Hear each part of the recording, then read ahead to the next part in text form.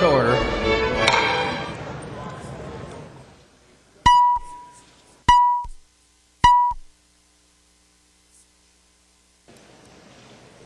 Calendar for the day. The first bill, the bill on the calendar for the day is House File 956. The clerk will report the bill. House File 976 on the calendar for today, the second engrossment, an act relating to state government. The author of the bill, Representative Wagenius. Thank you, Mr. Speaker. Members, this is the Omnibus Environment, Natural Resources, and Agriculture Finance Bill. It funds the state agencies. It funds Bowser and the zoo. I'm not going to tell you that this is an exciting bill. It is not. But I will say that it is solid. The gimmicks and shifts of 2 years ago are gone. Agency tasks are reasonably funded. And we have funding that helps with the aquatic invasive species and our parks and our forests. Some of our funds support new policy, and I'm going to go over that. There are some fee increases, and I know that's going to generate discussion. When totally implemented, they will raise $8 million a year. Think of that in context of what we do. And it's significantly less than was raised last year with the game and fish fee increase. Article 1 is the agriculture article. We are providing more funds for agriculture than the governor proposed, and with the new dollars, are going for retail food handler inspections and training manuals for commercial manure applicators, and you'll find that on page 4. There is money for laboratory services, money from the pesticide account for monitoring and improving practices, and for resources for pollinator habitat restoration. Within the agricultural marketing and development section, that's page 5, there's new money for demonstration projects involving sustainable agriculture. We adopted the department's proposal for Agri with the requirement to report back to the Policy and Finance Committees. There are grants requested by the agency for continuing previous activities, from the continuation of the dairy development program to Second Harvest. This bill also appropriates money to the Board of Animal Health and to the Agricultural Utilization Research Institute. The agriculture policy begins on page 13 and includes the governor's water quality certification program and a voluntary program that will be piloted in several sub-watersheds. The commissioner will develop a certification program, and if a farmer is eligible, a farmer can choose to participate. This certification process will be used to determine whether the farmer's water quality and management practices are consistent with the state's water quality goals and standards. The certificate that is issued will be for 10 years, and the farmer in turn gets technical assistance and cost share assistance. The farmer will continue to be certified even if the farmer does not comply with new water protection laws that take effect during the certification period. So we move from agriculture to the Pollution Control Agency, and now I'm on page 46.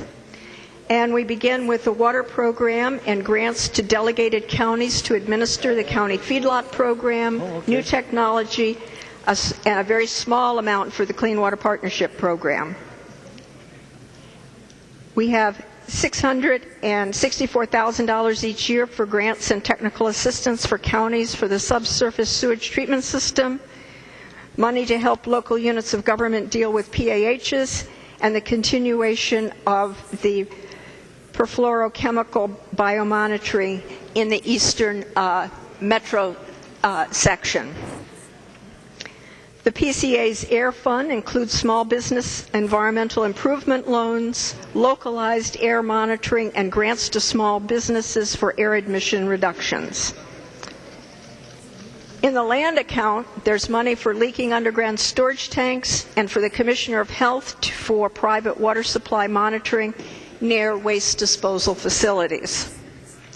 There's money for SCORE grants, but not much more than there was before. Some money for the duties related to harmful chemicals and products, and money for the Department of Health to address environmental risks are also there. You'll find the funding for the EQB on page 52. Some is from the general fund and some is from the environmental fund. There's also money establishing as sanitary districts and for technical teams to help with the silica sand mining and a bottle bill study. That's on page 53. We're now into DNR. And you begin there with DNR Lands and Minerals, and that's on page 54. With the continuation of money for minerals research, iron ore research, projects for future mineral income, land exchanges, and a school trust lands director.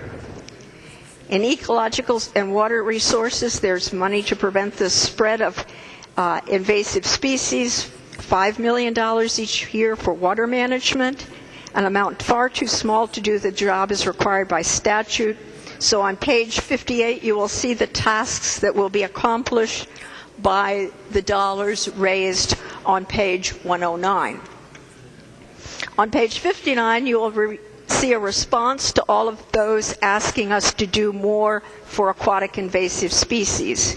We have allocated $1 million each year for grants to local units of government and to tribes to prevent the spread of aquatic invasive species. These are prevention grants, but they include inspection and decontamination. Forest management starts on page 59 with money for fire suppression, forest management, scientific management tools, the Forest Resources Council, and $50,000 for a plan and recommendations on using state nurseries for the long-term availability of appropriate forest seed and seedlings. Parks and Trails section includes money for enhancing public water access facilities, restrooms for Crane Lake Park and trail operations, and the usual trail grants. We added $350,000 each year for prairie restoration that would include the appropriate species that would be a good source of food for pollinators. There's almost $63 million each year for game and fish management. In the enforcement section on page 67, there's $719,000 each year for our records management system that will provide real-time data and global positioning.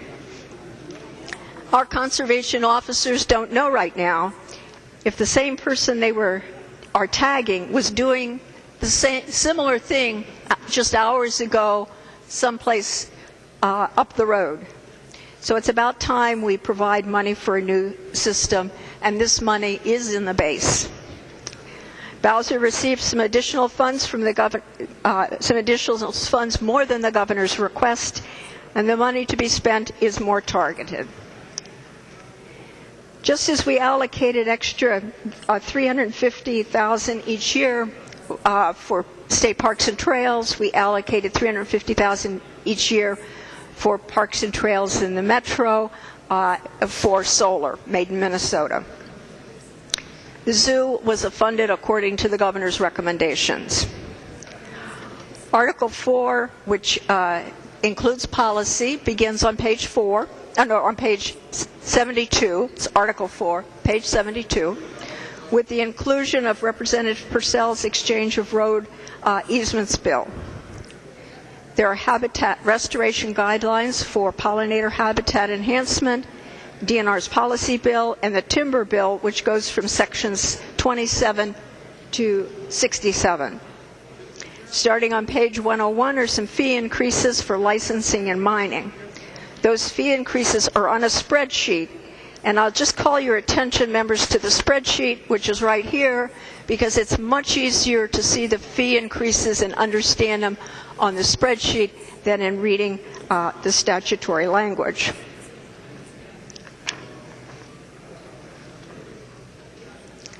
The governor's proposed water fee increase begins on page 109.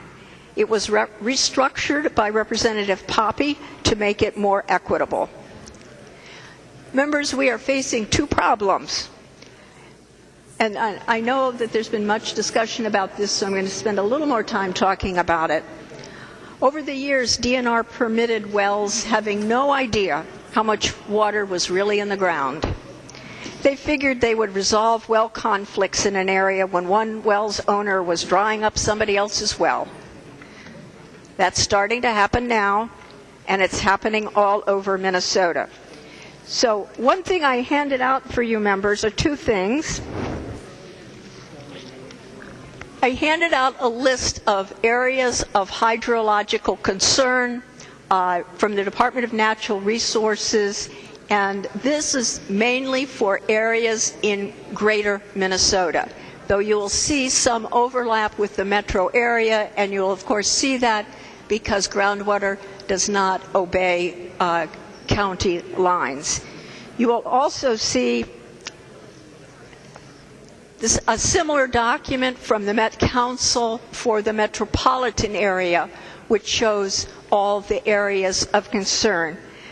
But for the metropolitan area, you will see one additional thing which we don't have for greater Minnesota, and that is a map that will show the impacts if we continue to use water the way we are using water now. It is not a pretty map when you're looking at the future of our drinking water and our water for businesses that obviously depend on water.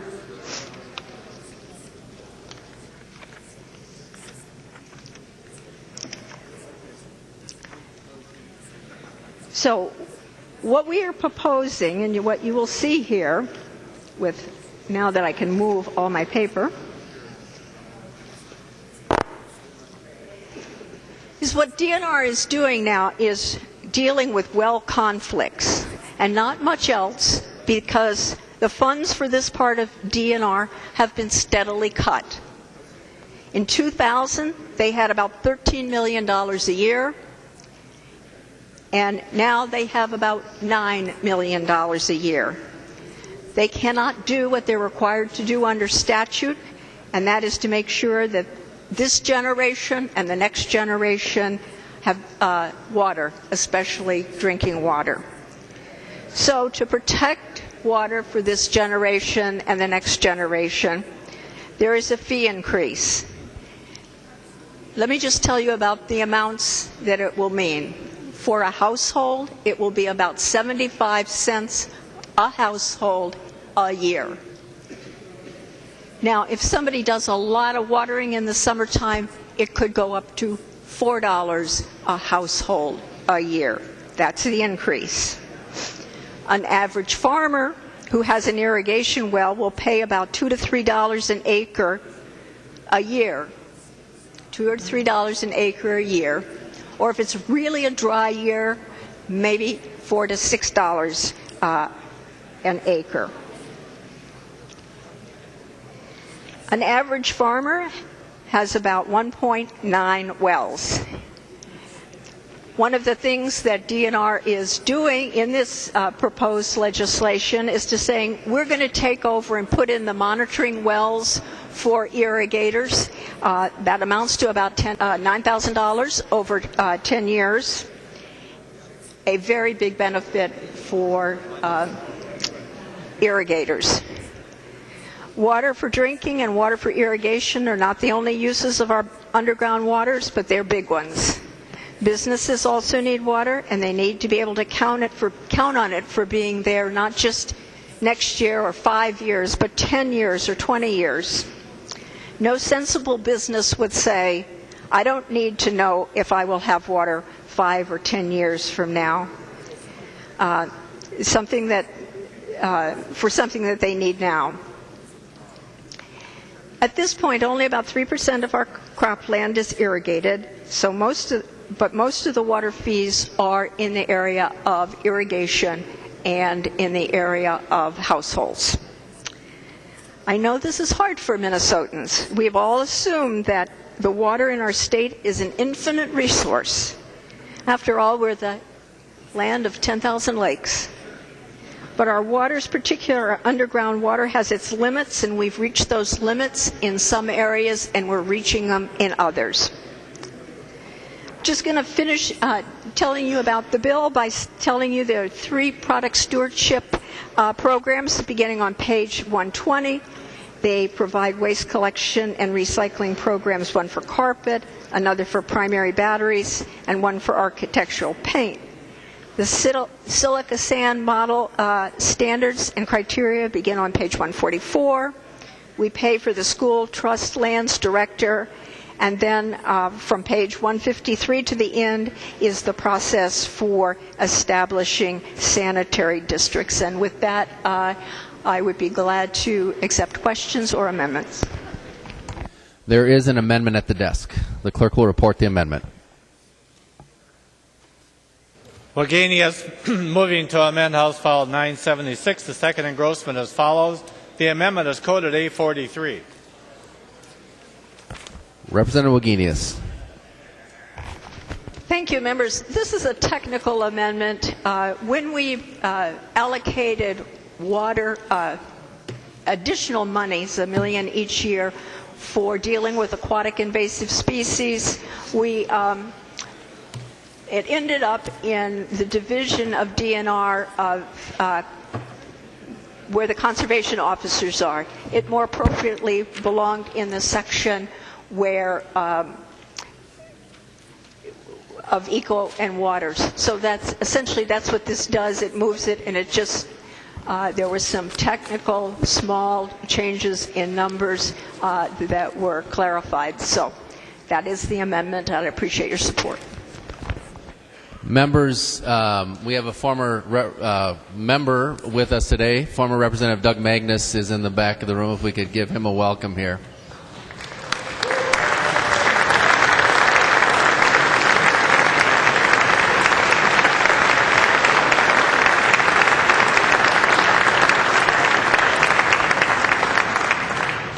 There is an amendment to the amendment. The clerk will report the amendment. Hansen moving to amend the Wagenius amendment to House File 976 as follows. The amendment is coded A50. Representative Hansen. Thank you, Mr. Speaker and members. This amendment is to Representative Wagenius' technical amendment. The technical amendment relates to the financing with the Department of Natural Resources. The Aquatic Plant Management Program is a joint program between the Department of Natural Resources and the Department of Agriculture. So this clarifying paragraph, the A50 amendment, helps make sure we've got that clear in statute and in session law for the aquatic plant management. Any discussion? Representative McNamara. Thank you, Mr. Speaker. Mr. Speaker, you are concentrating on former Representative Magnus back there. I was trying to get your attention. I wanted to ask Representative Wagenius a question on her underlying amendment. You mentioned, Representative Wagenius, that this amendment was purely technical. Is there any policy involved in your amendment at all? Is it just a technical amendment? Some numbers were in error and you're correcting that? I'm sorry, Mr. Speaker. Will Representative Wagenius yield for a question? She will. Representative Wagenius. Well, yes, I would have to say that there is a policy change, and that would be moving the new money, the money for aquatic invasive species for the local grants, from the part of DNR that funds the conservation officers, and moving that to the part of DNR that does water and ecological services. So yes, I would have to say there's policy. Representative McNamara.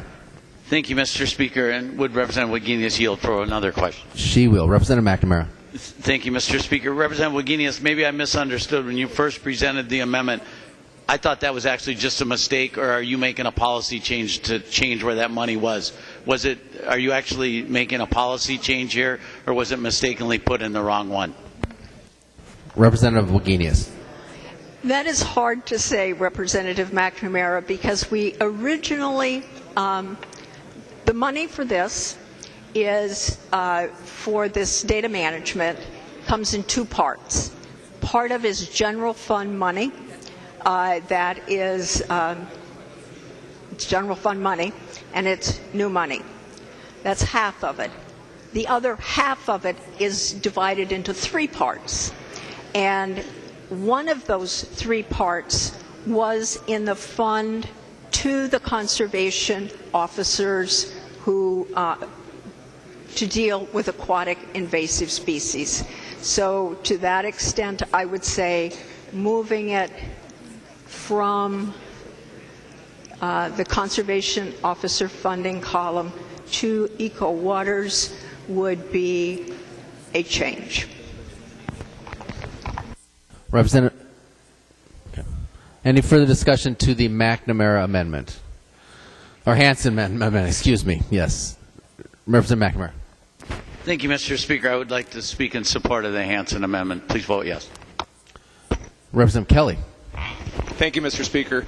And in working with Representative Hansen on the silica sand issue, I'd just like to thank him for his work there. And I appreciate this amendment because it does clarify what employees we're actually expecting to use in these technical advisory councils. So I appreciate his work and appreciate that. We're not quite on that amendment yet, Representative Kelly, but we'll be there close.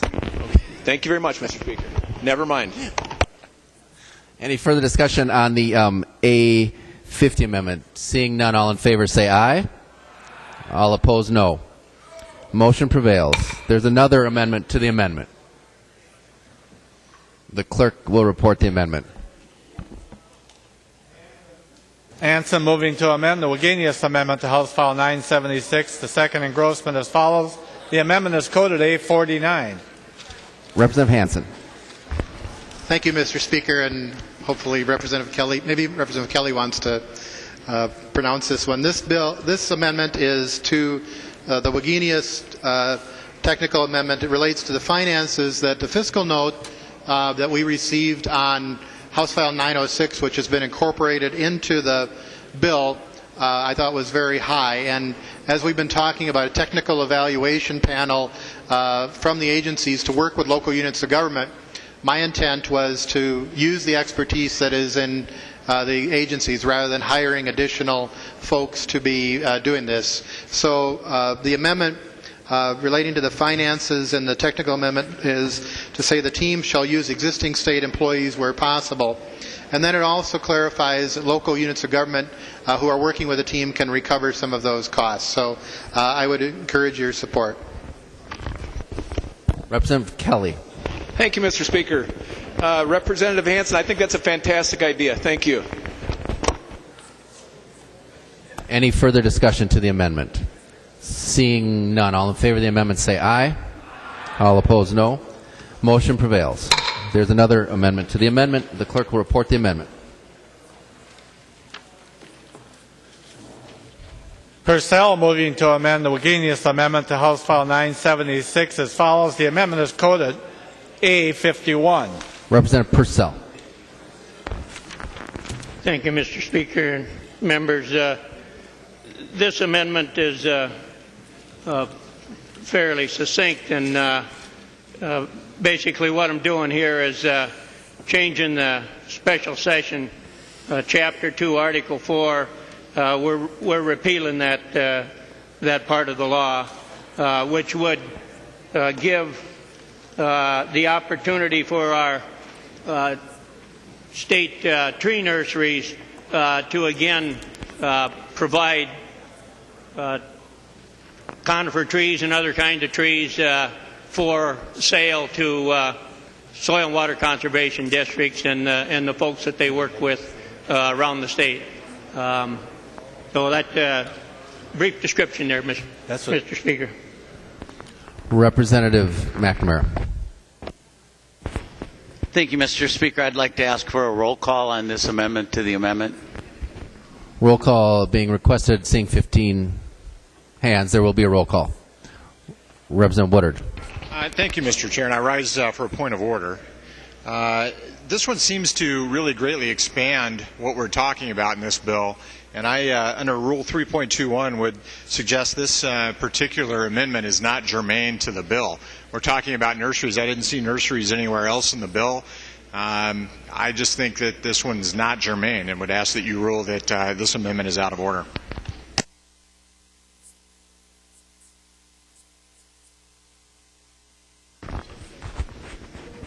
Representative Purcell.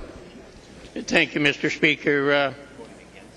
I'm a bit perplexed here as there's quite a few things in here that in the bill that deal with forestry, but in lieu of other tracks for what I'm trying to do, Mr. Speaker, I'm going to withdraw this amendment. All right. Mr. Speaker. Representative Woodard. Just advice, and if actually Representative Purcell would yield for a question. He just withdrew his amendment. Oh, withdrew. I'm sorry. Thank you, Mr. Speaker. I was thinking too hard over here. Apologize. All right. On the Wagenius amendment as amended, any further discussion? Representative McNamara. Thank you, Mr. Speaker. Parliamentary inquiry. State your parliamentary inquiry. Do I need to remove my roll call request on the amendment to the amendment? It was not on the original amendment. No, there's no roll call right now on what we're going to be voting on. Thank you, Mr. Speaker. Seeing no further discussion, all in favor of the amendment say aye. All opposed, no. Amendment prevails. There is another amendment at the desk. The clerk will report the amendment.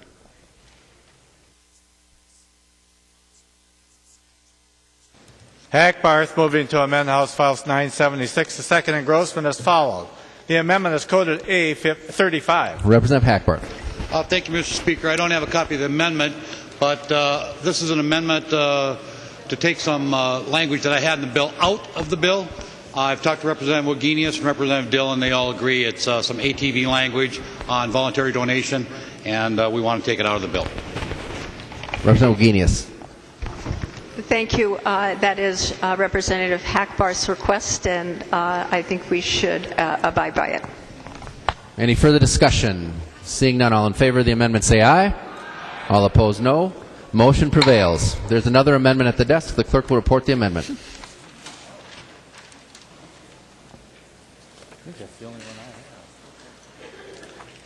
Fisher moving to amend House File 976. The second engrossment as follows. The amendment is coded A38. Representative Fisher. Thank you, Mr. Speaker. Members, this is an important amendment. It's about issue of fairness right now when we have areas of water sustainability issues as declared by the Department of Natural Resources. There's a provision that does not allow them to address areas where people do not have permitting, and it's a fairness issue. Is right now we do permitting of large water users, we do permitting of large businesses, we do permitting of municipalities, but there's a whole section of law right now that does not allow the DNR to allow permitting of small water users, and this is something that is very important to make sure that we're treating everyone equally across the board in these areas where we do not have water sustainability. I ask for your green vote. Representative McNamara. Thank you, Mr. Speaker. Mr. Speaker, I'd ask for a roll call on this amendment. Roll call being requested. There are 15 hands. There will be a roll call. Mr. Speaker, I'm wondering if Representative Fisher would yield to a question. He will yield. Representative McNamara. Representative Fisher, could you tell me how is this different than current law in regards to what we're doing?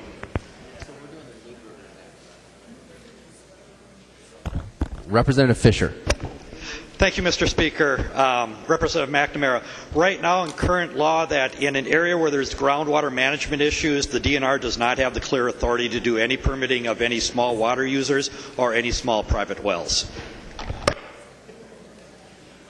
Representative McNamara. Thank you, Mr. Speaker. I'm wondering if Representative Fisher will yield for another question. He will yield. Representative McNamara. Representative Fisher, can you tell the body what a designated water management area is and where they are in our state today? Representative Fisher.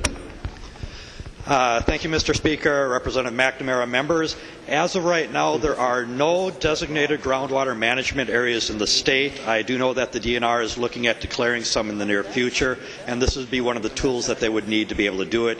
In addition, the other thing I would like to mention is that this amendment would also give direction to the DNR to report back to the Environmental Natural Resource Committees a report saying what tools that they may be needing in the future as they're dealing with groundwater management areas as they start establishing them. Representative McNamara.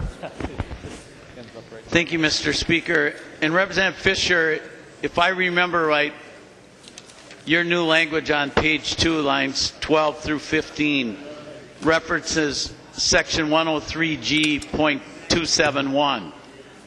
And if I'm not mistaken, that would potentially allow the DNR commissioner to stop the drilling of wells in areas that currently folks can drill wells. Well, and if I'm not mistaken, not only for large wells, but potentially for smaller wells too, when this is designated as a groundwater management, when the designated groundwater management area, which you said the commissioner will be able to do.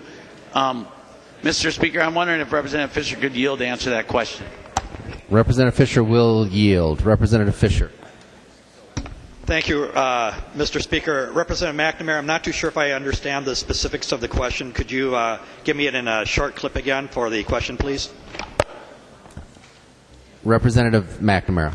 Mr. Speaker, I'm not even sure I can remember my question after all the conversations going on here. I'm going to try and remember it. Representative Fisher, if I'm not mistaken, 103G.271 will now be expanded potentially to apply to all wells, so that folks that want to drill a well, the DNR commissioner will be able to stop them if they're in a designated groundwater management area, which he could determine, potentially he could determine the whole state of Minnesota as a designated groundwater management area. I think you've said that he can have flexibility there. What will be the impact in those areas? Representative Fisher. Mr. Speaker, Representative McNamara, if I'm understanding your question correctly, what this would do is give the DNR the authority to be able to start permitting of small private wells and small water users, which they don't have now. And from my understanding from the DNR, they do not have that authority even if they go into a groundwater management area. They do have the authority in the larger areas. Representative McNamara. Thank you, Mr. Speaker. And Representative Fisher, I understand that now. And this is very troubling, members. Throughout Minnesota, and unfortunately we have a few areas of groundwater concerns. Representative Wagenius has mentioned them a number of times. Some of them are in far southwestern Minnesota, where we desperately want people to still live. This potentially applies to people that just want to drill a well for their home, maybe a cabin, maybe a small business, if it's designated a groundwater management area. I think, Representative Fisher, you should look at the implications of 103G.271 in Representative Wagenius's bill and begin to merge these two things together. As we discuss her bill and look at what is involved here, there's real complications in this amendment. Members, please vote no. Further discussion to the amendment. Representative Torkelson. Thank you, Mr. Speaker. Will Representative Fisher yield for a question? He will yield. Representative Torkelson. Thank you, Mr. Speaker. Representative Fisher, as Representative McNamara has outlined, this new requirement would affect small wells. In some of the new language in the overall bill, we're requiring people to report to the commissioner before they drill their well, as with a bunch of information, including the aquifer they might be in, how much water they might pump per day, and some of that information really is not available until you've drilled the well. How will this all possibly work, Representative Fisher? Representative Fisher. Thank you, Mr. Speaker. Representative Torkelson. This is a complex issue, and from my understanding that this would just give them the opportunity for the permitting. Right now, the small users and these private wells are not covered at all. What this is doing is just giving them the opportunities to be treated the same way as everybody else is, as outlined in the current language. Representative Torkelson. Thank you, Mr. Speaker. Would Representative Fisher yield for another question? He will. Representative Torkelson. Well, thank you, Mr. Speaker. Representative Fisher, there's a reason why we haven't required small wells to have these permits, because they are costly, and small wells draw relatively small amounts of water from our aquifers. We're burdening landowners and property owners and homeowners here with potentially a huge cost, and we don't even really understand how we're going to get the proper information to the commissioner, because much of the information that's required when evaluating a well, you don't really know until you've actually drilled it. You don't know how deep it's going to be. You don't know exactly how much water is going to be produced by a well. I really don't see how this can be a workable solution to really a solution in search of a problem.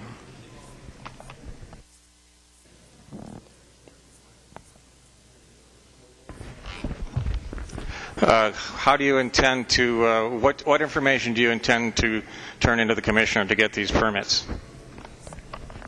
Representative Fisher. Thank you, Mr. Speaker. Representative Torkelson, when you're asking the question, were you asking what kind of direction we'd be giving the commissioner on this? Representative Torkelson. Thank you, Mr. Speaker. Well, exactly what information do you expect well drillers and property owners to supply to the commissioner to reach the goals that you're trying to reach here? Representative Fisher. Thank you, Mr. Speaker. Representative Torkelson. What I'm doing with this provision is just asking that the small well users and the private wells follow the same guidelines in water management areas that we're expecting everybody else to follow. To give you an idea how this has an implication is that in the White Bear Lake area, there's a minimum of at least 10,000 wells that fall into this area, and I've been told it may be high as 20,000 wells. In an area where we have a lake that's already lost 25% of its volume in the last 10 years, and at the current pace will easily lose another 25% volume in the next 10 years, and finding out that these small wells could be a significant part of that issue, I would think that it's important that we treat everybody equally in the same provision, whether they're a small well user or whether they're a large user, just in an issue of fairness. Representative Torkelson. Thank you, Mr. Speaker. Well, Representative Fisher, we have not yet established any groundwater management areas in the state of Minnesota, so it seems to me we are getting the cart before the horse. Further discussion on the amendment. Representative Drazkowski. Thank you, Mr. Speaker. Would Representative Fisher yield? He will yield. Representative Drazkowski. Thank you, Mr. Speaker. Representative Fisher, I've been listening to this debate and trying to better understand. The amendment says within designated groundwater management areas. So it seems to me that we are leaving that discretion up to the DNR as well. Would you confirm that? And then secondly, as a second part of the question would be, does this apply in every part of the state? I thought you said that it applied or could be applied statewide. You know, would the DNR potentially be able to require permitting of wells in Roseau County and Lake County and Nobles County and Winona County, given this amendment? Representative Fisher. Thank you, Mr. Speaker. Representative Drazkowski, your first question on the DNR, yes, this would give them the authority, and right now they are the ones that determine who and where we are going to have groundwater management areas. And I would say that from the point of view from the White Bear Lake area, we're wishing they'd move a little bit quicker on some of these type of things so that the proper policies could be put in place to protect the natural resources we have out there. Representative Drazkowski. Thank you, Mr. Speaker. If Representative Fisher would yield again. He will. Representative Drazkowski. Representative Fisher, the second part of the question, would it apply statewide? Could the DNR require private homeowners that required a well drilled in order to provide the water necessary for the survival of their family? Could the DNR require that to be permitted? Say in Bemidji. Representative Fisher. Mr. Speaker, Representative Drazkowski, I don't see the DNR actually doing that. I think that the DNR would be a little bit more prudent in their use of it. Representative Drazkowski. Thank you, Mr. Speaker. If Representative Fisher would yield one more time. He will yield. Representative Drazkowski. Thank you, Mr. Speaker. Well, Representative Fisher, that's not what I asked. What I asked is, what authority are you granting the DNR in the amendment? Are you granting them the authority to decide where in the state they would like to go in order to permit private wells? Do they have the authority, given this amendment, which you wrote and are presenting for consideration to apply into law today, would this amendment grant them the authority to go anywhere in the state and require a permit in order to drill a well for a private home? Representative Fisher. Thank you, Mr. Speaker. Representative Drazkowski, it would only apply to areas that they established as groundwater management areas. Representative Drazkowski. Thank you, Mr. Speaker, and thank you, Representative Fisher. You did say that they had the ability to designate the groundwater management area and followed up and suggested that if they designated the groundwater management area as such, they could do exactly that. A roundabout way of saying yes, but I appreciate you saying that. And if the answer is anything different than that, please let us know. But members, this is a very, very difficult amendment for the freedom and autonomy of the people of Minnesota. We are going to give the Department of Natural Resources, a department that many in the rural parts of Minnesota would argue very vehemently already has too much power. We are going to grant them the authority to come in and potentially interrupt the ability for Minnesotans to build a home or to draw water from the soil below them in order for their family to continue to exist in that area. So I would strongly consider a no vote on this particular amendment. Thank you, members. Representative Anderson. Thanks, Mr. Speaker. Would the author stand for a question, please? He will. Representative Anderson. Representative, could you define for us precisely what you mean by a designated groundwater management area? What is it that we're setting these parameters for? What kind of area? What are you looking at? Representative Fisher. Thank you, Mr. Speaker. Representative Anderson. Groundwater management areas would be established in areas where the groundwater is not meeting the needs and it's being depleted quicker than it is replenishing. Examples of that would be down in southwest Minnesota, where the areas have run dry and they're looking at pumping in water from Iowa. And in the White Bear Lake area, where you've seen the Lake of White Bear Lake be reduced by 25% from groundwater pumping in the last 10 years. Representative Anderson. Thanks, Mr. Speaker. Well, we heard in committee during earlier days in session that when a well is drug today under current statute, the well driller has to report that information to the Department of Health. And in some cases, the DNR is involved with the larger irrigation permits. And occasionally, they don't get their communications correct, and they sometimes miss some of these large well application permits. So now you're telling us that any small well dug that in one of these areas, we're going to have the DNR or somebody handle permitting and applications for any number of small wells, sandpoint wells, shallow point wells, any type of wells in these areas. Again, the management of this amendment is going to be huge, and so far I don't think the track record is very successful in terms of the agencies handling some of the larger application permits, and I seriously doubt if they can handle this smaller type well if this amendment is passed. Thank you, Mr. Speaker. Representative McNamara. Thank you, Mr. Speaker. Representative Fisher, you've alluded to a couple of the possible spots where this could take effect. Northeast suburbs of the Twin Cities is one possibility, includes the areas of such as White Bear Township, Wagenius Heights, places like that. And then again down in southwestern Minnesota, down near Worthington, places like that. Members, this is a very broad amendment, gives the DNR an unbelievable amount of power and authority to actually could potentially stop home building in those areas.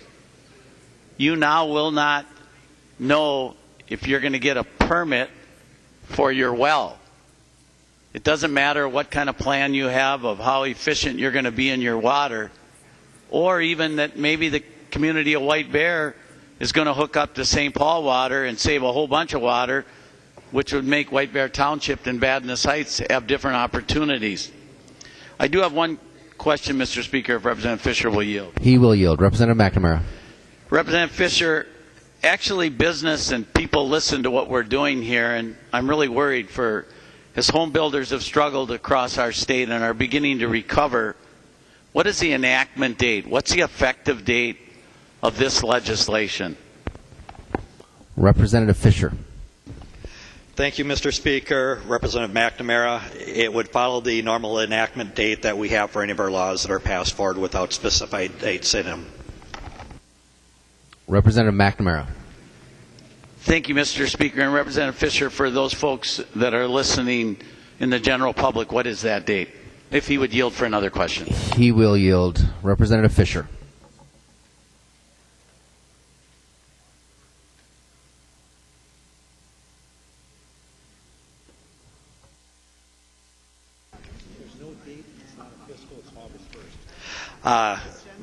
Mr. Speaker, Representative McNamara, thank you for your time. It will be the general enactment date of August 1st of this year.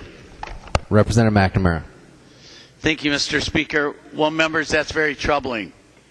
I don't know if you heard that or not, but you now are supposed to get a permit to drill your well for your home, and if this gets designated one of these areas, you may not know, your builder may not know. This clearly is not ready for prime time. Should not be an amendment on this bill. Please vote no. Representative Torkelson. Thank you, Mr. Speaker. Would Representative Fisher yield for another question? He will yield. Representative Torkelson. Thank you, Mr. Speaker. Representative Fisher, you alluded to the fact that you thought that the DNR was about to establish some of these groundwater management areas. Perhaps you're privy to some knowledge that I am not aware of. How many and where and how large and how soon? Representative Fisher. Thank you, Mr. Speaker. Representative Torkelson. Actually, we all have copies of that information right here on our desk. You'll find it on page 4 of the Water Sustainability report here. It says the DNR is looking at possibly establishing right now 2 groundwater management areas. One is the Bonanza Valley, a highly irrigated area north of Willmar in central Minnesota. A second would be a combination of the highly irrigated Straight River watershed in north central Minnesota and Park Rapids municipal water system that is currently troubled by nitrate contamination from farm fertilizers. I've also had an opportunity to express my concerns to the governor and to the Commissioner of DNR about making sure that the area of the East Metro with White Bear Lake is also included in that when they move forward. Representative Torkelson. Thank you, Mr. Speaker. Would Representative Fisher yield for another question? He will. Representative Torkelson. Thank you, Mr. Speaker. What do you anticipate to be the costs to an individual well driller or well owner for this new issue? Representative Fisher. Mr. Speaker, Representative Torkelson, I would have to speculate a little bit because there's no guarantee that the DNR would require permitting. This just gives them the option. And if they do permitting, they would follow the permit structure that is currently being proposed in the bill here by Representative Wagenius. Representative Torkelson. Thank you, Mr. Speaker. Another question for Representative. He will yield. Representative Torkelson. So we're going to issue these permits, maybe. We're going to cost, we don't know how much. And it's just a little bit disconcerting just where we're headed with this. Was this issue heard as a bill, Representative Fisher? Representative Fisher. Thank you, Mr. Speaker. Representative Torkelson. Yes, it was. It was heard in the Environmental and Natural Resource Policy Committee. It had three different hearings on this issue. Representative Torkelson. Thank you, Mr. Speaker. Representative Fisher, do you anticipate a fiscal impact from this bill? Representative Fisher. Thank you, Mr. Speaker. Representative Torkelson, from my understanding from the DNR, there would be no fiscal impact. Representative Erdahl. Thank you, Mr. Speaker. And certainly this is an important issue. Our aquifers, our groundwater, very critical that we address the potential problems. However, would Representative Fisher yield, please, Mr. Speaker? He will yield. Representative Erdahl. Thank you, Mr. Speaker. Representative Fisher, I have a specific question regarding this issue. In rural Minnesota, if someone has a well that runs dry at their homestead and needs to drill another well, do you anticipate them having trouble getting a permit to drill a new well being granted? Representative Fisher. Thank you, Mr. Speaker. Representative Erdahl, I would not anticipate that they would have a problem getting something under this provision. What it would do is just give the DNR the capability to have additional information of what's going on out there. Representative Erdahl. Thank you, Mr. Speaker, and Representative Fisher, and certainly that's somewhat comforting to hear that. But I certainly do have concerns that be granted. I mean, obviously, someone on their homestead without a well needs to have water, needs to have the permit granted. Representative Dean. Thank you, Mr. Speaker. Will Representative Fisher yield to a question? He will. Representative Dean. Thank you, Mr. Speaker and Representative Fisher. Representative Fisher, before and after redistricting, I've had the pleasure and opportunity to represent both sides of White Bear Lake, which has traditionally been divided in House districts. And this year, you have one side of the lake, and I have kind of the other side of the lake.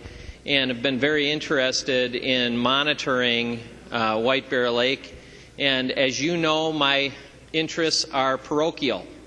They are very much centered on White Bear Lake, and I have had some frustration with the Department of Natural Resources with their well monitoring and with their responsiveness to the direct needs of White Bear Lake, not the region, not the Northeast Metro, not the state, but White Bear Lake. And I was joined with you in co-authoring a bill that I had to unfortunately withdraw support from because the responses that I had back from the Department of Natural Resources in committee were unsatisfactory, that they would help out our constituents at all in that area in monitoring the White Bear Lake area at all. In fact, they were in areas of development rather than in areas of need, as was presented in the committee and the testimony that you saw and were a part of. My concern with moving ahead is White Bear Lake and White Bear Lake only as it relates to this.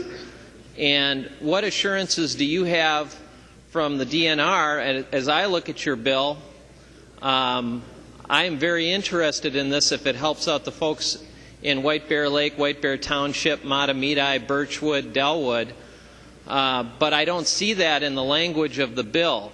Can you tell me, you talk about the designated areas and something with the Department of Natural Resources, but as I'm looking through the documentation that you have supplied on the House floor, and as I read the amendment and I read the bill, I don't see that. Can you help me understand specifically, very specifically, your understanding with the DNR about how this will help our constituents in, on, and around White Bear Lake?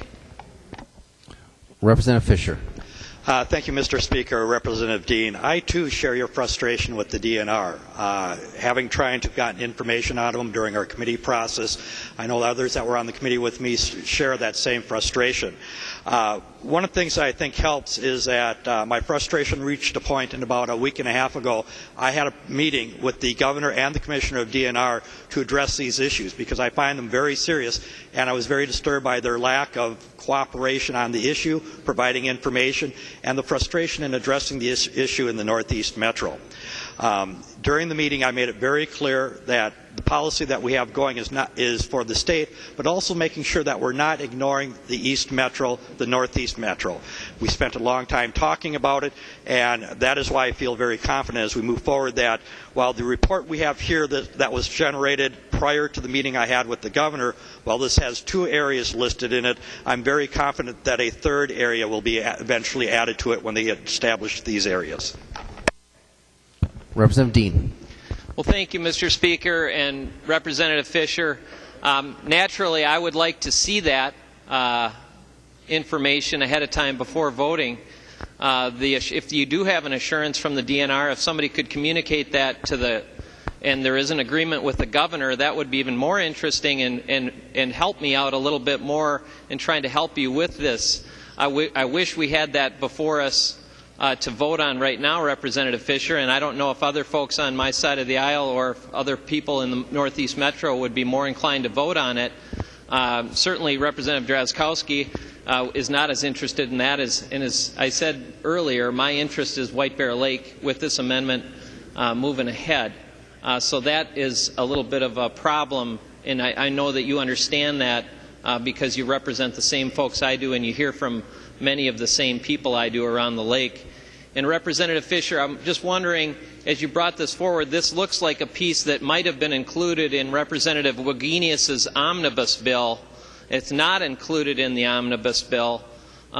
Is there a reason for that? Could you talk a little bit about your discussions with the chair and maybe with the other chairs of the committee as to why that's not in the Omnibus bill that we're currently voting on now and why we're looking at it as an amendment and not as a piece of the overall bill?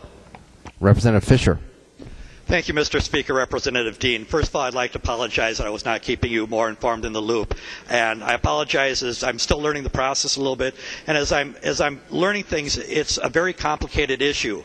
And that's part of the reason that it's taken as long as it has going through as many committee hearings, is that this issue keeps on getting more complicated. And sometimes it's been a frustration getting lack of information. And as we've been moving it forward, I've realized that it's becoming a bigger issue than we had originally anticipated. This was passed out of the Committee of the Environmental Natural Resource and Policy Commission. It was going to go to Rules and eventually to Representative Wagenius' committee, but because of the amount of information we had trouble getting, eventually when we were able to deal with the issue, we were very late in the process to be able to get it to Representative Wagenius' bill so that it could have been incorporated in, so I would not have had to do it as a separate amendment. Representative Dean. Thank you, Mr. Speaker. And Representative Fisher, I just want to thank you for your efforts on behalf of folks around the lake. I understand that you're trying to do the right thing and moving this issue forward. I'm not exactly sure of what the correct answers are, but I know your intentions are good, and I know the process can sometimes be complicated in dealing with the DNR. Has been known to be frustrated from one or two folks in the chamber. So I do appreciate your efforts on behalf of the constituents. Any further discussion on the amendment? Oh, yes, Representative Hurtas. Thank you, Mr. Speaker, and Representative Fisher, thank you again for your effort on this, but I want to draw your attention to the impact that this would have on the building and construction industry. Home building is in about 80% decline from where we used to be, and it's really struggling to move forward. When you look at this map of the potential groundwater areas of concern, just a quick count of this map shows that about 40 different counties, mostly in rural Minnesota, are affected by this.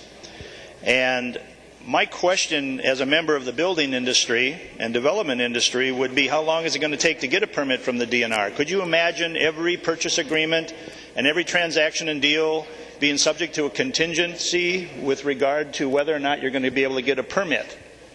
And I think that's an inherent right to be able to drill for water on your own property. Consider what this will do to the value of real estate or the value of land in terms of driving down the price, not knowing whether or not you're going to be able to get a permit.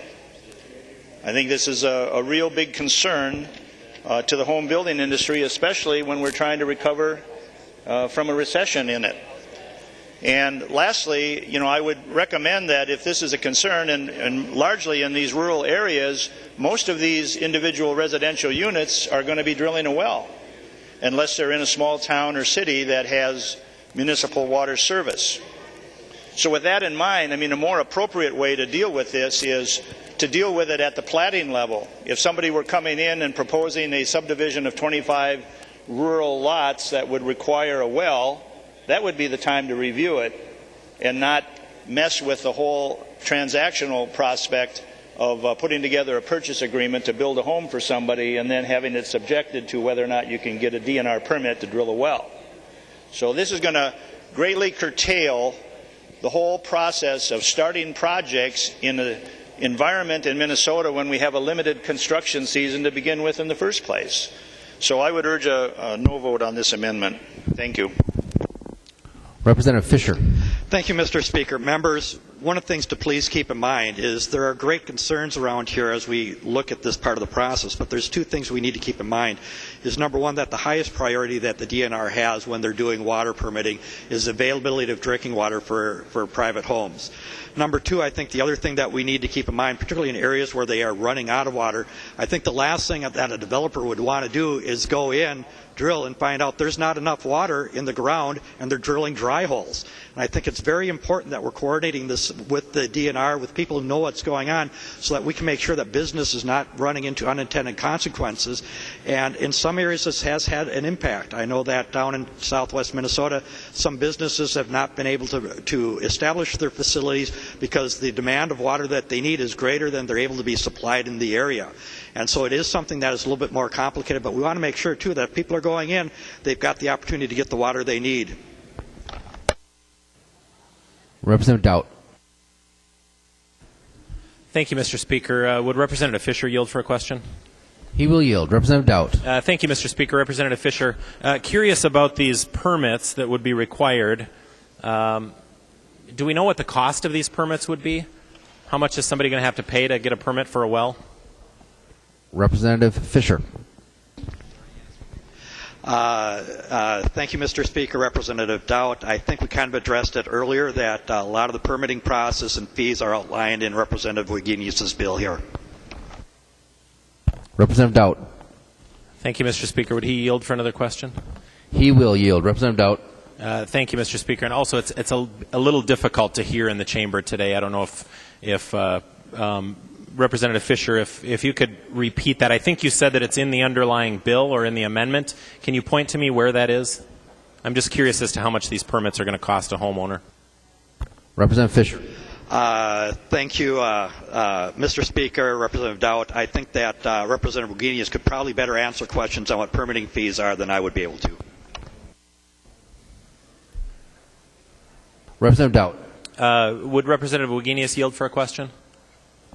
She will yield. Representative Dowd. Thank you, Mr. Speaker, and I think she knows the question I'm going to ask. Can you point to me how much these permits would cost if this amendment is added to the bill? Representative Wagenius. Thank you, Mr. Speaker. Representative Dowd, these would be a new class of permit, obviously, but there is an underlying law for DNR which says that they cannot charge more than it costs them to process something. They cannot make money processing a permit. So I do not anticipate this coming for a long time, actually, because we do not have any water management areas right now.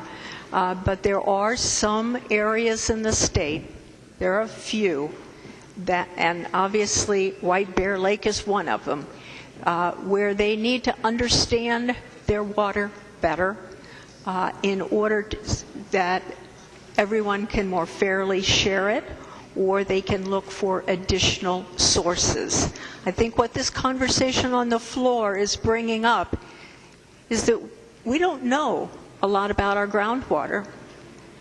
We don't know hardly anything about the recharge rates of our groundwater. And I appreciate the fact that we can have this discussion because I think we all want to know more about the water we have or don't have because we're so dependent on it. It is hard, I think, for us to not know something a lot or much of anything about something we're so dependent on, and that's our drinking water. And if you don't live in Minneapolis or St. Paul or St. Cloud or Duluth, and they get their water from the rivers, you most surely get your drinking water from underground. And we have very little knowledge, a little more in the metro area, and you'll see the map I handed out. We have very little knowledge of what waters we have and how fast they are or not recharging. So with that, I can't give you a cost for a particular permit that would be established in the future if there were two options. One, or two things happen. One, a water management area was established, and two, then the commissioner made a decision that there was limited water in that water management area, and perhaps people needed to get permits for wells. Representative Dowd. Thank you, Mr. Speaker. Would she yield for another question? She will. Representative Dowd. Thank you. Representative Wagenius, could you tell me a little bit about this report that we're citing? You handed it out. It's got your name on the front. Minnesota's groundwater is use sustainable. Can you tell me about the organization and why this, maybe who commissioned this report or what its purpose was? Was it something the DNR was part of, or I tried to look up the organization online, and I see their website. It just looks like maybe a nonprofit corporation. Can you tell me if there's a connection between them and the DNR? Representative Wagenius. Thank you, Mr. Speaker. You're correct. It is a nonprofit. As far as I know, there's absolutely no connection between this nonprofit and the DNR. It is a very old organization as nonprofits go. It has been, it's located, I think, in Grays Bay in Minnetonka. It has been around and giving advice on water issues for generations. Representative Dowd. Thank you, Mr. Speaker. Would she yield for another question? She will yield. Representative Dowd. And I'll try this with you, Representative Wagenius. I'm not sure, and maybe Representative Fisher needs to answer this. On the report, and I think I heard him say on page 4 of this report, and actually I think on page 5 there's a map that shows 16 different areas, groundwater areas of concern. I'm wondering if, and I know you said that this is something you expect to happen in the future. None of these exist now. Is this likely what you think, these 16 areas? Is that what we're talking about? Would these be the areas that would be a, whatever they're called? I don't know what they're called in this amendment. Groundwater management area, I guess, is what the DNR would have to designate them as. Would it be these 16 areas that would be in the future groundwater management areas? Representative Wagenius. Well, I'm not a mind reader, but I highly doubt it. These are areas where, first of all, let me tell you that that map was a 2010 map, and what has happened since then is the drought has pointed out to us or revealed to us that we are having problems in lots more areas of the state. And what has happened is DNR has had a history of permitting wells anytime anybody asks. These are the bigger wells because they only permit the bigger ones. Anytime anybody asks, and their kind of rule of thumb was, well, if there is a conflict, if somebody's well dries up because somebody else drilled a well, then they would help manage that conflict.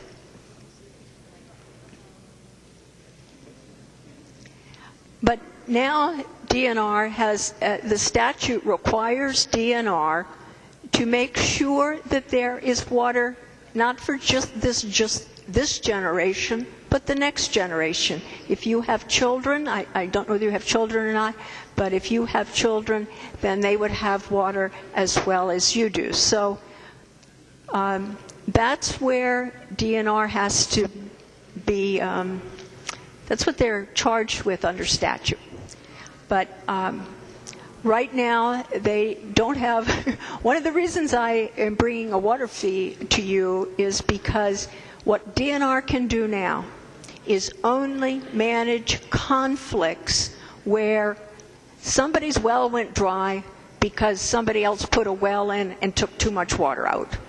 That's the situation we're in right now.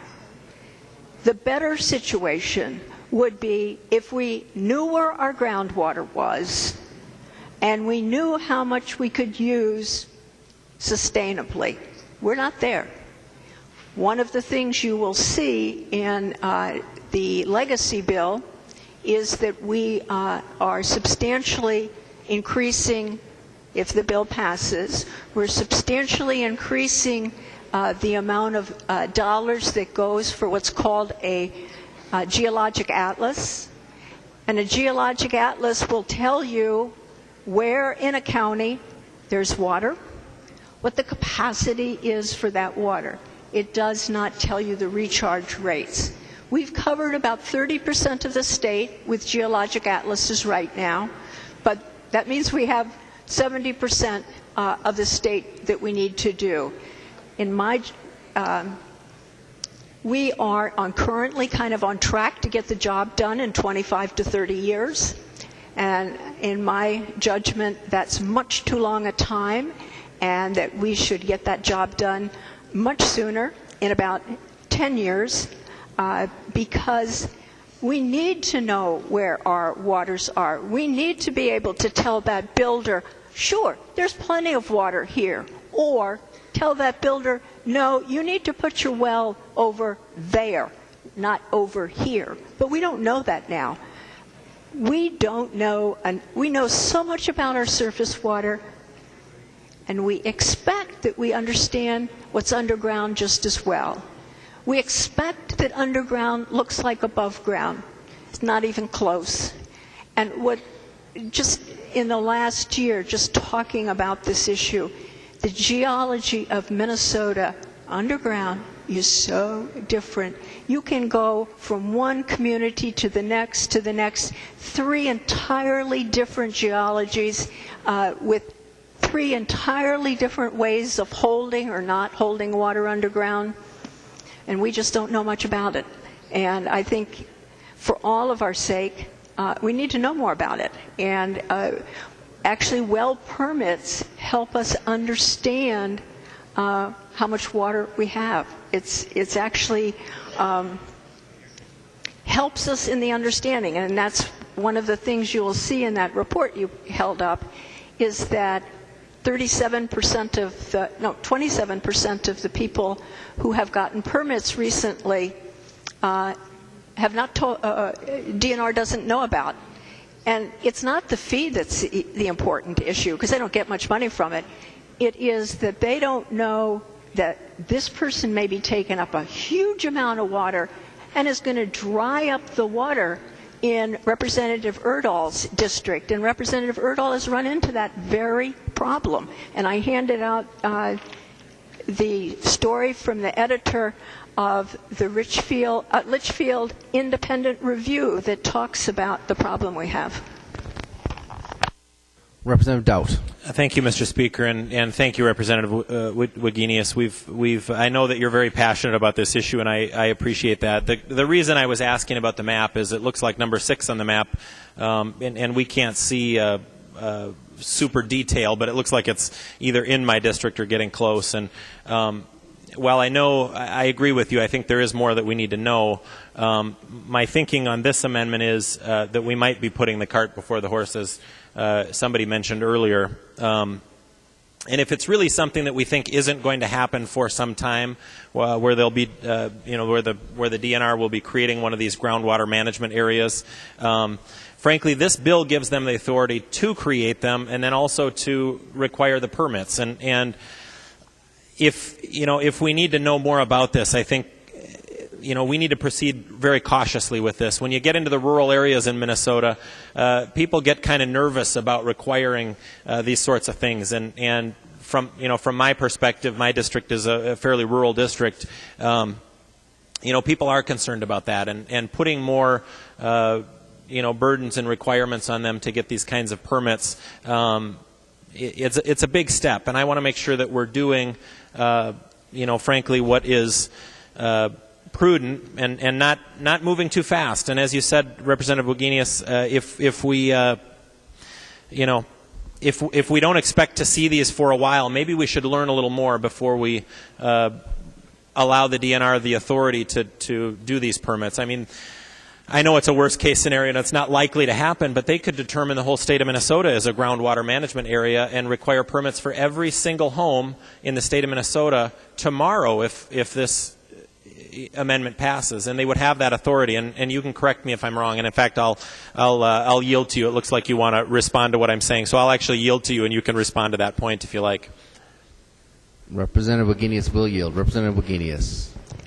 Well, thank you, and thank you for saying that I'm passionate about this. I don't know that it's passionate so much as that I'm a grandmother, and I have 2 grandchildren. I want them to have quality drinking water. It's as simple as that. Nothing more complex than that. So, Representative Dowd, if you would, first of all, in the groundwater management area, I think the White Bear Lake is, if any place is going to be designated, that's a likely place to be designated, just given what's going on in that area. That could happen before we are in the next legislative session. Therefore, having this bill for White Bear Lake, which is under stress, that community is under huge stress, the DNR is being sued, so that if we don't respond to that potential suit, then I'm thinking, well, we're not addressing a real problem out there? Does that make us liable? What are we going to have to pay? I would rather do the prevention than have a judge tell us, no, you got to do this and you got to do it right now. I think Representative Fisher is thinking ahead. I think he has a very good amendment, and I would urge members to support it. Representative Dowd. Thank you, Mr. Speaker, and thank you again, Representative Wagenius. I'm going to disagree with you a little bit. I think you are passionate, and I don't think there's anything wrong with that. So, we all come here and we're all passionate about different things. And while you and I may not agree on some issues, I certainly do appreciate when a member has passion about an issue, and this is certainly one for you. My own concern, and I guess I'm going to ask members to vote against this. I know that there are some areas in White Bear Lake. I'm going to defer to Representative Fisher and Representative Dean who represent that area. Maybe what we should have started with was something a little smaller on a smaller scale that dealt with that area rather than giving the DNR authority to do this statewide. And I think this is the kind of thing that makes homeowners nervous, particularly in the rural areas. And we've heard some perspectives from members who have concerns about how this would affect the building industry and those kinds of things. So I think this, obviously is something that I think we are putting the cart before the horse. And again, I appreciate your efforts, but this is something that is of grave concern to rural members and people that live in the rural areas in Minnesota. And I think maybe we need to put some restrictions on what the DNR could do in this amendment. But I know this is the way it's drafted, and we've got to vote on the way it's drafted. I think because of that, I think we've got an obligation to at this point say no, this is a little too much too soon, and maybe there's some intermediary steps that could have been taken or still can be taken as it relates to the White Bear Lake issue. But and I don't know a lot about that issue. That's not my area, but I certainly. I have a lake cabin as well, and I know people are passionate about their lakes, as I am about the lake that my cabin is on. So, I know that that's an issue, and maybe we should have something that deals with that issue a little more closely. This seems just too wide in scope, and unfortunately, I can't support it, and I would ask members for a red vote. Representative Purcell. Thank you, Mr. Speaker. Members, Representative Dowd, talking about rural members, I just thought, as a rural member, I want to speak up in favor of this amendment. Representative Hertas, I think it was, talking about construction industry. And imagine if you drill a dry hole. Where's your construction industry then? We got to start planning. Long overdue. Let's plan. Without water, we ain't got much in this state. We think we're water rich. Let's just move forward with this planning. Let's don't be paranoid about what the DNR is doing. Let's manage. So I rise in support of this, and I urge all our rural members to support this amendment. Representative Hackbarth.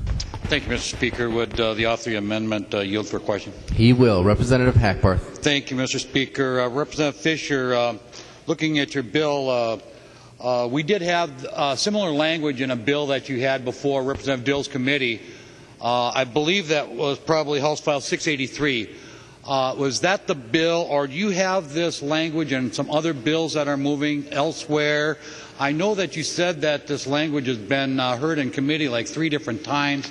I don't believe that's the case. I think we heard it in Representative Dill's committee one time, and it moved to rules, and that might be where the bill is at this time. So I've got some additional questions, but could you answer that question for me, please?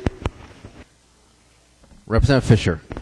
Thank you, Mr. Speaker. Representative Hackbarth, yes, it is 683, and we did hear 683. It was introduced. We did talk about it 3 different times in our committee. Representative Hackbarth. Well, thank you, Mr. Speaker. Maybe we talked about it 3 different times within that one hearing, but we only had one hearing that I know about on House File 683, the final product, as we should say. But members, sometimes we don't pay attention to some of the statutes that we refer to in bills that we bring forward and amendments that we bring forward. And Representative McNamara touched on it a little bit when we refer to our statute 103G271, which is referenced in the bill. and there's still some confusion on how much these permits might cost. And if you look at the amendment on page 2, starting at 2.12, and read that language, the Commissioner may require permits as specified in Section 103G271, which is already law, for all water users, including those using less than 10,000 gallons a day. I think that's a lot of different people, and just your regular residents is included. But look at Statute 103G271, and it gives the water use permit processing fee. And that's what we're going by here, members. It's the minimum cost for a permit. It's all laid out here depending on how much water you're going to be using. And the minimum is $140 for amounts not exceeding 50 million gallons per year. So this could cost now $140 per year. It's not just a one-time cost unless we fix this. This is not something we should be doing here. This wasn't even discussed in committee. Please vote no on this amendment. Any further discussion on the amendment? Seeing none, the clerk will take the roll.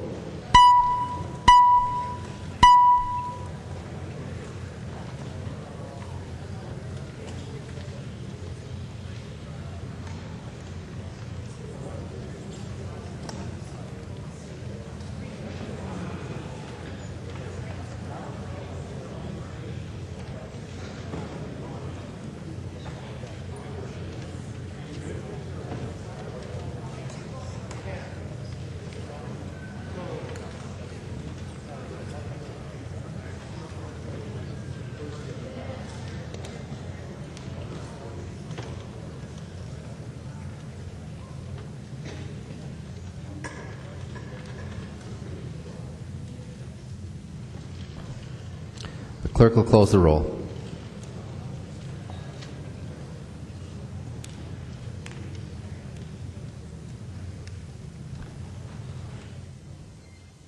There being 66 ayes and 63 nays, the motion prevails. The amendment is adopted. There's another amendment at the desk. The clerk will report the amendment.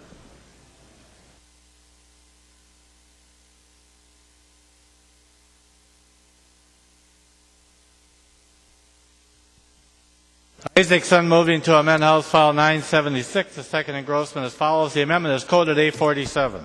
Representative Isaacson.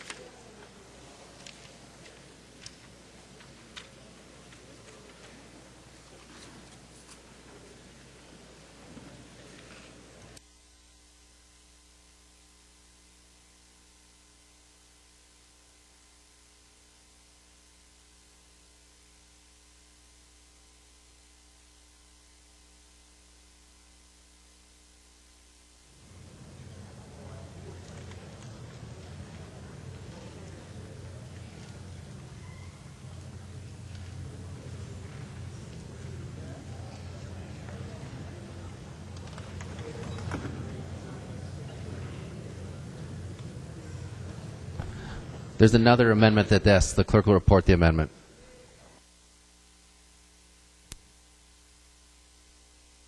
Newberger moving to amend House File 976. The second engrossment as follows. The amendment is coded 485. Representative Newberger. Thank you, Mr. Speaker. Members, I move this amendment. It's an expansion of what we currently have. It's a food bill. We're currently right now you can sell food from your home up to $5,000 a year. It's here in the amendment. What this does is this expands it a little bit here so that people can sell from their residence from a roadside stand or a social event. This has come up in the past in several other sessions. It's had bipartisan support. Some of you might remember this might be the pickle bill. I will say this, it's an expansion of it. I will say this has nothing to do with any raw products. There's no raw milk involved in this. This is not one of those type of amendments. It simply enables low-income people, elderly people, stay-home parents, anyone that wants to supplement their income by selling cookies or brownies or baked goods. There's some very strict labeling requirements and procedures that people have to go through to ensure some safety, product safety. So I just want to encourage members to vote on this, vote green on this. Thank you. Representative Poppy. Thank you, Mr. Speaker and members. I would ask people to vote no on this amendment.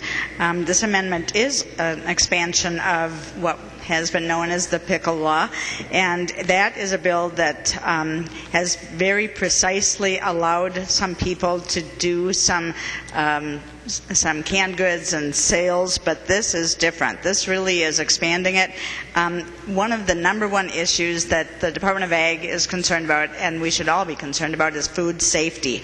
And when we increase the amount of dollars that we're allowing people to that would increase the number of people that likely would be involved in this.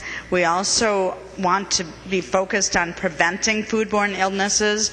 I know just in my district in the last year, at a wedding reception, there were a number of people that got sick, and that was done by a licensed provider of food. And we need to make sure that we try to avoid having foodborne illness.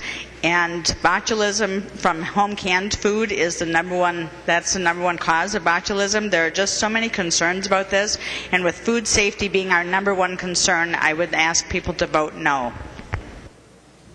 Representative Erdahl. Thank you, Mr. Speaker. Members, this is simply a common sense amendment. It's common across Minnesota that folks can buy food at church bazaars and other places. The signs are going to be there. People can make their own decision. They can make their mind up. It'll say if it's cooked in a professional kitchen or in a home. Let them make up their own minds. Let them decide. In memory of Representative Junkie and the hot dish legislation, you've got to vote for this bill, this amendment. Thank you. Any further discussion? Did he request a vote? Representative Wagenius. Thank you. I too would recommend a no vote. I just would emphasize, as somebody who has done a lot of home canning, and that botulism is a real issue, and I may know it because of the generation I'm in. A lot of young folks don't know it.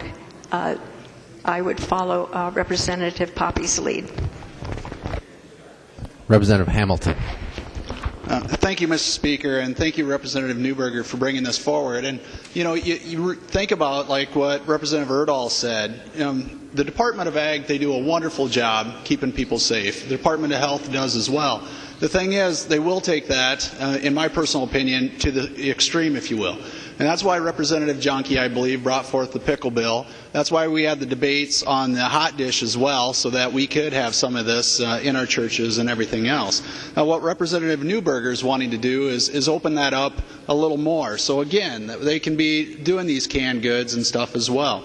Mr. Speaker, I would ask for a roll call, and I ask for the support on this amendment. Thank you. Roll call being requested. Seeing 15 hands, there will be a roll call. Representative Newberger. Thank you, Mr. Speaker. I just want to reiterate here. I hear what people are saying about foodborne illness, and that's a valid point. But people are going to be making informed decisions. There's some very, very strict rules that people have to adhere to. If you're going to sell if Grandma wants to sell her brownies at a farmer's market, she has to put up a placard that's easily read that says these canned goods are homemade and not subject to state inspection. And also Grandma has to put on her brownies or her cookies a label that has her name, it has her address, and it has the date as to when she baked these cookies or brownies. So there is you are making an informed decision here. I understand the concern, but frankly, if someone's willing to be that professional or to take that much care in selling their home baked goods to help supplement their income, I would have no problem purchasing and eating that food. It's certainly more than I would if I was going to a buffet where you've got 300 people going through in front of you.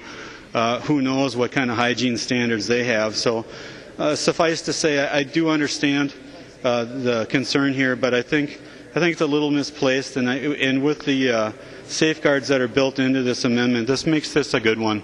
Thank you, Mr. Speaker. Representative Poppy. Thank you, Mr. Speaker.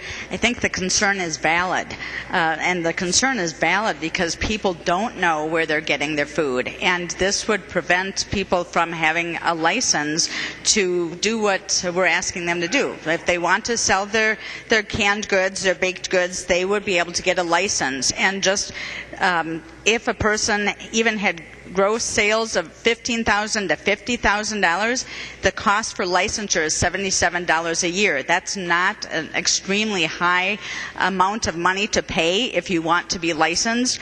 And I just think if we're going down a path that we don't need to be going down, people can do this, they can be licensed.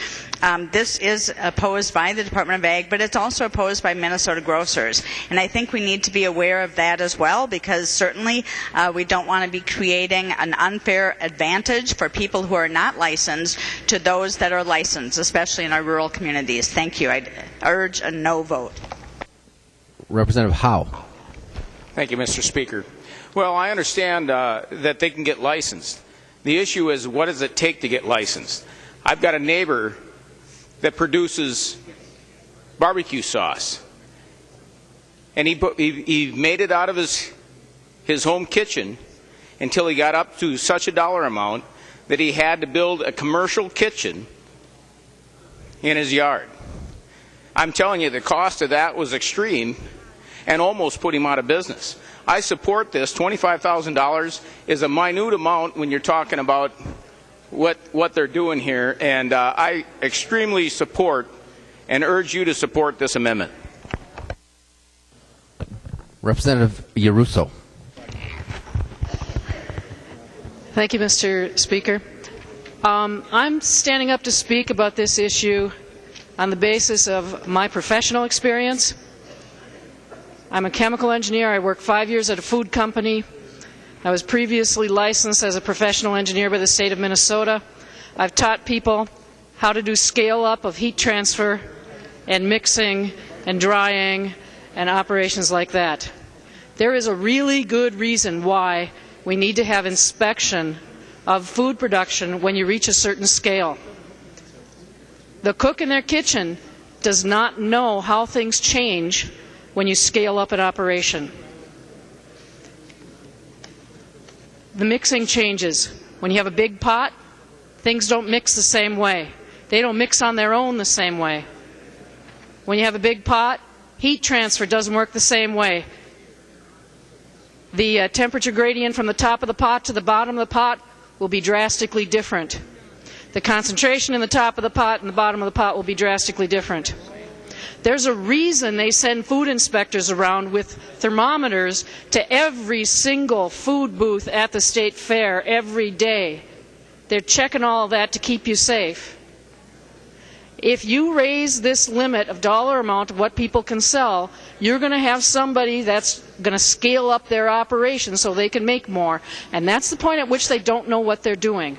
They might be a fabulous cook in their own kitchen, but they will not appreciate at what point they cross that point where they don't know what's going on and they don't know how to keep it safe. And that's why we have food inspectors, and that's why Representative Howe's friend needed to go through that process when he reached a certain point where he wanted to scale it up. 100 years ago, 200 years ago, we didn't have this process, and people got sick, and people died. Unfortunately, occasionally they still do, and when we have people root out what the problem was, they discover that somebody wasn't following what they were supposed to do. All those rules and regulations for food processing and food inspection are there for very, very good reasons, and it's to keep your kids and your elderly parents and anybody that's on chemo or anything like that safe. Even if your guts could take it, not everybody's can. And scaling it up is exactly the source of the problem. Seeing no further discussion on the amendment, the clerk will take the roll.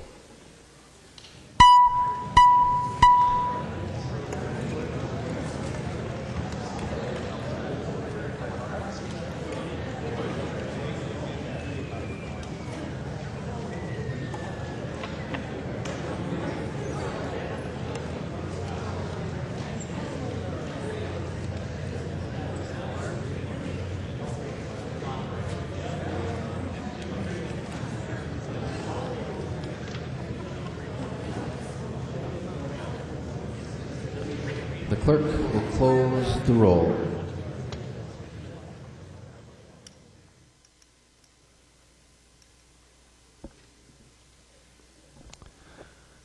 There being 60 ayes and 70 nays, the motion does not prevail. The amendment is not adopted.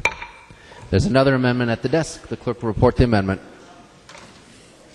Isaacson moving to amend House File 976. The second engrossment as follows. The amendment is coded A47. Representative Isaacson.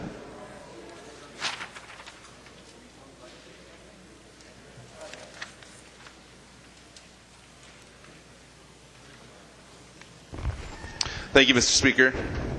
1 second. I have to make sure I have the right one in front of me.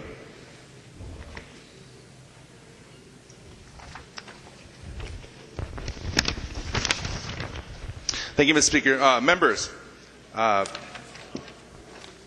very concerned about one particular part as a member that has 7 lakes in his district, and that is a concern about one part of this that raises some fees on some lake owners that I'm not comfortable with. And so I'm offering an amendment that's simply going to change. It's pretty straightforward. The current status when it comes to permits for aquatic management, not invasive species, just aquatic management, is $35 a lot. And if you belong to a lake association, it caps it at $750. The proposed language would remove the cap and change the price to $90 per lot if you seek a permit to manage aquatic life, native aquatic life at your lake. I have been talking with the lake owners and lake owner associations in my district, and while they also say right now it is unbalanced and there should be a higher fee on the lake owners so they take some responsibility, they were really uncomfortable with removing the cap and raising the amount.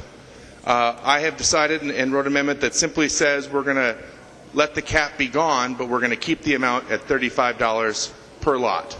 And the difference is, under the proposed change, we're looking at a change from $750 per lake association. For example, the lake that I'm speaking of right now is Lake Owasso with 170 residents, and would raise it to $15,300 for that group. Whereas under my proposal, it goes from the $750 cap and it raises it up to $5,000. And so it's a significant decrease from the proposal that we have in the current omnibus bill, and I would urge your support. Thank you. Discussion. Representative Doubt. Thank you, Mr. Speaker. And Representative, would he yield for a question, Mr. Speaker? He will yield. Representative Doubt. Can you, I was a little confused about the cap and what that meant. Can you explain, and I know that maybe this is on the underlying bill more than it is on your amendment, but maybe you can explain it since you were just talking about it. And this is something that affects a lot of people in a lot of our districts. That's why I'm curious. I literally have my application in my briefcase behind me to send this in for my permit this year. But so, is this the kind of thing that would affect a lake association that wants to treat an entire lake, or is this just a cumulative cap? If you add up all the property owners around the lake, there's some sort of cap on the amount. Can you explain that? I don't understand it. Representative Isaacson.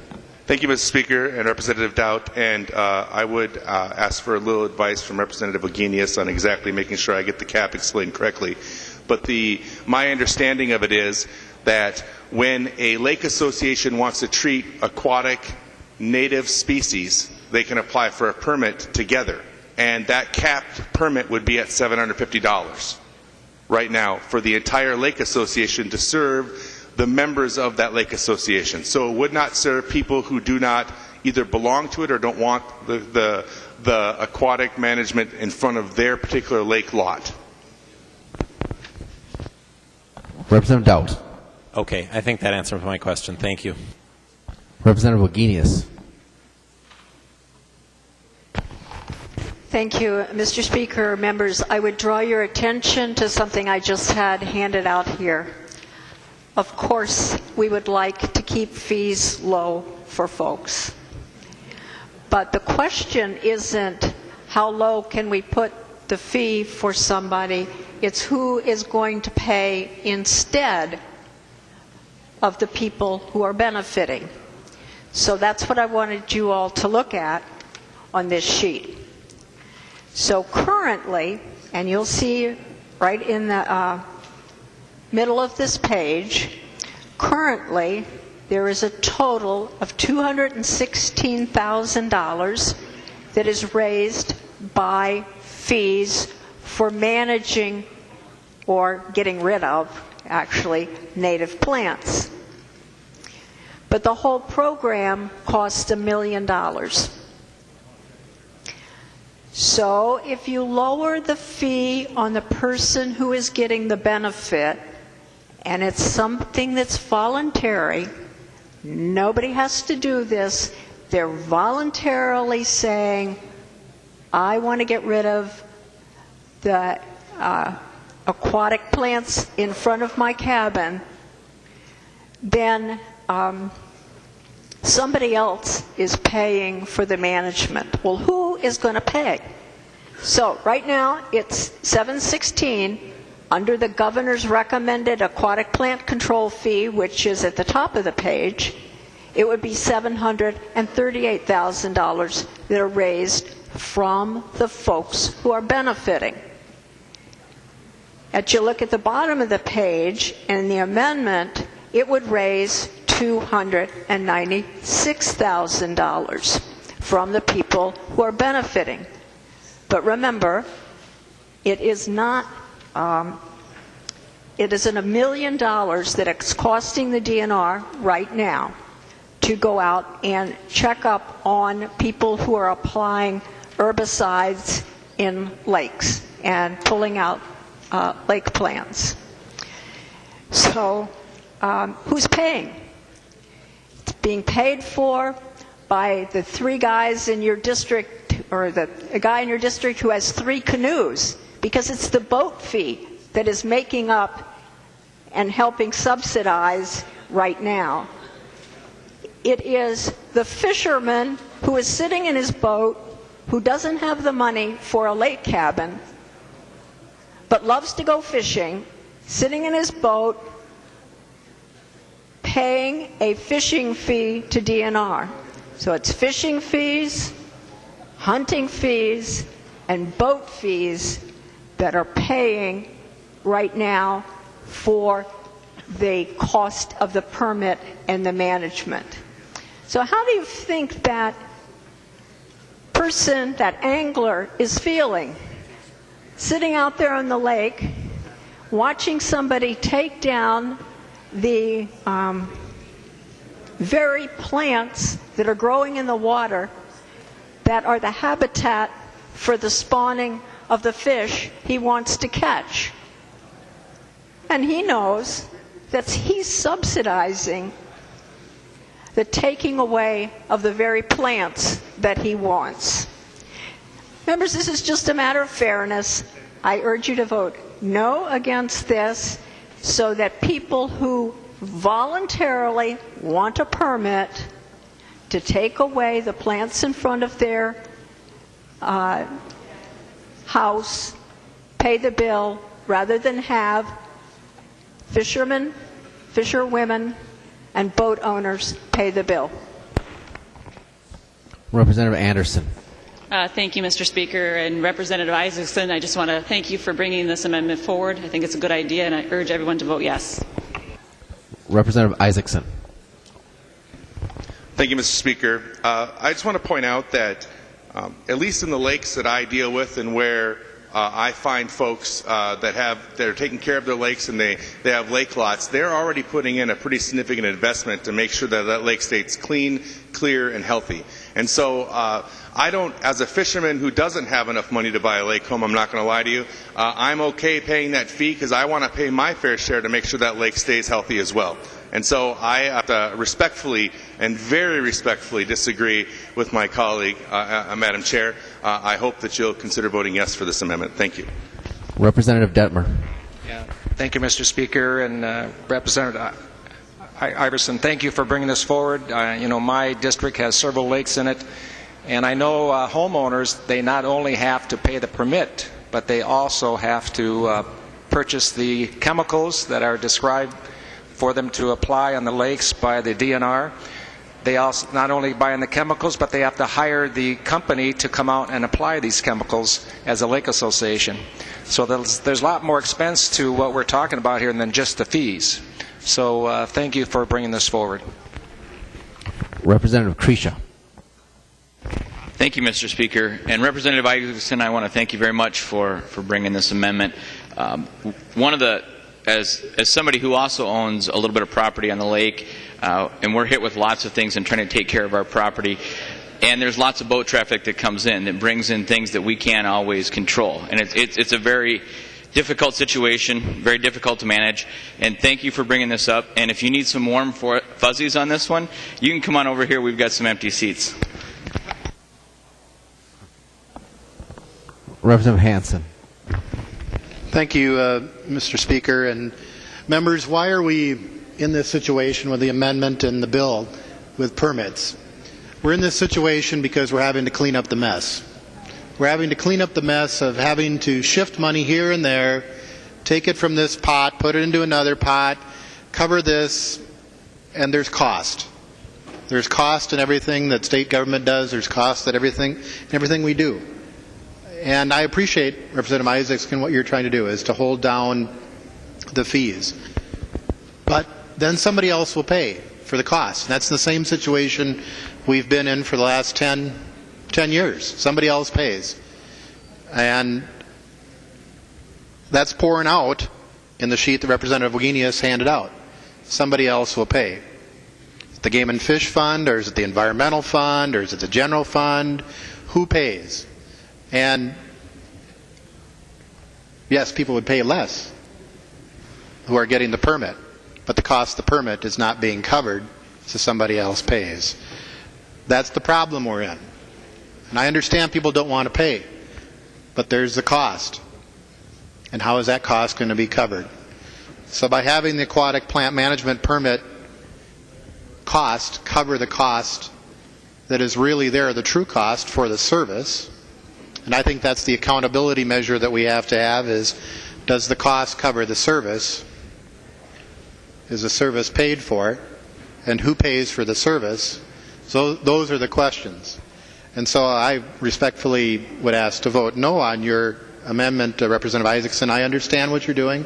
I understand the desire for the lower cost, but that cost is still going to be there because we've been shifting and shuffling and moving money around, particularly in the DNR accounts, for many years. And if we cut the true cost or the true payment for the true cost, somebody else will pay. Representative Wagenius. Well, thank you. Let me be clear in this one. Who pays is people who get boat licenses, people who hunt and get licenses, and people who fish and get licenses. They will pay if you adopt this amendment. Let me just answer two other questions. I think the issue was raised about invasive species. You do not need a permit to take invasive species. Just go out and grab them. You do not need a permit. This is a permit only for native species. But let me tell you some of the consequences of encouraging, by lowering the cost, of taking away native species. They are deeply rooted plants, and as soon as you kill them with a pesticide or an herbicide, then that's where invasives can come in. That is That is one of the big reasons we have invasive species, because the natives have been taken out. The third thing I would just like to point out is Representative Isaacson said his folks are keeping the lakes healthy. You do not keep a lake healthy by putting chemicals in the lake to kill to kill plants. Those plants, those herbicides that kill plants are also toxic to fish. So there is that fisherman paying his angling license,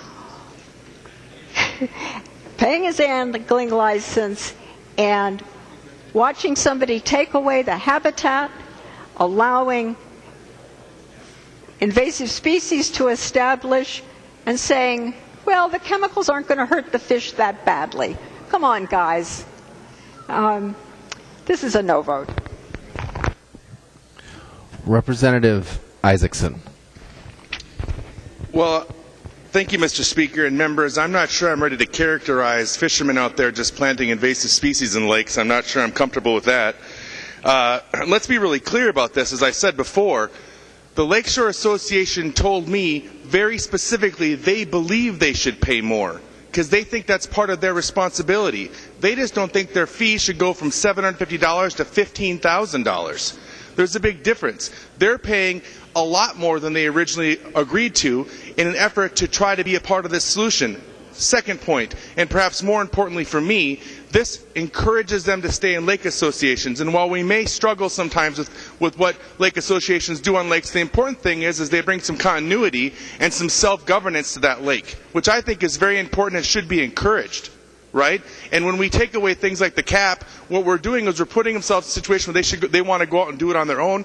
I don't accept that. And finally, we are not lowering the amount. My amendment still raises the amount significantly, several times what they're currently paying. That doesn't encourage them to put stuff in the lake, and I don't appreciate the assumption that we're saying that that's what they're out there doing to contaminate the lake. They take that responsibility as serious as the rest of us, and as a fisherman myself, I am comfortable paying more on my license to make sure that those lakes are taken care of. Thank you. Any further discussion? Representative O'Driscoll. Well, thank you, Mr. Speaker. Representative Isaacson, I will be supporting your amendment today, and just listening to some of the conversation relative to the costs associated with this, there's one major cost that we missed, and that is if we ever get spring in the state of Minnesota, I will get a chance to walk the shoreline and pick up a lot of the things that the fishermen that Representative Wagenius or Chair Wagenius is talking about, who forgot to take along all of the beverage bottles and all the other kinds of things that are blowing into shore. If we're going to talk about a cost, that's a property owner who gets to pay for that expense. And in light of one of the other amendments that went on here that's going to increase the cost for those individuals who maybe do some irrigation from their property and the like with the permits that were talked about for the DNR earlier, this seems like a very reasonable request, and I encourage a yes vote on the Isaacson amendment, please. Further discussion. Representative Isaacson. Mr. Speaker, I ask for a roll call vote. Roll call being requested. Seeing 15 hands, there will be a roll call. Seeing no further discussion, the clerk will take the roll.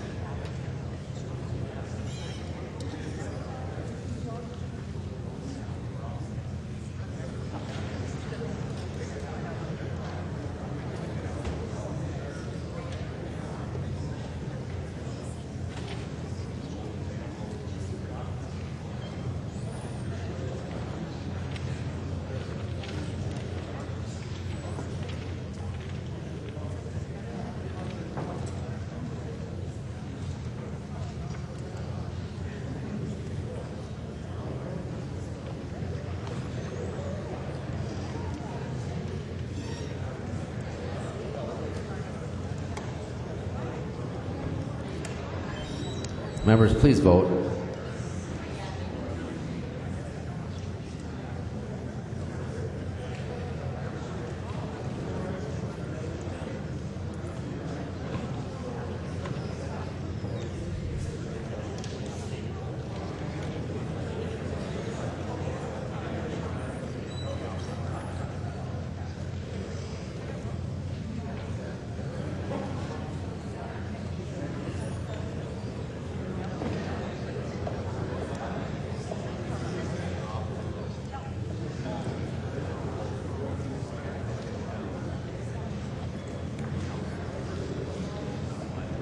The clerk will close the roll.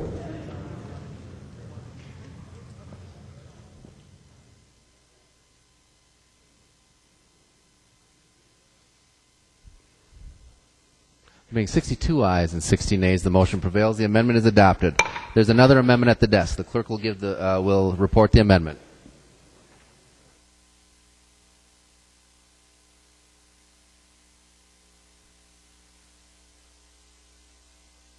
Isaacson moving to amend House File 976. The second engrossment as follows. The amendment is coded A24. Representative Isaacson.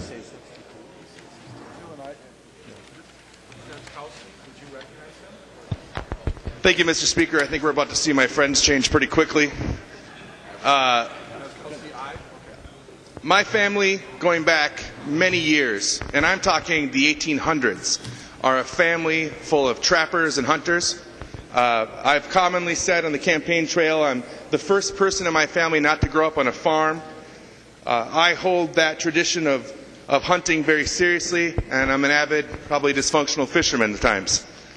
I need to tell you that I have absolutely no desire to enter into the foray on hunting and trapping for the most part, but I'm very concerned about what's going on with the wolves. My concern is specific that when I look over the data and what I've seen in terms of how we came to the point we did about the wolf hunt, I feel as though I'm finding a lot of inconsistencies, and I'm really uncomfortable with the process and how we arrived where we now have a wolf hunt. I agreed to drop this amendment because I think it's important for this discussion to move forward, and I think it's important that all parties have a chance to talk about what does it mean to have this wolf hunt and how are we doing with it in terms of what's successful, what the counts are, and maybe some of the more humane ways in which it's conducted. Since I have brought this amendment forward, I have had numerous groups on both sides of the wolf hunt issue come to me and talk to me about how they think this is an important thing to move forward as well. That we don't want to have some murky water around it, that it's important that we have the discussion and make sure we understand where are we at with the current state of wolves in Minnesota. With that in mind, and also in the unintended absence of Representative Dill today, who is the author and perhaps would be the person most disagreeing with me, I am going to withdraw this amendment. Thank you. Representative Isaacson withdraws his amendment. There are no further amendments at the desk. The clerk will give the bill its third reading. Third reading, House File 976 as amended. Third reading. Discussion to the bill. Representative Hamilton. Thank you, Mr. Speaker. And before I begin my comments, would Chair Wagenius please yield for a question, please? She will yield. Representative Hamilton. Thank you, Mr. Speaker. And Chair Wagenius, my question is, after this bill left the Environment Finance, were there any additional changes to the water certification program after it left committee that you know of? Representative Wagenius. Thank you, Mr. Speaker. I think the answer to your question, though I wasn't quite getting it, but I think the answer to your question is, did we go to other committees? And the answer to that is we went to Civil Law and we went to GovOps, and in Civil Law, 2 changes were made. Representative Hamilton. And thank you, Mr. Speaker. And Representative Wagenius, could you help identify or lay it out, what were those changes to the water certification program that were made in the other committees after it left the Environment Finance Committee, please? If she will yield. I'm sorry, can you repeat that, Representative Hamilton? If Chair Wagenius would yield again. She will for yield, question. yes, Representative Hamilton. And the question was, she did say that it traveled through other committees and there were changes to the water quality certification program in those committees. And I asked if she could help identify what those changes were for me, if she would, please. Representative Wagenius. Yes, thank you, Mr. Chair. Representative Hamilton, there were two changes. One was to make the data, whether it's classified as private or non-public under this section, that's on page 1924. I think that was just a clarification. I don't think there was any fundamental change there. However, if you'd look at the top of the page, and that's number 19.1, the language reads, retain certification for up to 10 years from the date of certification if the producer complies with the certification agreement, even if the producer does not comply with the new state water protection laws or rules that take effect during the certification period. That language that is the language that was changed in civil law. And then we conformed the purpose statement, which, you know, purpose statements are purpose statements, but we conformed that to this change.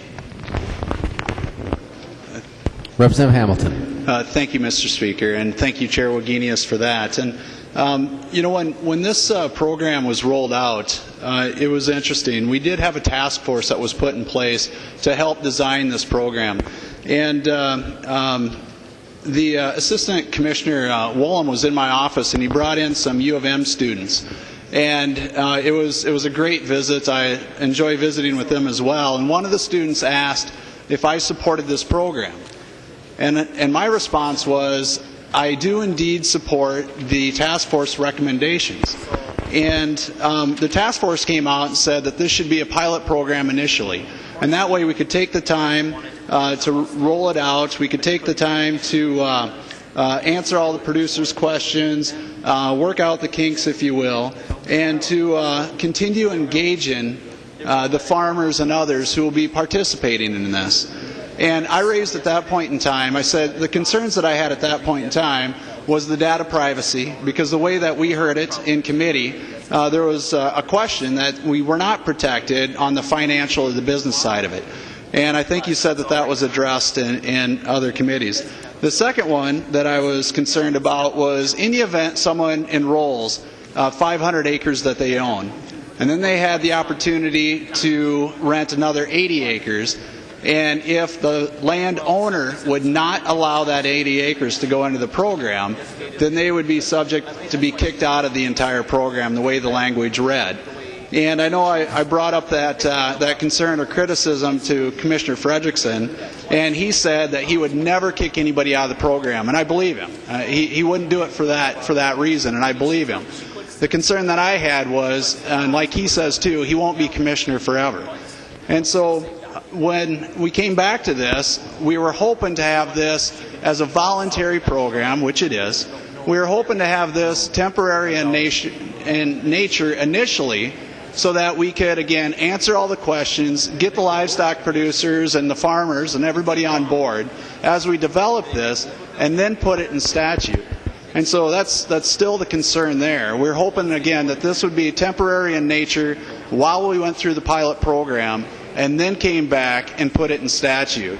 And so that's my biggest concern with the program as it sits.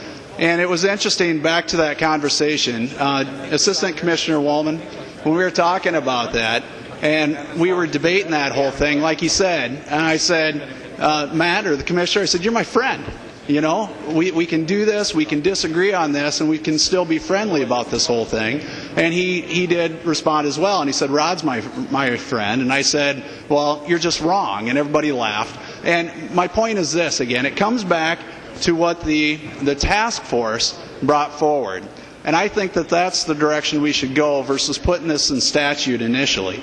And that's why I'm critical of this as it sits here currently. So I wanted to clarify that as well. The other concerns that I have with the bill is moving on to the water fees and the ag fees, how it pertains to agriculture. And I believe there's $6.1 million increase in fees. And this would affect ag processing, the numbers that I received, by over $200,000 would be additional fee increases to ag processing. Ag irrigators, you should listen up as well, over $700,000 increase to our ag irrigators.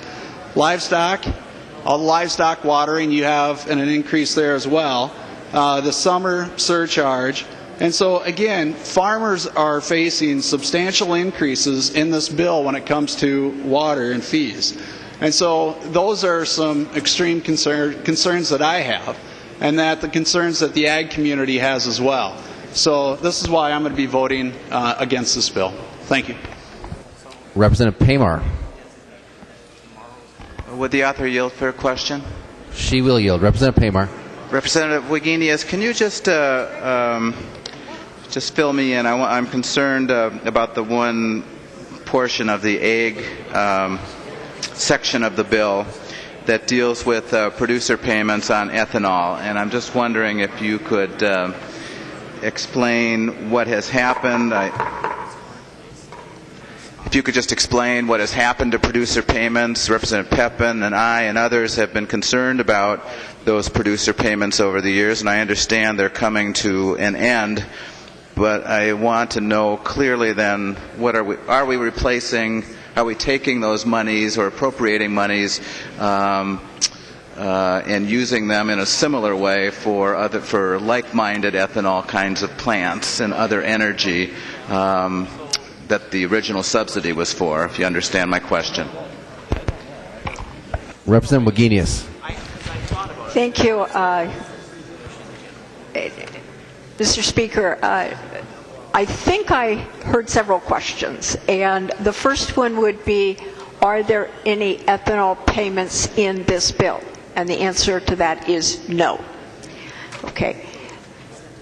There is money in this bill for what some folks have thought of as a continuation of that kind of funding into the agriculture bill. And so there's approximately $10 million each year, a little over $10 million each year, to go into an agri-fund. There is an underlying statute that directs the commissioner what to do with the money, but I can tell you, and I'm hoping Representative Poppy will respond to this too, because she has worked on this in wonderful ways. So there are, it is the intention of the commissioner to spend money for farm-to-school programs. I mean, he gave us a flyer and said these are farm-to-school programs, and that's essentially will help smaller farmers bring in maybe apples or carrots or something like that to our school children. It's a win-win for our kids getting better nutrition and having new farms, small farms for jobs. There is money for livestock. This is the intention of the commissioner for livestock producers, particularly small and transitional ones, to help them. There is money for new business, and there is money for the next gen. But that is research, and I also believe it would be the commissioner's intention, we have talked about it, to spend money on research, perhaps for some of the new crops, like we heard testimony in our committee about you could actually plant soybeans and then plant something after soybeans, and you could plant a crop that would produce oil that would be a crop producing oil. I think it's, I can't remember the name of it, but there are other opportunities, and those are the kinds of things that I would expect to be funded with these dollars. But please ask Representative Poppy to talk about this.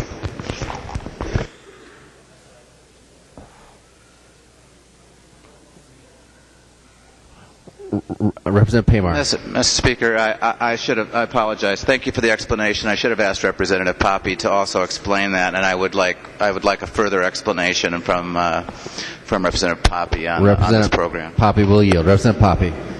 Thank you, Mr. Speaker and members. I did hand out a packet that has some information about the Agri program, and this is the Agricultural Growth, Research, and Innovation Program, and the statute was developed in 2009. We voted on that, and it was to capture the producer payment dollars from the ethanol, so we were capturing the tails, and we are using it for a number of things, and there is a packet here that talks about the proposal by the Commissioner of Agriculture, and it is for farm to school that we're going to spend $3 million per biennium. There's livestock development, $4 million per biennium. The agricultural business development, $10.5 million per biennium, and the biofuels and renewable energy, which is $2.5 million per biennium. And it is designed to be able to help in greater Minnesota to be able to do rural economic infrastructure as well as providing some financial assistance, and that's what the proposals are that were brought forth from the Commissioner. And we do have language in this bill that talks about reporting. We'd like the Commissioner to report back on the particular areas that he has identified as the areas that he's going to support in the coming year.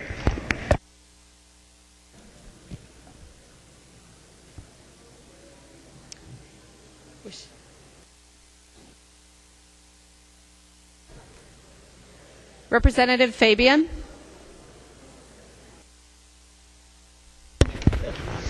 Thank you, Madam Speaker. One of the things that's missing in this bill, Representative Wagenius, is any permitting reform.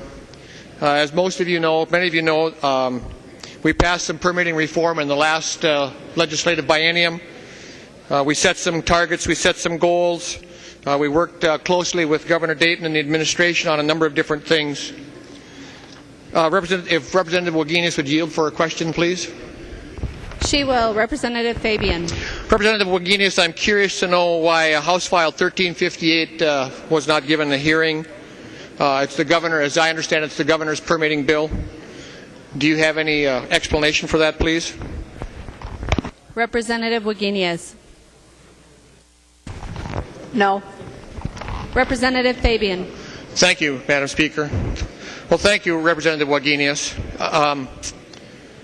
You know, one of the things, members, that I hear from our counties and cities, you know, oftentimes we think that permit reform deals just with business. It doesn't. When we try to streamline the permitting process and speed up the environmental review, it doesn't benefit just business. It benefits our cities and counties. If they have road projects that involve water, if they have sewage treatment plants, water treatment plants where they need to re-permit these, it takes a lot of time, it takes a lot of money to get these things done. And you know, one of the things that I was disappointed about in this bill is that we did not get the governor's recommendations in here. I know when Governor Dayton was in northern Minnesota, he spoke about getting the permits from 150 days to 90 days. It was something I think that was very important. It would have been good for business. It would have been good for our local government units who have to do permitting. Excuse me. A couple of the things that we wanted to do, or that were proposed, was to create a two-tiered system in permitting that would allow the Commissioner of MPCA and DNR to determine which permits are more complex, which ones are simpler, and to be able to get those permits out in a more timely manner. So, members, for part of the reason for my red vote today is the fact that it does not contain any permit reform. It was going to give the agencies some more authority to be able to speed these things up and get these permits moving for business and for our local governments. Madam Speaker, if Representative Sundin would yield for a question, please. He will. Representative Fabian. Thank you, Madam Speaker. Representative Sundin, one of the things that you brought before committee was the stewardship program. And I'm wondering if you to ask or answer a few questions on the stewardship program, please. In the bill on page 121, it talks about carpet. For all carpets sold in the state, producers must individually or through a stewardship organization implement and finance a statewide product stewardship program that manages carpet by reducing carpet's waste, generation, and promoting its reuse and recycling, and providing for negotiations and execution of agreements to collect, transport, and process carpet for end-of-life recycling and reuse. Can you tell me, Representative Sundin, what is your plan for developing this program? Representative Sundin. Thank you, Madam Chair, and Representative Fabian. It's actually not my plan. There's an outline in this legislation here that actually mandates that the manufacturers, actually producers of the material, carpet in this instance, would actually submit a plan, and there's parameters involved that prescribe when they report to the MPCA on an annual basis, actually, and then there's reports that would include volume and disposal methods and costs. Representative Fabian. Thank you, Madam Speaker. And if Representative Sundin would continue to yield, please. He will. Thank you. In there on line 121.18, it talks about implement and finance the stewardship program. What is the mechanism that's going to be put in place under this proposed bill to finance the stewardship program? Representative Sundin. Thank you, Madam Chair, and Representative Fabian. The financing of this is actually going to be determined by the producers in their stewardship organizations. They can submit a plan to the MPCA and do it individually as a producer, or go in, let's say, aggregate with other producers or government entities such as sanitary districts.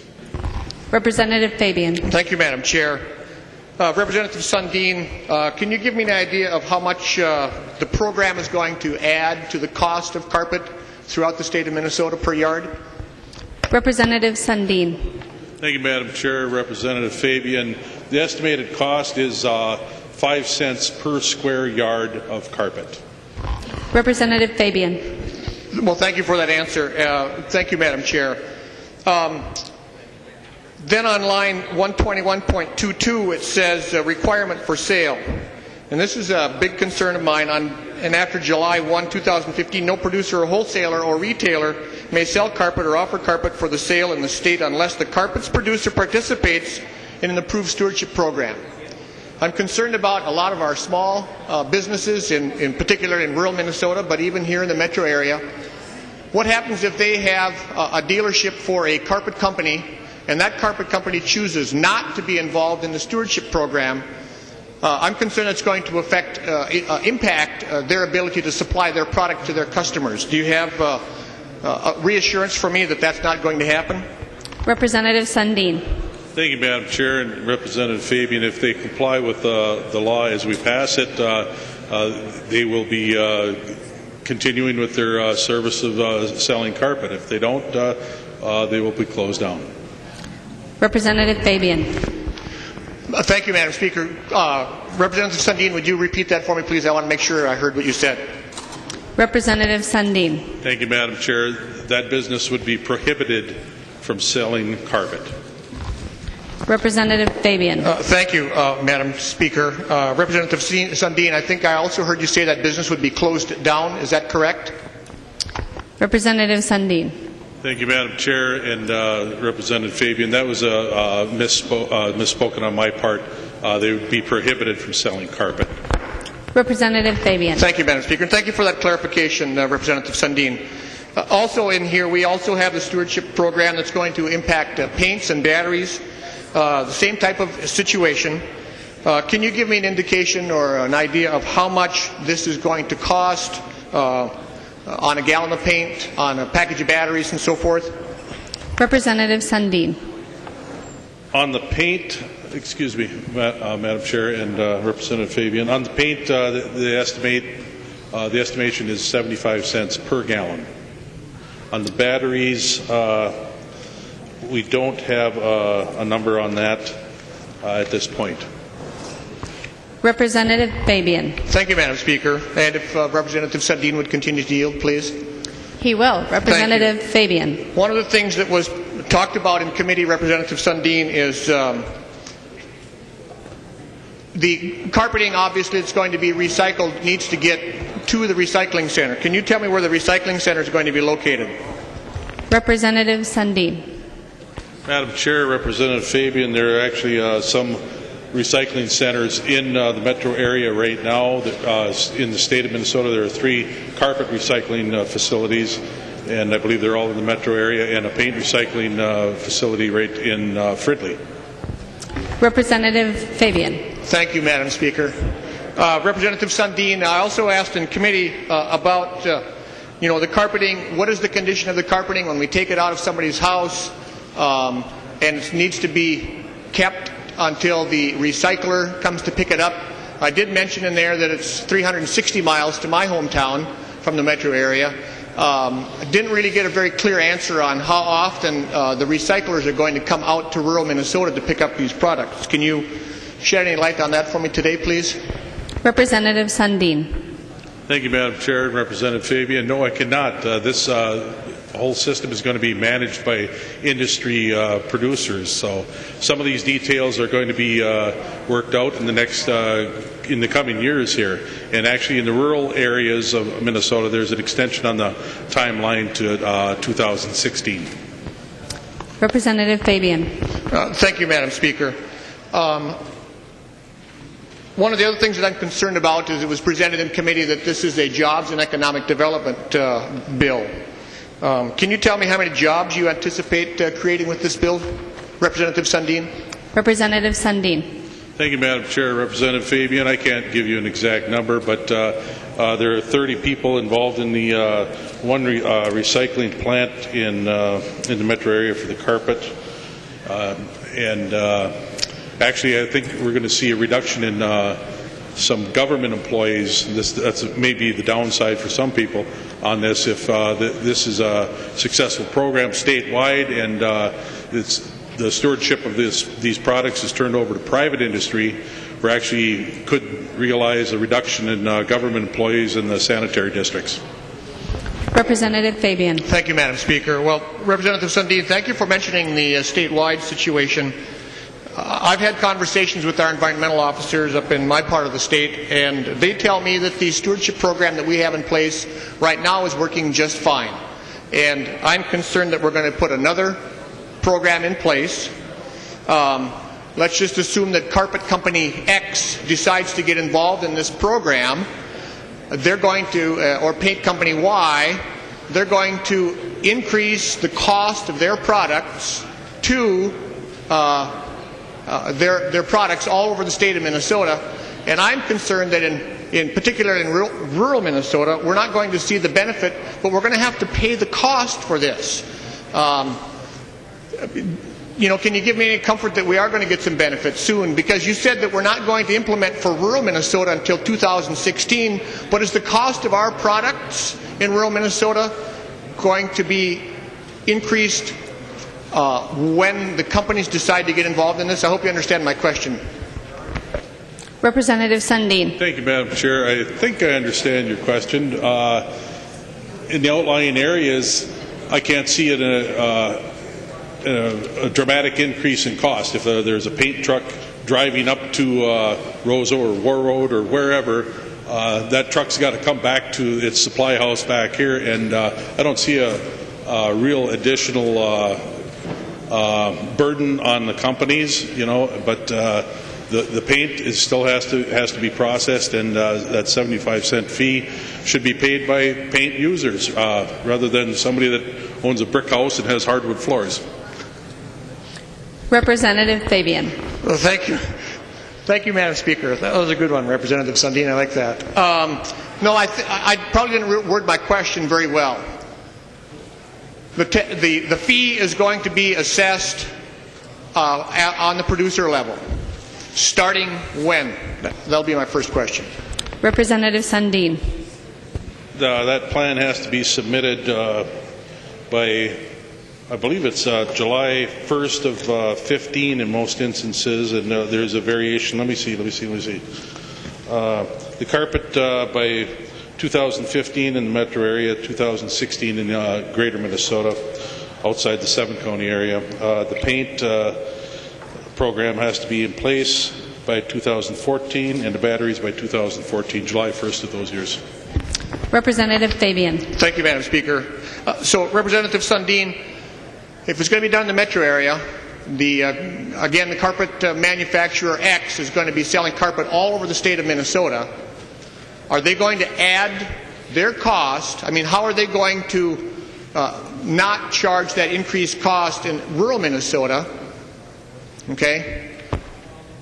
I assume that they're going to be charging all of their retail sales places in the state of Minnesota that increased cost from the day that they first submit their plan, beginning in July 1st of 2015 or whatever date it was. Is that correct? Representative Sundin. Not if you're selling, excuse me, Madam Chair, and Representative Fabian, not if you're selling carpet to me up in the Northland. I can't see why they would, any stewardship association would charge for services they're not rendering. Representative Fabian. Thank you, Madam Speaker. I'm still not clear on this, Representative Sundin. You said you don't think that they will, but how are they then going to differentiate the 7-county metro area, I think that's what you said, versus rural Minnesota? How are we going to get that differentiation? Representative Sundin. Thank you, Madam Chair and Representative Fabian. This is why we left it up to the producers that know where their product is going and who they're selling it to, and where it should be returning to as well. So it's we're entrusting the industries to police themselves and get this job done. Representative Fabian. Thank you, Madam Speaker. Well, Representative Sundin, one of the issues that came up in committee also was landfills, and I appreciate the landfill situation. Lots of carpet, evidently, according to your testimony and other people, was the fact that carpeting is going into landfills. When a truckload of used carpet comes into the recycling center, is it correct that about a third or a fourth of that material is what can be recycled? Representative Sundin. Thank you, Madam Chair and Representative Fabian. I don't have the technical expertise to respond to that question. Representative Fabian. Well, thank you, Madam Speaker. But I do seem to remember that was the number that we had in committee, and I may be wrong. Members don't. The other thing then I become concerned about is if we have concerns about our landfills here in the metro area, we're going to bring in truckloads of carpet from all over the state of Minnesota. We're going to take it to the recycling center, and they're going to take about a third or a fourth of that material out of that carpet. Then what's going to happen with the rest of the carpet, Representative Sundin? Representative Sundin. Thank you, Madam Chair and Representative Fabian. To tell you the truth, I really don't know at this point. That's why we're leaving it up to the industry experts to deal with their own products. Representative Fabian. Thank you, Madam Speaker. Well, I'm not sure I'm comfortable with that, but that's another issue. Last thing I want to touch on with regards to the stewardship program is that I'm assuming that whoever the battery company is, whoever the paint company is, whoever the carpet companies are, they're going to be assessing their increased charges on their products to the entire state of Minnesota. One of the things that came up in committee with regards to this program was it's going to be a jobs and economic development tool for the state of Minnesota. I live in an area that borders North Dakota, and I asked this question in committee, and I said, how is this going to create jobs and economic development in Minnesota when just across the border in North Dakota they don't have these additional fees on these products? So I'm really concerned about cities like Moorhead, just across the river from Fargo, Breckenridge, just across the river from Wahpeton, and East Grand Forks, just across the river from Grand Forks. Consumers obviously like to get the best prices that they can on their products. And if this is going to be put in place for anybody that lives in a border area, it's going to make it easier for them to make a decision to do their business on the other side of the river. And I'm concerned that we're going to lose revenue to the state of Minnesota because we're losing business across the river into cities like Grand Forks, Fargo, and Wahpeton, instead of having that business being done in Breckenridge and Moorhead and East Grand Forks. People go from my area, I'll say somewhat sadly, they head down to Grand Forks to go to Home Depot or whatever, and they buy paint and so forth. I encourage them not to, but the fact of the matter is that they do. And if you're going to add more cost to paint, more cost to carpet, and more cost to batteries, how does that, Representative Sundin, add to economic development and jobs in Minnesota? Representative Sundin. Thank you, Madam Chair. Representative Fabian, we hear these concerns every time we have a piece of legislation that might affect businesses in the border areas. The fact of the matter is Minnesota is still open for business, and our businesses provide better wages and the better opportunity for businesses over here. Now, there might be some validity to your argument. I really don't know if you're going to offer that argument. I'd like to see you quantify that. Thank you. Representative Fabian. Thank you, Madam Speaker. And kind of the end of my questioning, Madam Speaker, if I may, Representative Sundin will continue to yield. He will. Representative Fabian. Thank you. Representative Sundin, is there any place else in the United States, any other states that have these stewardship programs in place? Representative Sundin. Thank you, Madam Chair. Representative Fabian, there are, in fact, Oregon, California, Connecticut, and Rhode Island have paint stewardship programs, and the state of California also has a carpet stewardship program as well. That's where we got some of our preliminary figures at 5 cents a yard, that type of information. Representative Fabian. Well, thank you, Madam Speaker. I guess I'll close by simply saying I'm not comfortable with us using California as a model for our stewardship program. If you go and talk to your county officials, they will tell you that the program that we have in place at this time, particularly in rural Minnesota, and again, I know you folks probably get sick and tired of hearing me talk about rural Minnesota, but our program is working just fine the way it is. If I have extra paint, if I have other things that need to get disposed of properly, I can drive them to my county garage or my city shop basically anytime I want. The concern that I have with this program is this, folks. You're going to ask our small hardware stores, our small furniture stores and carpet shops to take the used products and store them.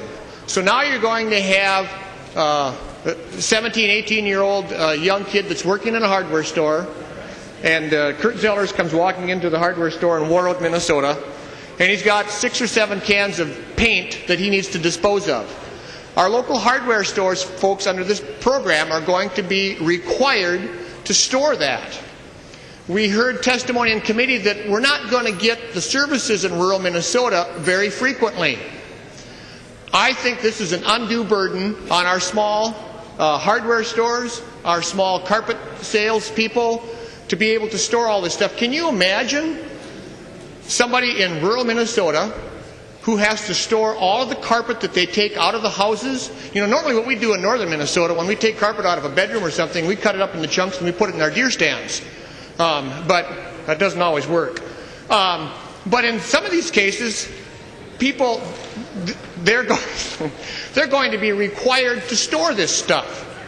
I haven't seen anything in the bill that reimburses them for any extra space they may have to rent, the transportation fees and so forth. This is an undue burden on small businesses across the entire state of Minnesota.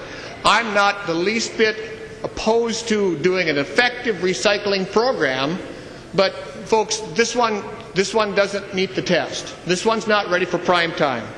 So with regards to this, you know, I just used 4 words to describe a good part of this bill, whether it has to do with permitting or it has to do with the stewardship program. Minnesotans will pay more. Thank you, Madam Speaker. The member from Pope, Representative Anderson. Thank you, Madam Speaker.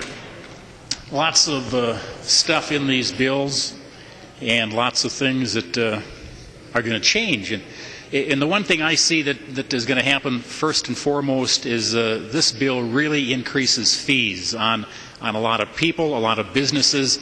And it may not be so much just that fees are going up, but it's the amount that fees are going up. Representative Isaacson mentioned the lakeshore fees, and I'm concerned a great deal about irrigation fees. And talking with irrigation folks throughout the winter season, they're okay with a rate increase. They realize that we have to monitor levels of groundwater and such. They're okay with that. And a doubling of fees would have been, they would have been fine with that. But the size of the increases is what is problematic. And I just grabbed a spreadsheet here with a farm back in my district. It happens to be a farm that has a number of irrigation on their fields, and the top 5 irrigators on this farm, their fees, the highest one is going up by about 7 times, going from $140 up to $975. That's the largest increase. Then they scale down from that, going up about a 5 times increase, and the others up about 3 times in their increase. So the fee increase is large, and that is my concern. It's with the size of the increase. And it's been said that people that have their fees increased can simply pass that cost along when they sell their product. Well, that's not how farming works. We take what the market gives us. The last couple of years have been good for crop farming, but I think those days are over, especially if we keep getting all this precipitation out here and have a normal crop nationwide this year. New crop prices for corn and soybeans are down dramatically, and there's going to be a cost price squeeze as input costs still are high. In committee, when we talked about this bill, the irrigation president talked about input costs of $900 an acre. And these costs just add on top of that and are going to make it more difficult for these farmers to have a positive cash flow if these fees keep going up. Golf courses going up about 10 times, and I think so far golf courses have lost a month and a half of a potential season. In fact, the other night on TV, I think it was last night, there's a ski hill in Wisconsin going to open back up again this weekend for skiing. And you can't go golfing when you're going to go skiing, so it's going to be a tough year anyway for our golf courses, possibly if this weather continues, and hitting them with fees of this size could be problematic. Talking about another area has to do with a spending plan for habitat for our pollinators, our bees, and I think we all agree that the bee industry is seeing some tough times with colony deprivation. Colonies are dying, and we need to look at the causes of that and try to help our beekeepers. But this appropriation in this bill allocates $300,000 for pollinator habitat restoration, and that's a good thing. But it goes on to say these areas need to be visible to the public along state trails.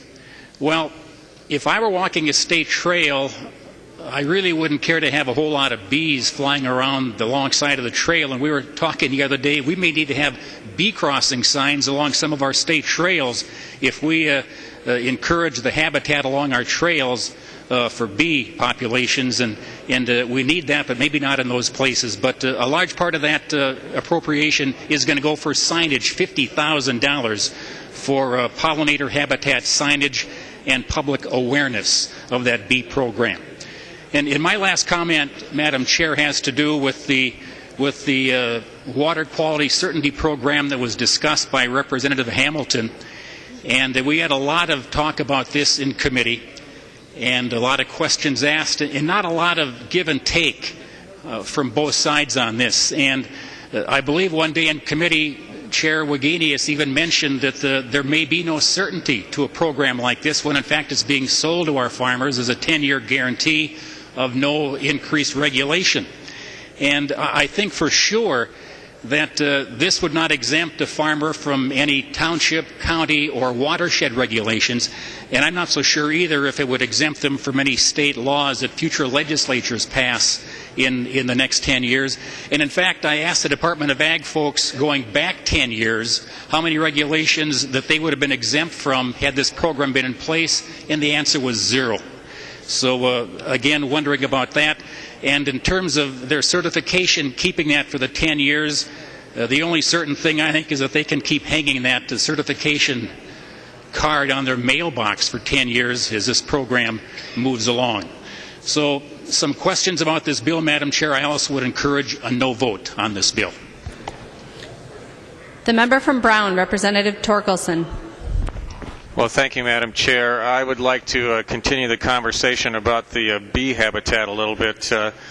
Representative Poppy introduced a bill that I was a co-author of that really aimed at helping these bee producers that Representative Anderson mentioned that are so important to our state. It's a small industry, but it's a vital industry. The folks that take care of beehives actually are very important for pollinating crops all around the country. One of the beekeepers I'm familiar with right now is down in Texas, and he's being hired to pollinate crops in Texas. Well, they bring their bees back from places like Texas and California, where they pollinate all sorts of critical crops to this country, and they place them on the ground here in Minnesota in the summertime. And these bees, in order to stay healthy, need food. They got to have food to eat. They got to have good food to eat, and they have to have lots of it. As Representative Anderson mentioned, these beekeepers are having trouble keeping their hives alive. These bees are dying suddenly, and part of the reason is that they are not well fed. There may be other reasons that we're still exploring. I guess I would wonder if Representative Wagenius would yield for a series of questions. She will. Representative Torkelson. Thank you, Madam Speaker. Representative Wagenius, President Poppy's bill that I was a co-author of really talked about establishing good food for these bees to be healthy during the summertime. And the language in the bill really doesn't reflect that at all. It's completely different from what we introduced. You're talking about habitat along trails. You're talking about putting up signs. You're talking about restoration with only native plants, when we know full well that some native plants are the best food for these bees. Representative Wagenius, can you explain to me where these ideas came from that are in this bill? Representative Wagenius. Thank you, Mr. Speaker. I think we share a concern about pollinators.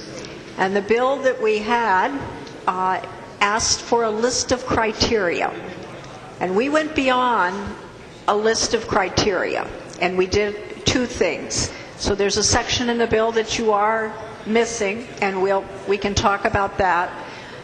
But we went beyond criteria and said to DNR, when you do restorations and you do a prairie restoration, then that restoration should include enough forbs, they won't use that language, enough growing plants that would be good for bees, pollinators, from the beginning of the growing season to the end of the growing season. So we went beyond your bill and said, DNR, establish in the lands that you use, and DNR has agreed to do that. But in addition, I think that's what you're talking about, in addition to that, we allocated $350,000 each year to parks and trails in greater Minnesota, and $350,000 to metro parks. In the $350,000 each year for the state parks and trails, we did it for restorations, asking them to do them around the state to start to educate folks about pollination and how important pollinators are. I think that's a good idea. We have to involve the whole community in understanding that pollinators are critical. So that's why we actually, instead of just developing the list that you ask us to do, we went way beyond that. Representative Torkelson. Thank you, Madam Chair. Well, Representative Wagenius, we do share this concern about bees. But I have to follow the money, and where it's being placed, and along trails with signs really does not answer the need of these modern beekeepers that are commercial beekeepers that have bees all around the country. I do not have another question on this area, but there may be others. I would like to trail back to the Certainty Program and ask Representative Wagenius, what are the outcomes for this program? Representative Wagenius. Thank you, Madam Speaker. Representative Torkelson, before I get into the certification program, I would just like to say that I think we actually ought to be doing more for pollinators. You did not include any money. We spent some money, and we changed policy. You just asked for a list. We changed policy for DNR. We changed policy for Bowser, and we provided restoration money. More is a demonstration project so other people can do the same kind of things to raise the level of awareness of pollinators. Since we did that, I have also talked to Dr. Marla Spivak, and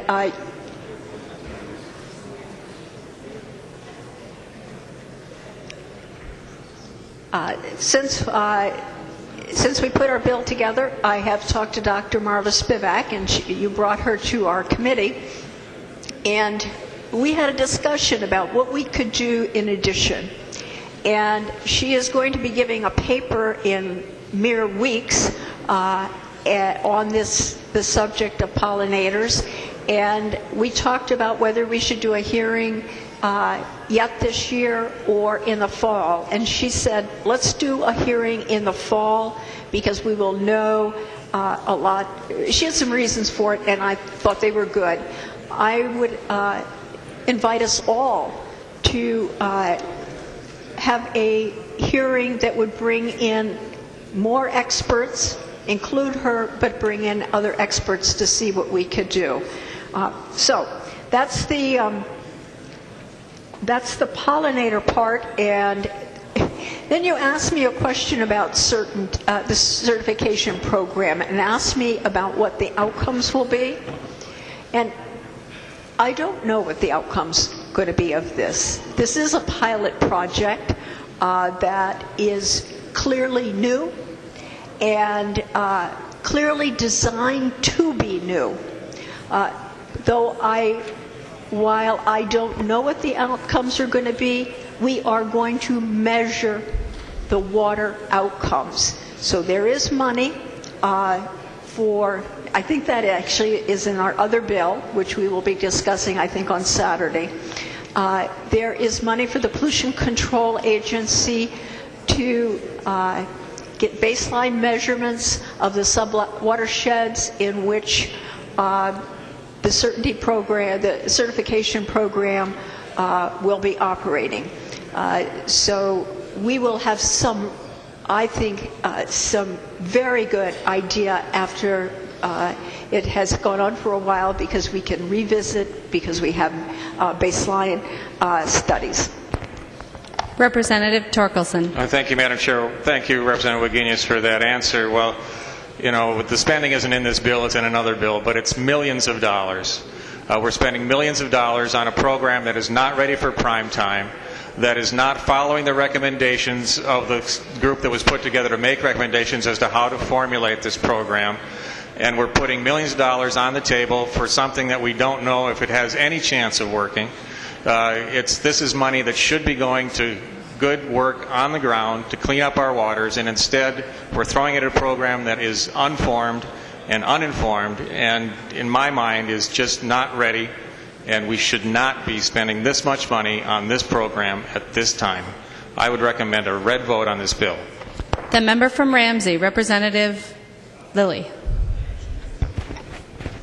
Thank you, Madam Speaker and members. I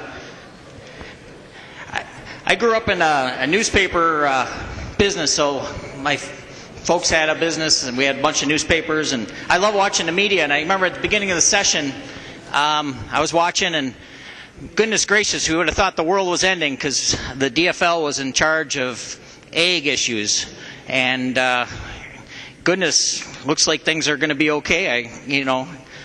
Chair Wagenius, I was kind of surprised they were giving her such a hard time. You know, she actually owns a farm, and certainly is not going to do anything that would go against that. And Chair Poppy's done a great job. And I just kind of looked quick at the bill, and it looks like there's, last session there was $165 million in egg, and it looks like we're up to $190 million. So it looks like they're doing at least pretty well in that area. But that's not really why I got up. I got up to talk about the water issue, And it's not always easy for folks to get up and say, hey, we have a problem. And early in session, Chair Wagenius and Representative Chair Khan, and they had a couple hearings, joint hearings, that they talked about the water issue in the state of Minnesota. And quite honestly, I didn't know that much about it other than what's going on over in our neck of the woods in White Bear Lake. I drove by that lake this morning, and it's amazing. I don't know if you ever get a chance to go over there and see what's going on. It's fairly close to here. It's about 15 miles from here. It's not my district. It's Representative Dean's and Representative Fisher's district. Former Carol McFarland was up there. And it's a beautiful lake, and it's kind of, they named a city after it and the whole deal. But if you go there, you'd be just shocked to see the docks. I mean, the docks are, they're just like 100 yards. And just think about it. We're talking about having a governor's fishing, and a couple of years ago, Palenti had his fishing opener out in White Bear Lake. And I don't even know if you could do that now with what's going on there. It's just gone away that fast. So I really give a lot of credit to Chair Wagenius and Chair Khan, and you're going to see some of the stuff in Chair Khan's bill on Saturday. But Chair Wagenius has a lot of stuff in here that is going to take a look at that. Clearly we have a problem in this lake, but statewide, one of the things that shocked me, now I'm not a farmer, but look at me, I love to eat, but there's one of the things that came out, it said that the soils are the driest in the state of Minnesota that they've ever been in the history of our state.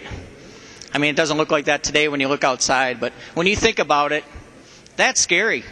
And I'm scared. And when you think about it, I love this state as much as any of us in here. And I clearly enjoy water sports, fishing and water skiing and, kayaking. Maybe not as much as Representative Norton, who's an expert with kayaking. But, it's something that I love and interested in doing more of. But, we need to look at this resource and think about what it means. Clearly when you think about Minnesota, it's lakes and it's water, and we need to protect that, and this bill goes a long way to doing that. And so hats off to Chair Wagenius and her team for doing that, and I think it's a very good bill, and I hope folks are able to support it. The member from Hennepin, Representative Uglum. Thank you, Madam Chair. Would Representative Sundin yield for a quick question or two? He will. Representative Uglum. Thank you, Madam Chair. Representative, I'd like to just go back very briefly to the paint stewardship program. Right now, currently, there is a method to return paint and recycle paint throughout the state. Is there not? Representative Sundin. There are opportunities, excuse me, Madam Chair, Representative. There are opportunities for recycling available right now. Yes, there are. Right. Representative Uglum. Madam Chair, Representative Sundin, would you yield for another question? He will. Representative Uglum. Yeah, I'm referring, of course, to the household hazardous waste facilities that exist in this state that are all over in every county. Representative Sundin, is there a charge for returning that paint to these household hazardous waste facilities at this time? Representative Sundin. Madam Chair, Representative Uglum, I can't speak to if there are charges, if there's a large quantity or a small quantity, but I know the ineffectiveness of those programs because they don't capture all of the paint. Representative Uglum. Thank you, Madam Chair. Representative Sundin, would you yield for another question? He will. Representative Uglum. Representative Sundin, I believe the case is for the household hazardous waste facilities. Certainly in Hennepin and Anoka counties, there is no charge for consumers to bring back the paint that they use. Now, what is the reason for having two programs in the state, one which is free and now the new one which is going to cost consumers 75 cents a gallon. Is there a reason for that, Representative Sundin? Representative Sundin. Thank you, Madam Chair and Representative Uglum. There's no such thing as a free lunch or free paint recycling. I'd like to refer to the Western Lake Superior Sanitary District. They collected about 10,000 gallons of unused paint last year. Although the reusable portion of that paint was provided free to the community through its product reuse program, WLSSD incurred $30,000 in costs to dispose of unused paint. And this doesn't include the staff costs to collect, process, and package the paint for transport and disposal. There's a cost to the taxpayer right now, and there were numbers kicked around in committee, $5 million per year for the state. That's anecdotal information, but the taxpayer is actually paying for this and bears the burden of it totally at this point. Representative Uglum. Madam Chair, thank you. Would Representative yield for one final question? He will. Representative Uglum. Representative Sundin, do you know how many gallons of architectural paint are sold and produced in this state right now? You mentioned it cost $5 million, or you thought, for this HHW facilities program. Do you know how many gallons of paint are sold and are going to be returned under this new program? Representative Sundin. Madam Chair, Representative Uglum, I cannot answer that. You can do the math on this. The WLSSD collected about 10,000 gallons. That sanitary district covers about 2 Senate districts, so you're talking 160,000 people. Do the math with how many million people in the state of Minnesota and calculate the paint usage there if you wish. But the fact is that the state is paying, our sanitary districts are paying through it, paying for it now with their property taxes, and I can only see relief in that for that part of the discussion. And if we wait any longer, and put our head in the sand any longer, we're just going to bump it on paint buckets that are buried down there. So, Representative Uglum. Madam Chair. Thank you. Just one final comment.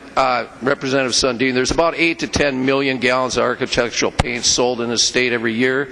You can do the math at 75 cents a gallon, and that, of course, is being pushed onto the consumers. This is a highly, highly expensive program. It's duplicative. We have a program that works now, and you're right, of course, we are paying some county taxes and things like that to support the household hazardous waste facilities. They are doing a good job. I don't see why we have to take a program that's not broke and fix it on the backs of the consumer with many, many, many more dollars in increased costs. Thank you. The member from Polk, Representative Keel. Thank you, Madam Chair. Members, I just recall hearing Representative Sundin say that he's not really seen many businesses leave the area when having to change, looking for paint or what have you. And like Representative Fabian said, up in northwestern Minnesota, we have some good recycling programs for paint. I know exactly where to take my paint. If I'm looking for a little bit, I know exactly where to go pick some up, and it works very well. And yes, it probably does cost the county a little bit. I didn't check on that number. But my concern is that I live 30 miles from Grand Forks, East Grand Forks. And I am watching those communities lose, we're losing our businesses, and this is just one more nail in the coffin. Having to pay these extra costs will drive those people over to Grand Forks, and they will spend their time there. They might buy carpeting or paint, and they end up spending more money over there. And so then my small communities, even smaller than Crookston, end up losing their businesses, and they don't continue to exist. But I wanted to share that with you. Madam Chair, can I ask a question of Representative Wagenius? She will yield. Representative Keel. Thank you, Madam Chair. Representative Wagenius, I'm wondering, when we talk about this agricultural certification program that is a voluntary program, have you been able to talk to any farmers about this, discuss this with any farmers that would actually be interested in this program? Representative Wagenius. Thank you. Madam Chair, your question assumes, I think, that I actually developed the program. I did not do that. I carried the bill for it, and I did it at the request of the Commissioner of Agriculture, who developed the program. He and staff have spent months and months working with citizens and with farmers and working advisory groups working on this program. It was not my job to change it, and I only worked on one section, and I didn't get a chance to talk to Representative Anderson about this, but it was the section where there was the notion that we may be able to exempt farmers from future laws. And the problem with that is one legislature cannot bind the next legislature. What we can do, though, is provide for the Commissioner of Agriculture to make a contract with a farmer, and in that contract, they can come to an agreement that if the farmer does certain things and the Department of Agriculture does certain things, then the department can say you're certified for 10 years and we're not going to take that certification away from you. So that is not, I think that's all I can say without an additional question, but no, I was not the one that developed this program. Representative Keel. Thank you, Madam Chair. Well, Representative Wagenius, do you remember when the department, the Commissioner of Ag had attended the meeting, and we had requested of him the conversation about we go ahead and we're certified and we're farming 500 acres. And our neighbor says, gee, I'm not going to farm anymore. This land next to you, would you be willing to take this 80 acres and farm, rent this? Do you remember what the Commissioner of Ag said about that? Would we be able to still be certified or not? Representative Wagenius. I don't think it's the language of what the Commissioner said in committee. While I don't remember it exactly, I think I know what you're alluding to, but the real agreement will be that agreement, I'm sure is going to be a written agreement between the farmer who volunteers for this program and the Commissioner of Agriculture. So that is where the true agreement will be. Representative Keel.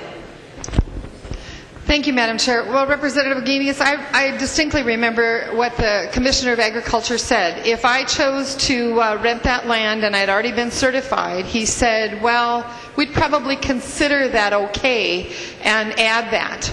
And I do think, as a farmer, that would be very risky, and I wouldn't be willing to do that with the extra rented land. What if it wasn't certified? I had issues. I've committed to a neighbor to a contract of renting for a while, 2-3 years. It's not certified. We have some issues. It needed to be clarified what we were doing before we did this. And so that's my serious concerns about it, and would preclude me from being interested in the program.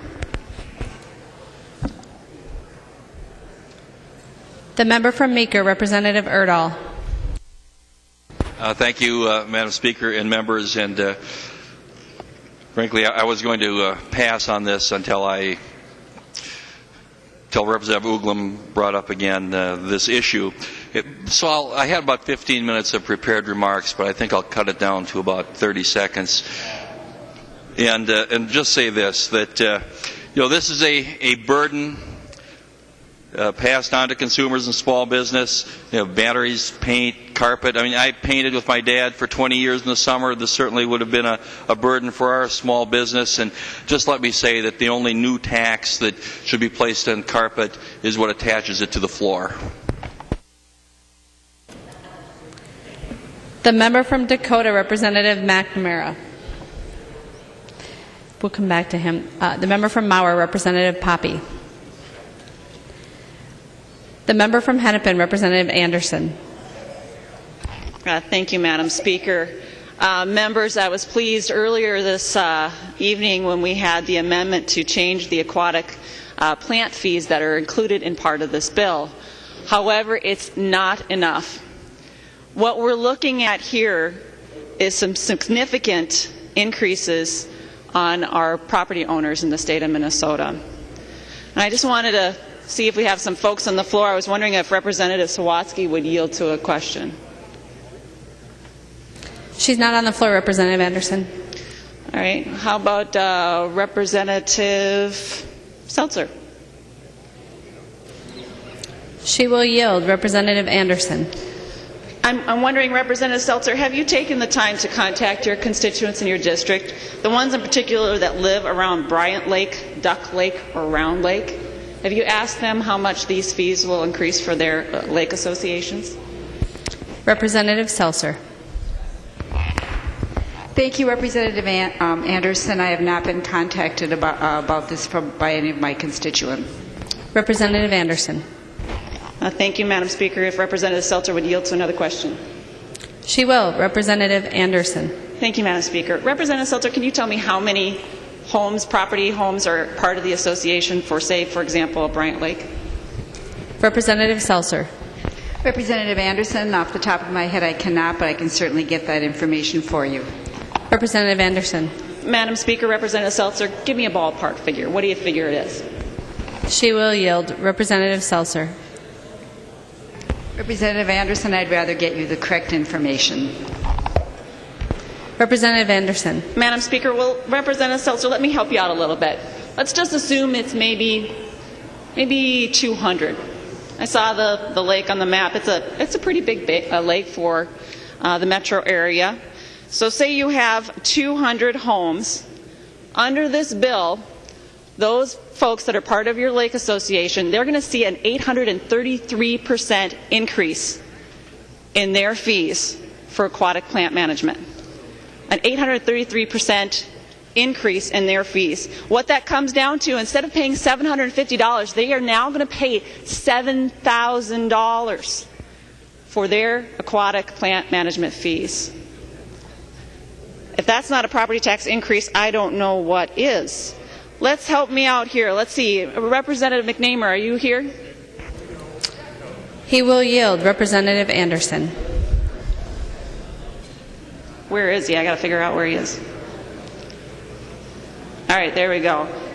Can you tell me how many people live around Big Stone? Representative McNamara. Madam Chair, I cannot tell you. Representative Anderson. Thank you, Madam Speaker. Representative McNamara, ballpark figure, maybe 200 folks, maybe more than that? Are you asking him to yield? He will yield. Representative McNamara. Madam Chair, it could be. Representative Anderson. Thank you, Madam Speaker. Representative McNamara, excuse me, I can never say your name right. I understand that lake is 30 miles long. Is that correct? It's a big lake. You're correct. Representative Anderson. Thank you, Madam Speaker. And Representative McNamara, we're talking probably well over $7,000 that those folks are going to be paying now for these aquatic plant fees that are part of this bill. That's a pretty significant property tax increase, don't you think? Are you asking him to yield? No, Madam Speaker. You know, we've got lots of lakes across the state of Minnesota. We're a land of 10,000 lakes. We're very fortunate in having this resource. And we're also fortunate in having the lake associations that have spent a lot of time and a lot of money managing these lakes because they care about them just as much as we do here on this House floor. This issue was brought forward about 2 years ago. This was an issue, and I had constituents from my area contact me about this issue. And you know what they told me? They have done things like stocking fish. They have cleaned the storm drains around the lake. They've removed the fish kill in the spring. They've done aerating in the winter. All of those things cost money. And these folks have done it out of their own pocket to make sure that we have great lakes in the state of Minnesota. I'm guessing, Representative McNamara, that your folks have done that. Representative Seltzer, I'm sure that your constituents have done that as well. Representative Radinovich, you've got quite a few lakes. You've got Cross Lake. You have got Lake Mille Lacs, you've got Bay Lake, you've got a whole host of lakes out there. And now we're going to say to these folks that your $750 cap is not enough. We want more. And so you'll hear from Representative Wagenius that the DNR needs more money. They currently have budgeted for this area $1 million. But she said in committee that currently the $750 cap makes up about 20% of that $1 million. Under those mathematics, Representative Wagenius, you would only need a cap of $3,750. And you are going well above and beyond. We're looking at $7,000, $14,000, and more for these individual homeowners. And we're saying that this is about the middle class and helping them out? No. You're making it more and more difficult every single day by things like this. And you know what's the kicker? They aren't going to find out about it until this fall. Maybe even next spring when they start to apply for their permit. Woo! Sticker shock. I tell you, I would hate to be those in their house when they open up that statement. You know what's interesting too? When we've had this conversation, the DNR has come forward and they said that they need $1 million. Never once did I have somebody ask, why?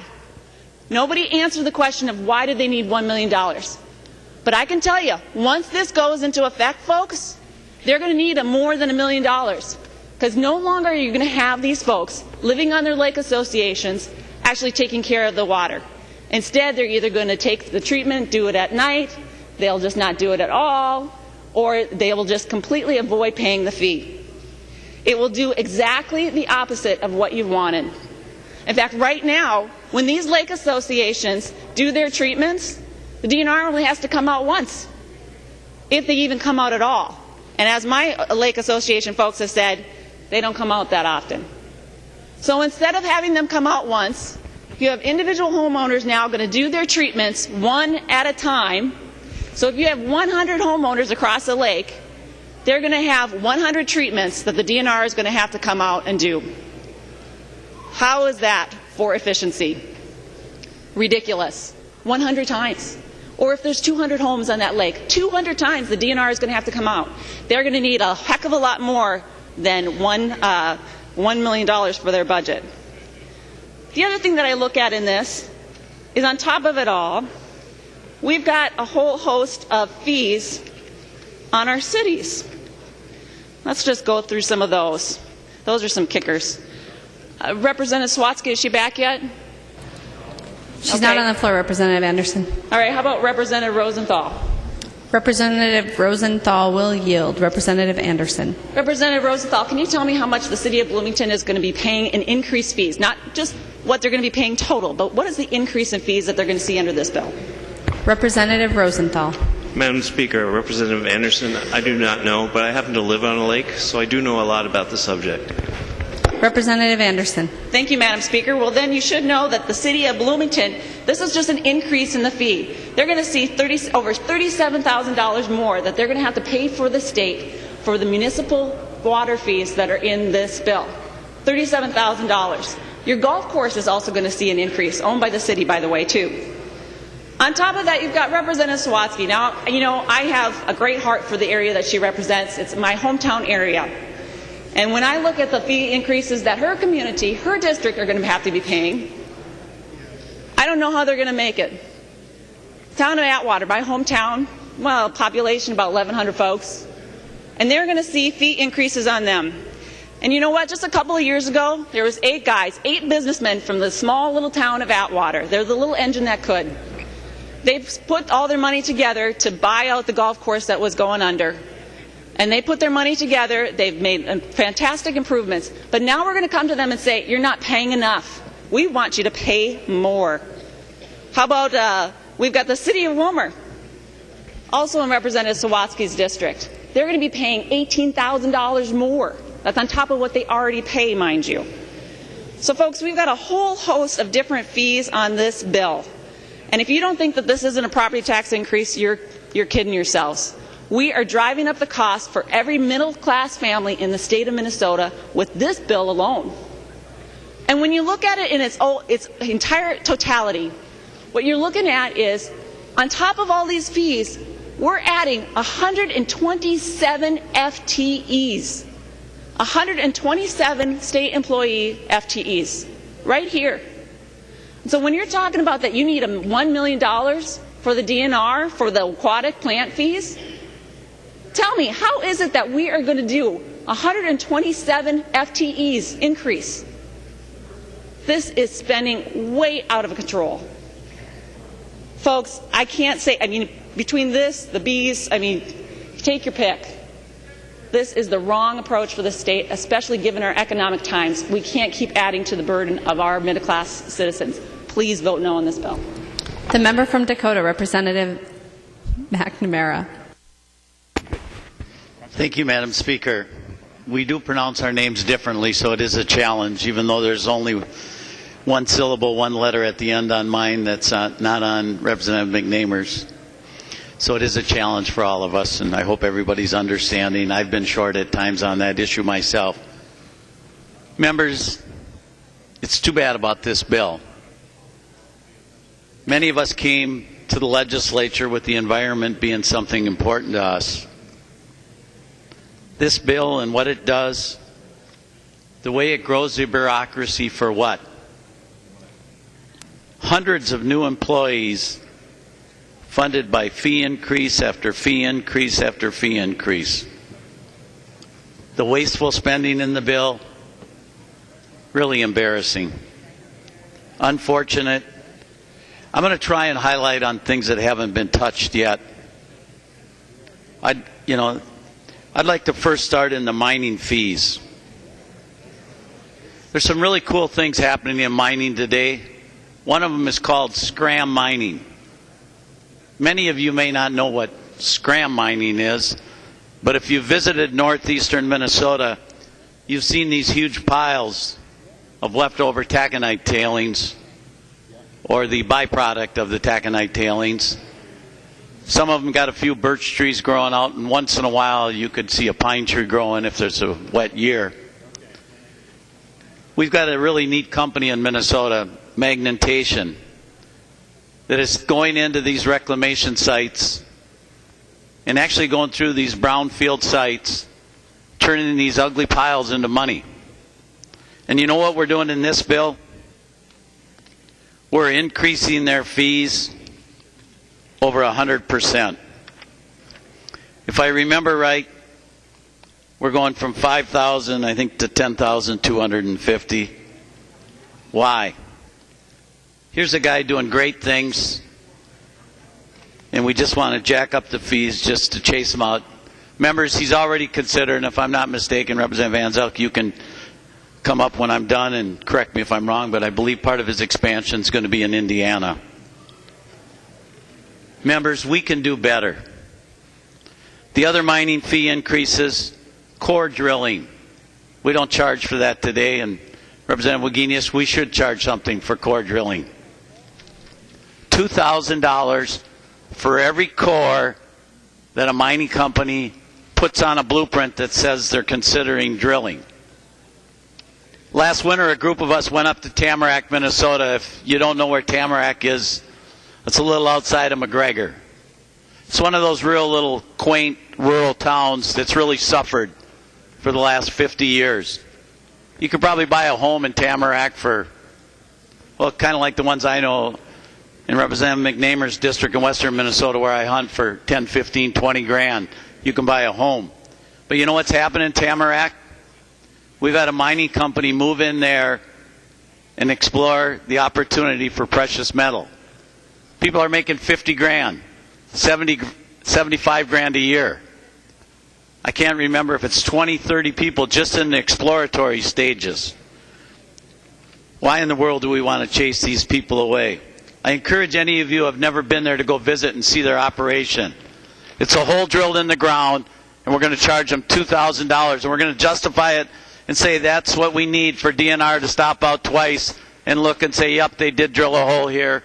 It's in this peat bog. Yep, it's there. They covered it up. They put a padlock on it if they might go back again, or they sealed it if they're not. $2,000 a hole. Embarrassing. For what reason? To grow the bureaucracy. What are the outcomes? chase business away. Why would we want jobs in Minnesota? Members, it actually gets better. I'm sorry, worse. Disappointing. Water appropriation permits.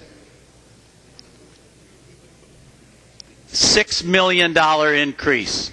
$6 million increase. 250%. 250%. People are begging to get a 2% increase in their pay. As a matter of fact, those of us that just voted for the state contracts ran on the point that we gave them a 2% increase. Well, folks, 250%, 100 times.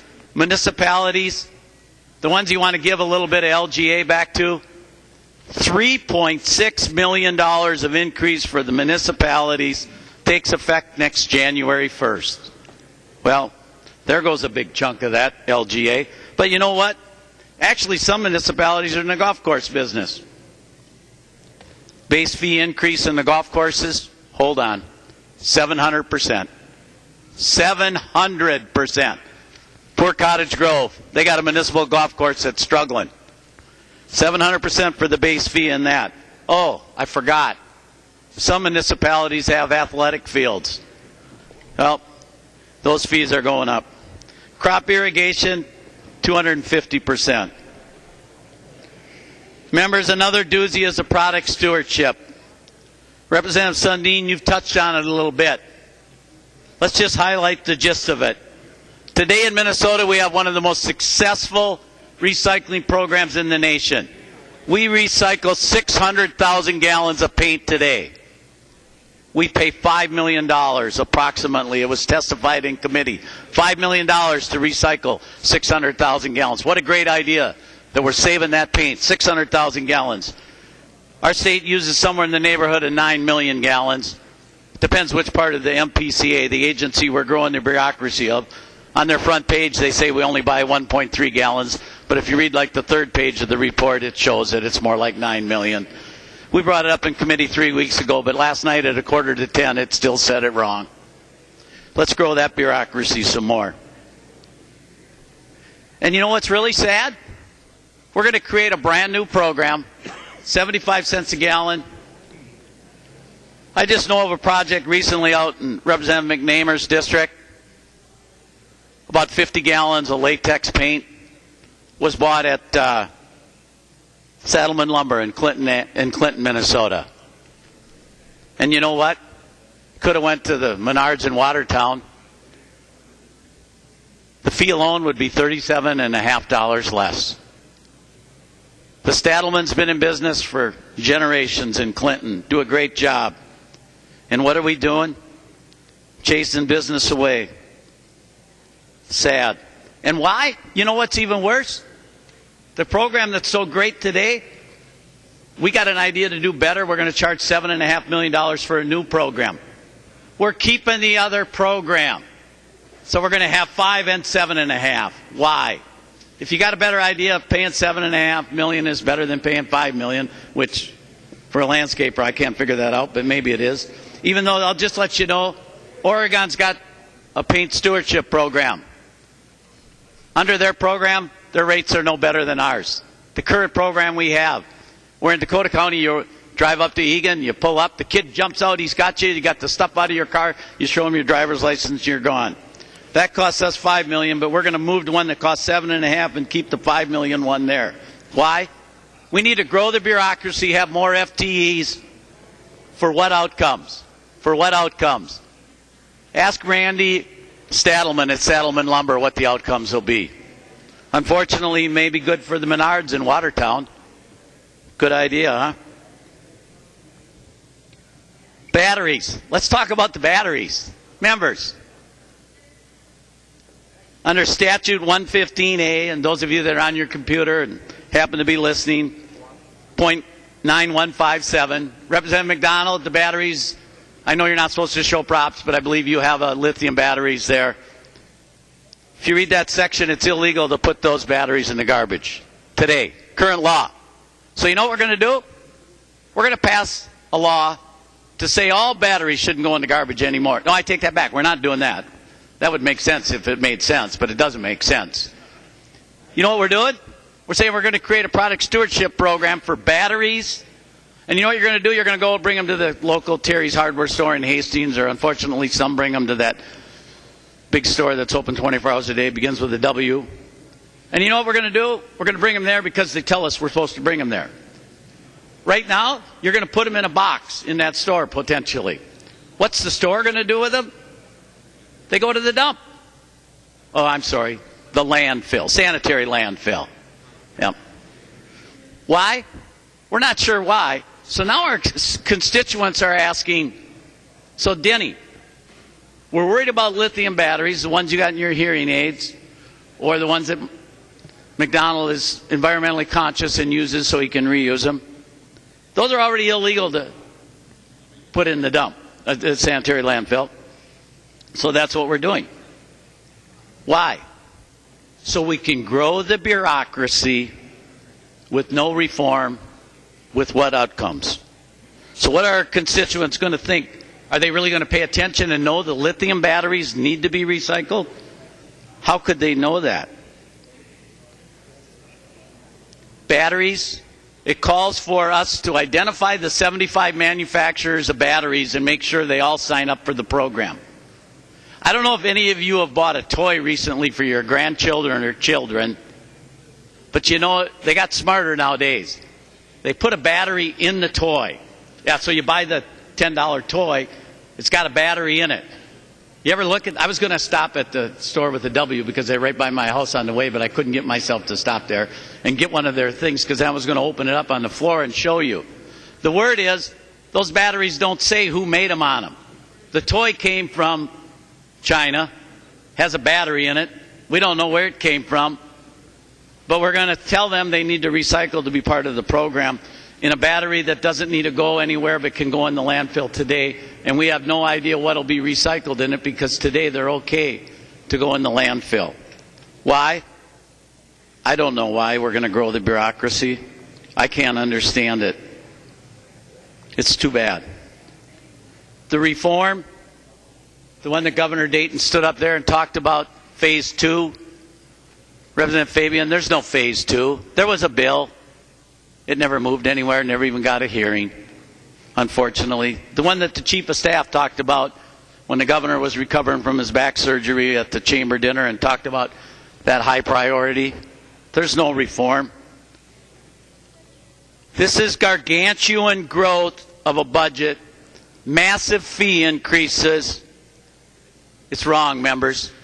And unfortunately, there is so much bad stuff in here.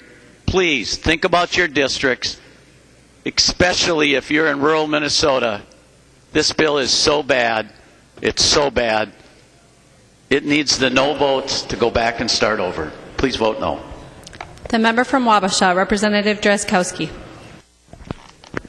Thank you, Madam Speaker. Members, this bill spends over $46 million more than we did in the current biennium. As was said earlier, it's a huge increase in government spending. It's full of waste, intended to grow government, make the bureaucracy better at the expense of our citizens and businesses. Madam Speaker, wondering if Representative Wagenius would yield. She will. Representative Drazkowski. Thank you, Madam Speaker. Representative Wagenius, the question was asked. One of the areas of wasteful spending in the bill is something I've never heard about before. Government engaged and endeavored to create bee habitat, which where I come from is a completely different term, as is viewshed and some other things that I hear in this place. But wondering, why are we attempting to create an environment in an area that would grow and multiply bees and place it right next to people? We're putting it on trails, next to trails and parks and other places where people are. It doesn't seem to make sense to me. If you buy into the idea we need to create bee habitat, at least common sense would suggest you don't put it next to people. So, Madam Speaker and Representative Wagenius, if you'd yield, thank you. Representative Wagenius. Well, thank you, Madam Chair. I can't understand your question yet. Are you, first of all, questioning whether we should have bee habitat or not? Is that your first question? Representative Drazkowski. Thank you, Madam Speaker. Representative Wagenius, if the representative would yield again. She will. Representative Drazkowski. For me it is, but the question that I have for you is, why do we, if we're going to have government involved in developing bee habitat, and that certainly is a question, but that's not my question to you. My question is, why, if we're going to do it, why are we going to put it right next to where people are? Representative Wagenius. Well, let's answer first questions first. It says pollinator habitat, and there are lots of kinds of pollinators. There are honeybees, there are bees that are native, there are moths, there are small flies that are pollinators, there are butterflies that are pollinators. We have lots of kind of pollinators in Minnesota, and that's what produces our food. Fundamentally, that's what produces our food. So we need pollinators. The issue that was brought to our committee was that because we have monoculture crops, we do not have enough habitat for pollinators, not enough food for them. Just don't have enough food. And if you're going to have food, it needs to start at the beginning of the growing season, May, June, July, all the way through the end of the growing season. So,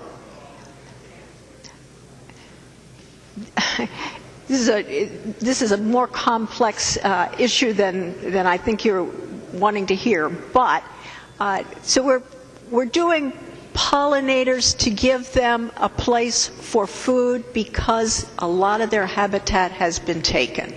That's number one.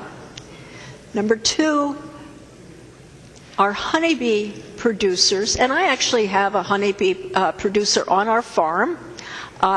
He is from Representative McNamer's district, and has kept, we've had bees kept on our farm for as long as I can remember, certainly even before we had the land many, many years ago.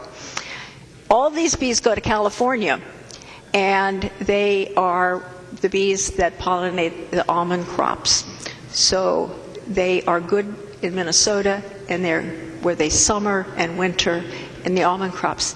And I suspect you've heard about colony collapse and the fact that our bees are not healthy and many of them are dying off. Certainly the beekeeper that keeps bees on our farm has had huge losses of bees, and he is one of those folks who keeps his bees in the summer in Minnesota and takes them to California. So one of the reasons that we wanted to have the pollinators, they don't bite you, one of the pollinators next to trails is so that Minnesotans could see what we are doing and to educate them about why pollinators are important. Does that begin to answer your question? Representative Drazkowski. Thank you, Madam Speaker. Representative Wagenius, it does. It affirms that we're engaged in something, obviously, not only that is wasteful spending, but it's something that is contrary to what you just testified here, that we've got a problem in Minnesota, at least some of the farmers do or others do, saying that they need additional pollinators. That's not what this bill does, apparently. Apparently it's an education program along trails and parks and other places. So I wonder if it really accomplishes what you had mentioned earlier. So we place it, and Representative Wagenius, bees don't bite you, but they sting you. And so that's what we're concerned about. We're concerned about people along trails and parks and using government resources to place animals, if you will, part of the animal kingdom, in a location that's right next to where people are, placing some of those that are that are susceptible to allergic reactions from bees in places that is not only healthy to them, but can be problematic in other ways. So I really wonder if it accomplishes what you had intended to do here. But Representative Wagenius and members, we spend here in this legislature each year from the legacy bill from 2008, $280 million a year that the Constitution says we have to spend to protect, enhance, and restore habitat.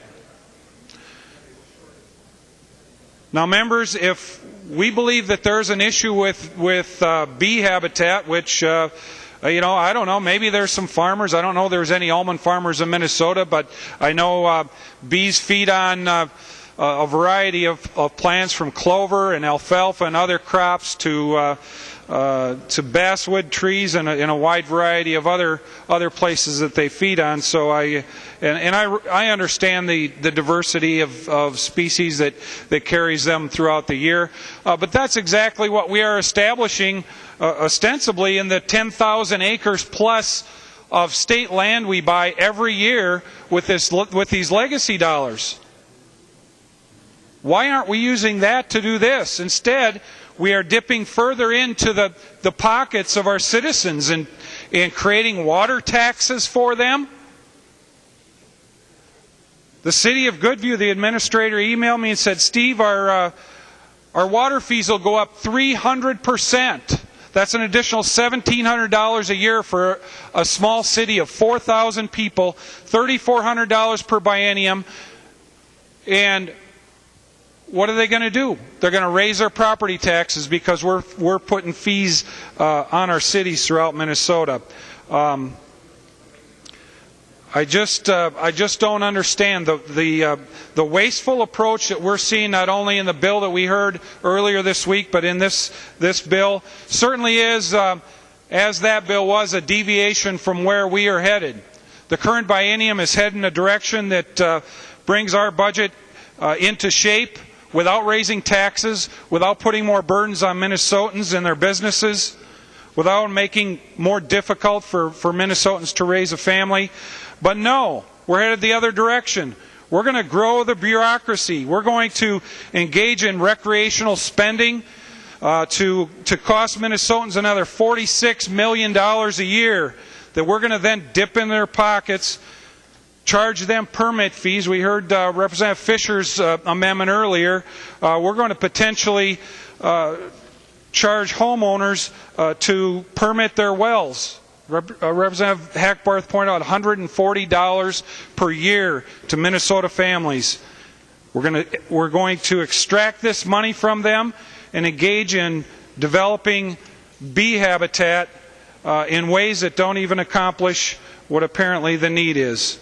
Members, we also see that there's a $5,000 report for the MPCA to prepare a report on recommendations for a statewide bottle deposit program. Well, members, I no longer have the pleasure of serving on the Environment and now Ag Committee, but I did, and I can tell you we have discussed this issue ad ends, and there's been a lot of work and study done on this particular topic, and we are here going again to give the MPCA another $5,000.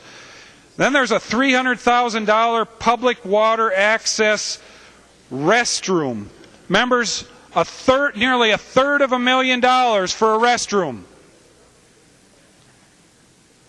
That's more than most houses, at least in the district where I come from. So more money than many people in my district can afford to invest in their house, we're going to invest in a government restroom. That's wasteful spending. Madam Speaker, I'm wondering if Representative Wagenius would yield to another question. She would. Representative Drazkowski. Thank you, Madam Speaker. Representative Wagenius, one of the 127 additional state government employees that we're hiring with all of this money that we're going to extract from the taxpayers in the form of fees and additional taxes in the tax bill. One of the areas is for the Game and Fish Fund initiative, 51 different FTEs. I'm curious, is this from the fees and game and fish licenses from last biennium? I remember the discussion was, well, if you don't do this, it's going to go in the red, and this is how you get it on the red, so we're on an even keel again.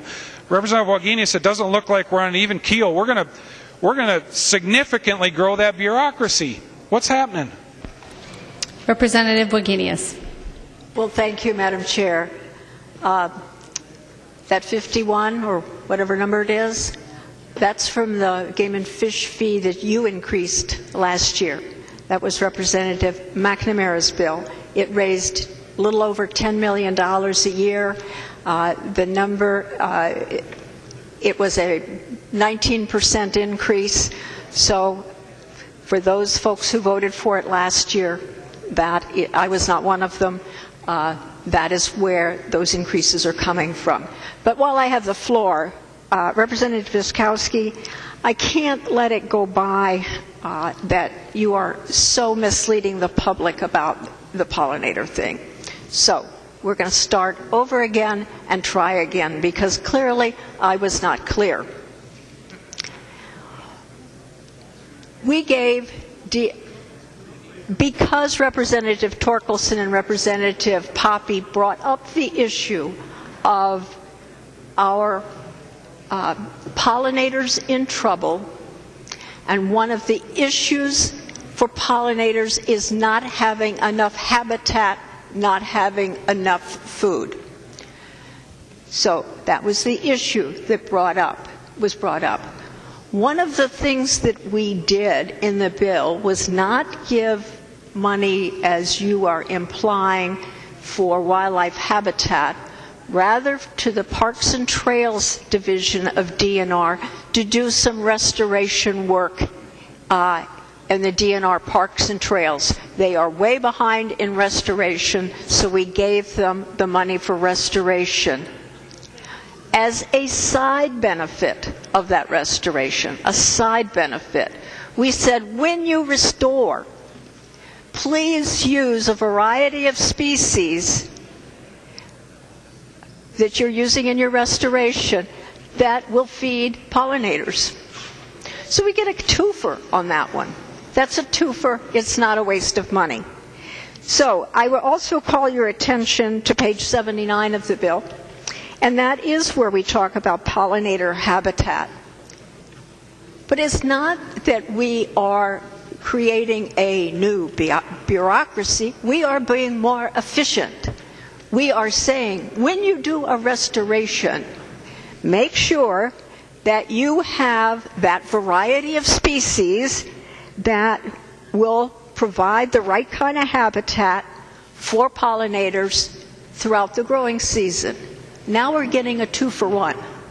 We are telling the department, while they're doing a restoration, think about the pollinators too. Select your seeds with pollinators in mind. Simple as that.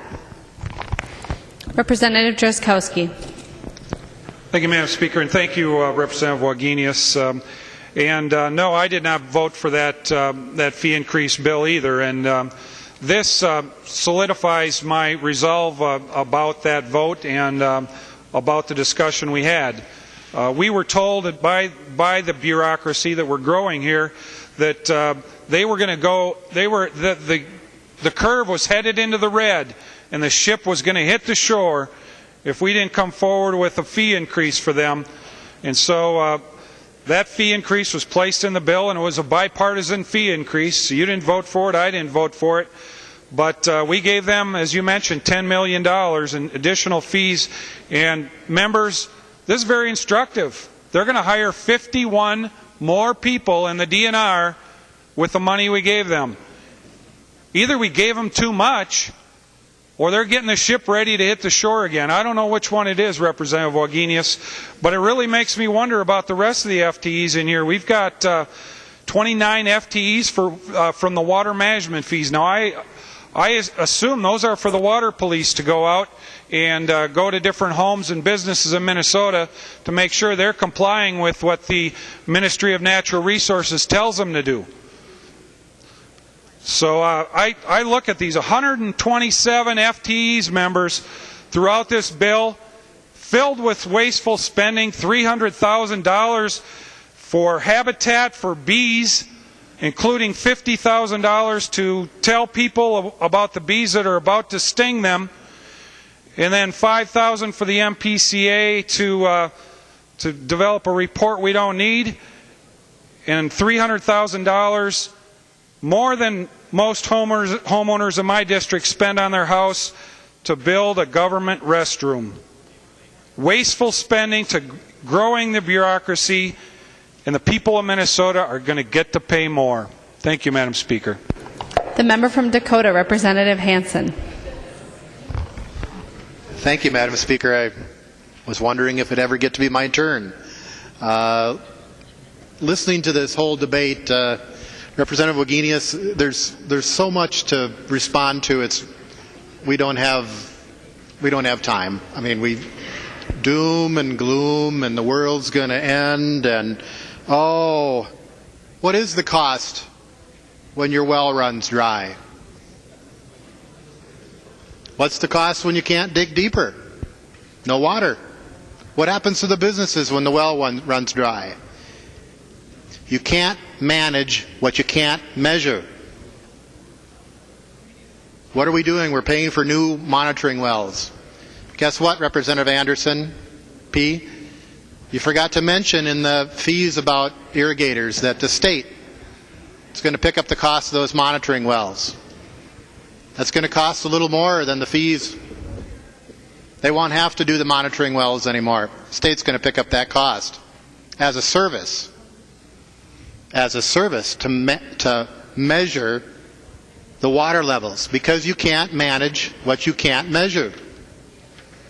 Now, yes, we have hundreds of wells or thousands of wells, but you know what? Every well that's drawing water, we have new wells drilled every day, drawing more water, and guess what? We think as Minnesotans with 10,000 lakes that we're always going to have water. And there's some areas of the state where it's going to be very hard to find water. And when it's very hard to find water, it's very hard to expand your business, it's very hard to build the homes, it's very hard to grow your communities. Let's go to surface water. It's a cost. Cost for surface water to keep it clean. Non-point pollution. We have to spend the money to keep it clean. We have to have incentives. We have to do cost share. We have to do education. We have to pay people to do the right thing. A public cost to keep it clean. So what are we doing? We're fixing the mess that's been created year after year. Environmental fund will pay for that. And I'm talking about the environmental fund that's paid for by the solid waste tax. Well, let's use the environmental fund to pay for that. Or let's use the legacy fund. Or let's use the general fund. Aquatic plant management fees are user fees. The water fees are user fees. The mining fees are user fees. Do we like paying them? No. We don't like paying them. Do we like increasing them? No. But you can't manage what you don't measure. And we have to measure because there's going to be some tough decisions. Now, we can say they're not going to happen. We can say, well, we'll just wait. There'll be another day. There'll be another day where everything will be okay. It's going to snow and it's going to rain, and look at the weather's raining today, so therefore we don't have to worry about water. But we are going to have to worry about water. We have more people, people use more water. We have a growing economy, we use more water. As human beings, we have to have water, and we have to have clean water, and there's a cost for that. And for too long, we've been shifting the money around, trying to use this pot or that pot or anything that's available to pay that money. and now we have to pay. We don't like doing it. This bill does have some reform in it. Permitting reform.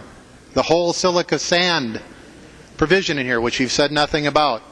We provide a technical assistance team, Representative Fabian, rather than having immediate regulation, rather than having a GIS, rather than spending more public money.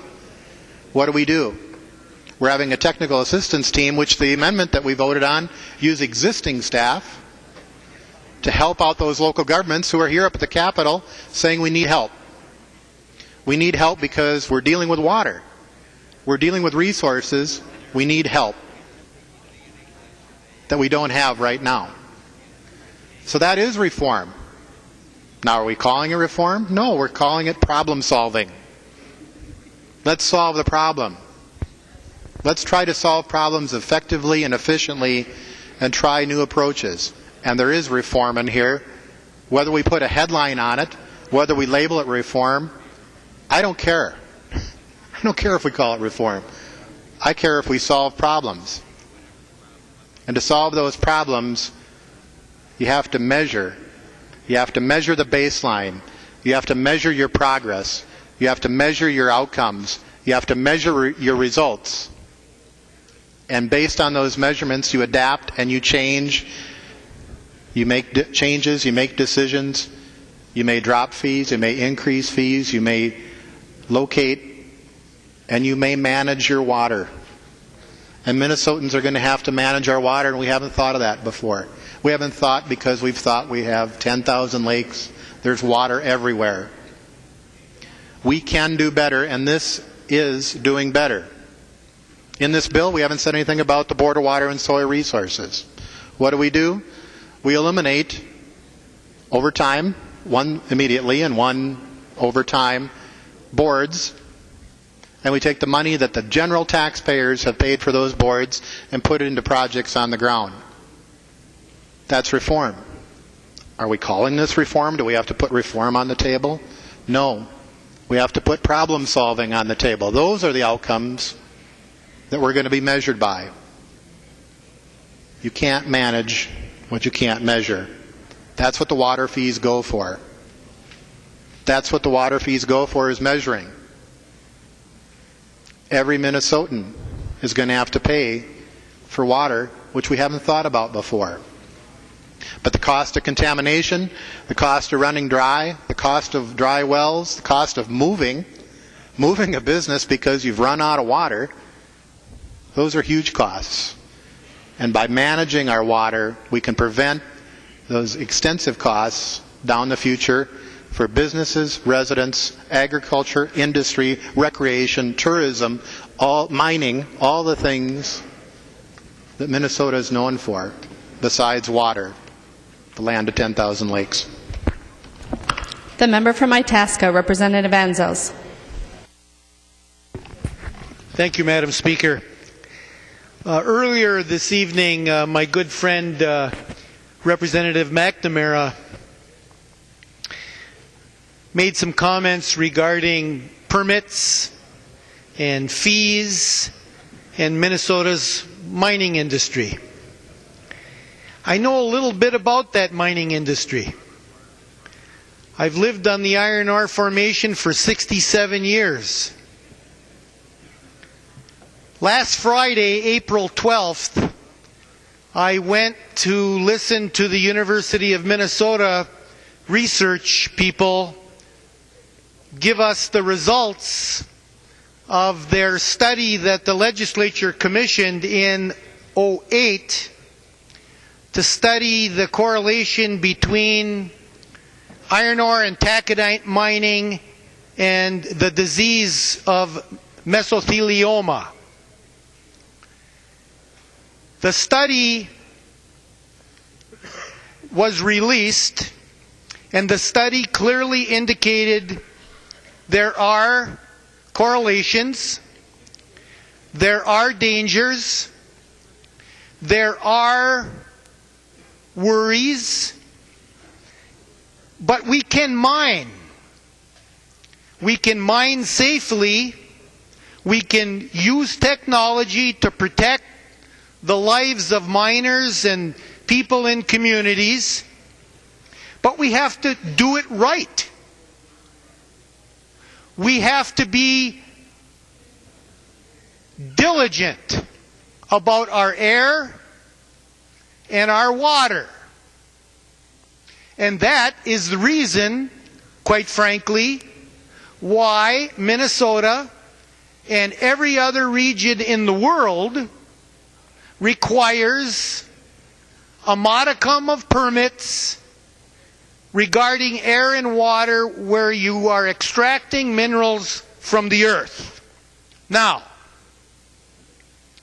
the Iron Range delegation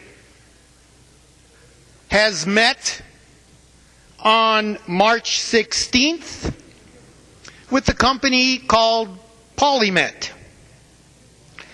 On April 3rd, the Iron Range delegation met with the company called Twin Metals.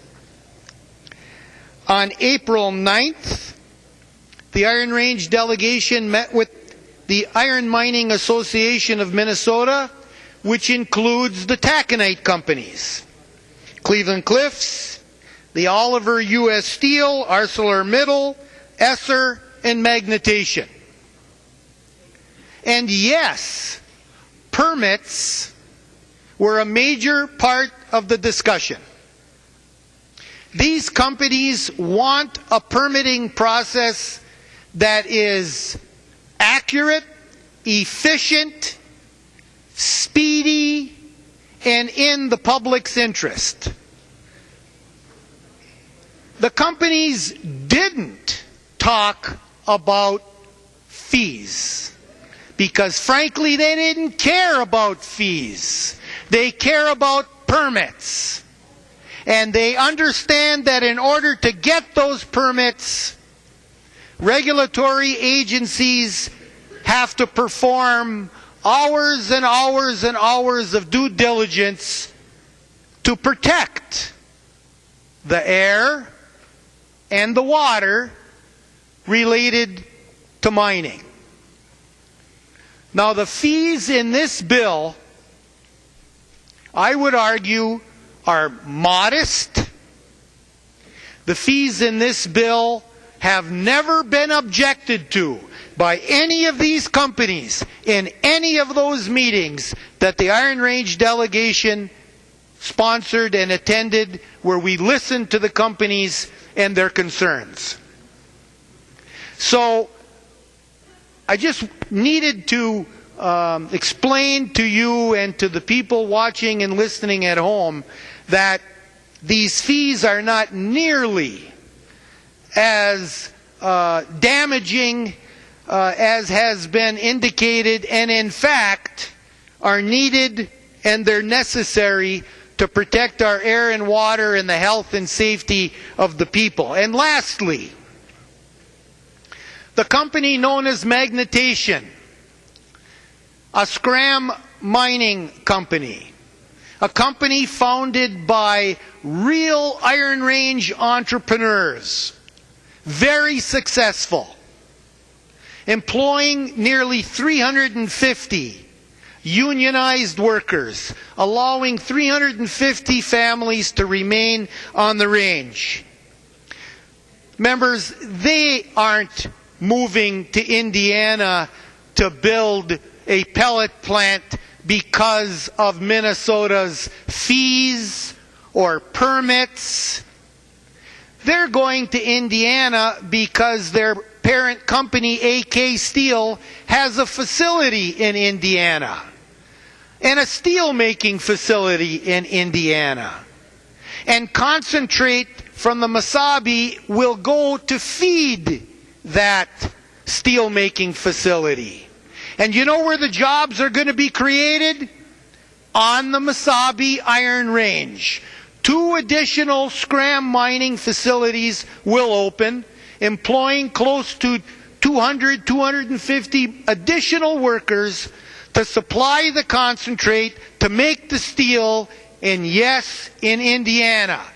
But this decision has nothing to do with permits, and certainly it has nothing to do with these modest fee increases in this bill. So thank you for listening, and I hope you can support this bill. The member from Blue Earth, Representative Cornish. Thank you, Madam Speaker. Would Representative Wagenius yield for a question? She will. Representative Cornish. Representative Wagenius, a couple of years ago I bought our home farm, and there was a 10-acre pasture on that home farm, and it has never been hit by the plow. And so I had the DNR over there to see what kind of a reclamation I could do on it, and they said it didn't qualify for the prairie restoration because it wasn't enough acres. So I was waiting, and in the meantime, I spent thousands of dollars trying to reclaim it, getting all the buckthorn and this and that off of it and redo it. And they come up with a program called the Pollinator Program. And they said there's a pollinator program where you can enlist and plant pollinator.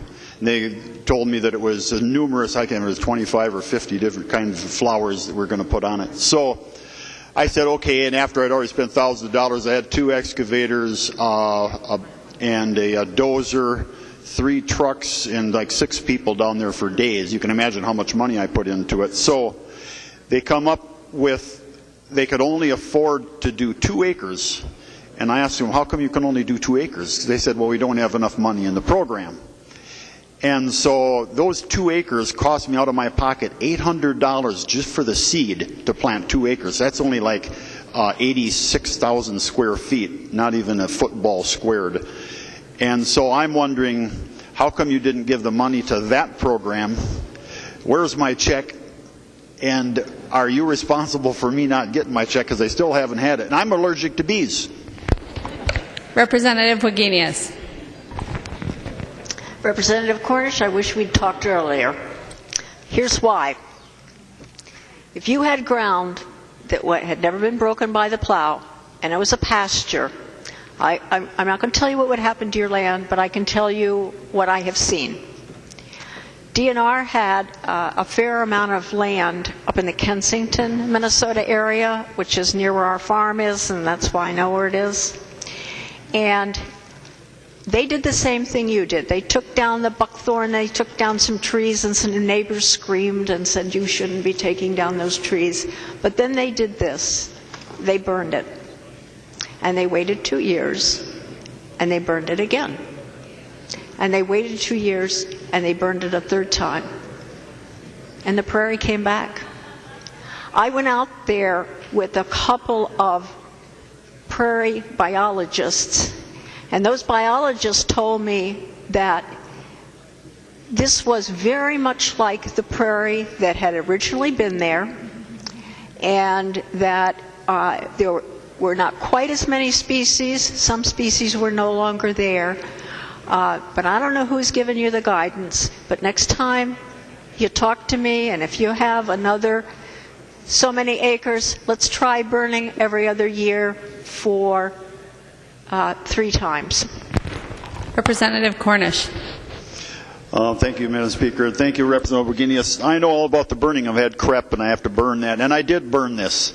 And I even had to pay for that because the DNR didn't have a program. They had the volunteers that came out, and I had to make a donation to some prairie group for burning it. So actually, it's been nothing but an expense to me. A lot of fun, too, because eventually there's going to be a pond and prairie grass, and I'm going to put evergreens in. But I would just like some of my money back so that they promised me the $800 for the seed after I put thousands of dollars into it. So I'd have rather seen the money go to that program than to a state agency to plant bees by trails. So that's all.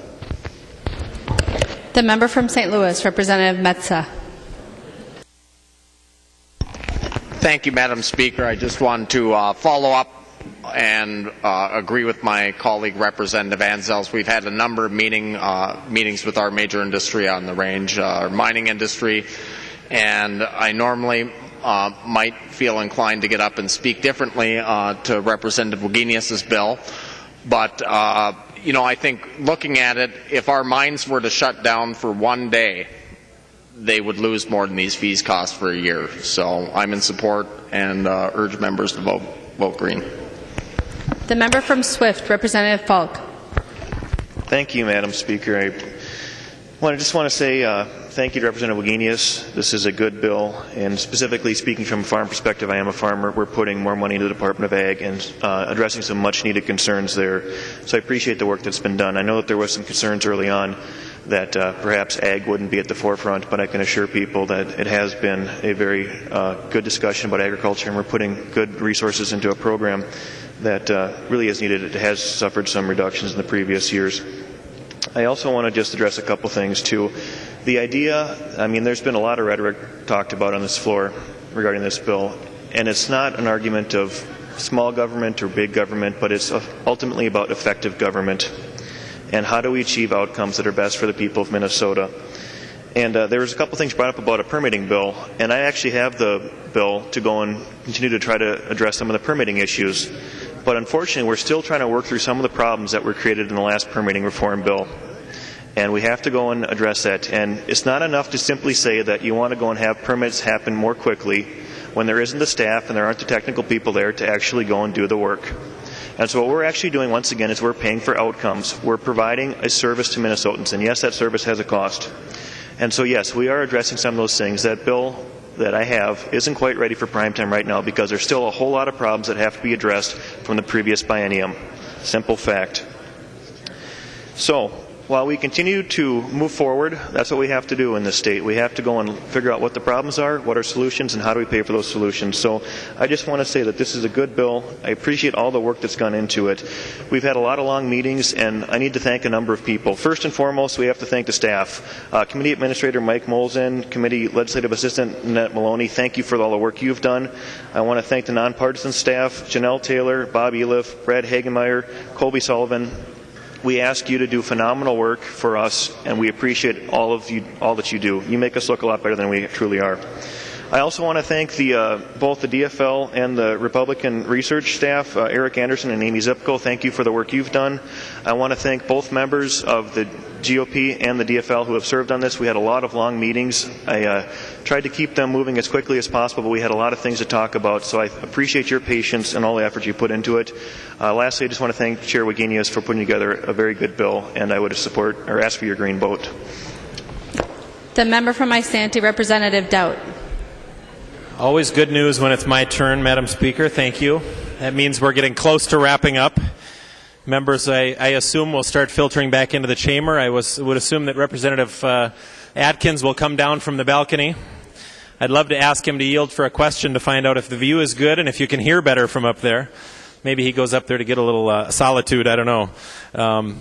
But nonetheless, we are wrapping up, and I think we've had a good discussion about a bill that, frankly, needs more work. This is a bill that is asking the hardworking taxpayers of Minnesota for more money. $46.6 million budget increase. $10 million this biennium, which is going to come from increased fees. That's going to increase to $16 million in increased fees in the next biennium when everything kicks in. $6 million increase in water permit fees per year. $700,000 per year increase on lake property fees.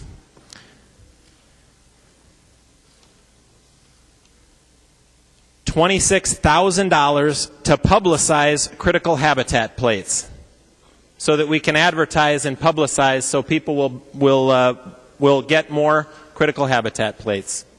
$26,000.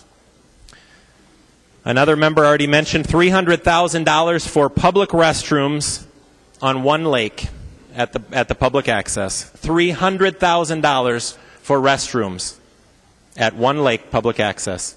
You know what they do on the lake my cabin's on? They bring in a Jimmy's Johnny. I don't know if that's, an outhouse. I don't know. Jimmy's Johnny, I think that's a local thing, but that's what they do on my lake. I can guarantee you that doesn't cost $300,000. $5,000 to the MPCA to prepare a report on recommendations for a statewide bottle deposit program. $2.8 million for the Environmental Quality Board for interagency technical advisory team to address industrial sand standards and criteria. $2.8 million. We already heard about the $300,000 for pollinator habitat restoration, but only if it's visible from a state trail. $300,000. And we're going to earmark up to $50,000 of that money to put signs up. I saw a picture of one of these online. It says bee crossing next to the trail. Bee crossing. Bring your EpiPen if you're allergic to bees. $50,000 for pollinator habitat education and outreach efforts. $50,000. I'd love to say that this bill was for the birds. This bill is for the bees. Representative Anderson asked what we're going to do with these new fees for the permits for treating our lakeshore. She said that we'd probably have an increased number of DNR personnel coming out to inspect the lakes. I've gotten a permit for years. Never once has anybody come out. Never once has anybody come out. I'd love to know if, because we're raising an extra $1 million for the DNR, if that means that the personnel now is going to go out and actually inspect these. I think the answer to that is no. But my answer for Representative Anderson, what are we going to spend the money on? 105 new employees for the DNR. 19 new employees for MPCA and 3 new employees for Bowser. 127 new state employees. For what? More wasteful spending. And again, we're going to ask the hardworking taxpayers of Minnesota to foot the bill. Before we've done the job that they sent us here to do. We heard members talk tonight about a bill, the governor's bill, kind of permitting reform 2.0, if you will, stalled in committee. Not included in this. If you're watching from home, nope, we're not doing reforms, people. The Democrats in Minnesota, in the Minnesota House, want government to grow faster than Minnesota's economy. I'm going to say that again. This is our second omnibus bill that's come to the House floor, and our second example of how Democrats want Minnesota's government to grow faster than Minnesota's economy. And who pays for it? The hardworking taxpayers of Minnesota. You have to extract money out of the economy to pay for this growth in government. I think everybody can see that that doesn't make a lot of sense. What we need is more efficient and effective government. And we owe it to the hardworking taxpayers of Minnesota to go through our budget line by line to find the inefficiencies and to find the wasteful spending before we ask them for 1 penny more. Members, this bill doesn't deserve a green vote. And I hope that when this bill comes back from the Senate, comes back from the conference committee, I hope that we've cleaned this thing up. Because this is not a good bill for Minnesota. And this is not a bill that serves Minnesotans well. Please vote red. The member from Hennepin, Representative Wagenius. Thank you, Madam Speaker. The misinformation really troubles me.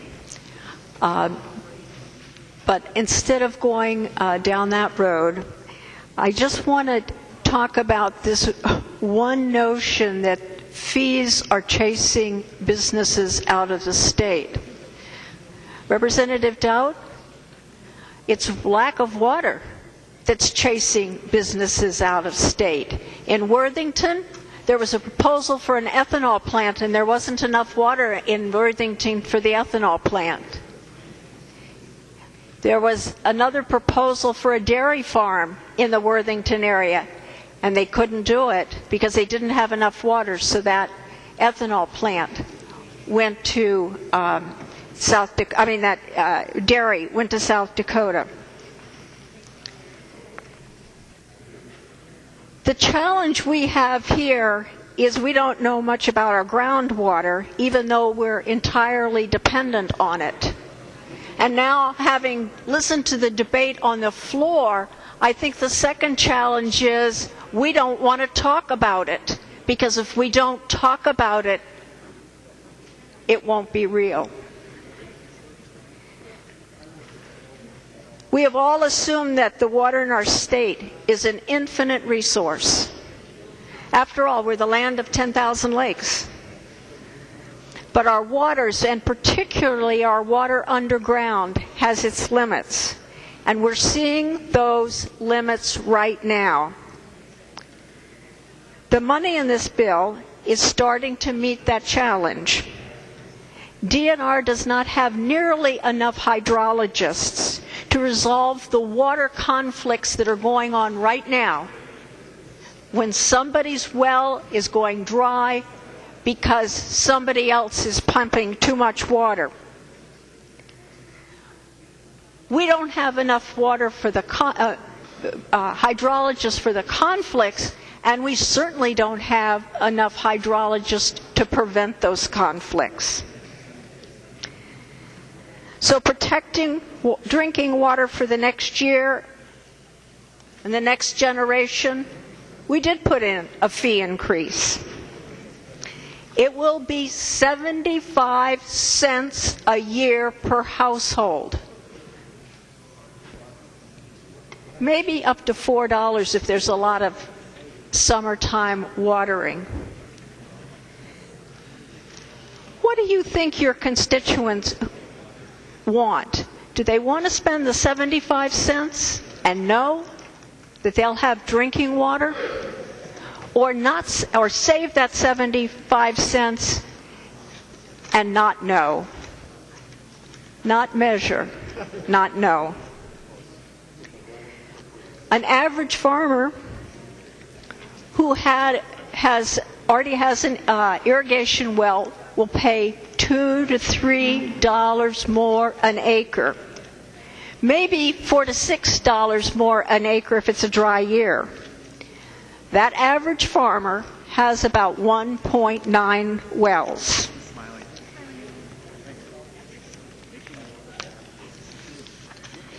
As Representative Hansen said, with the fee increase, DNR will be providing for the monitoring wells that those irrigators are now responsible for.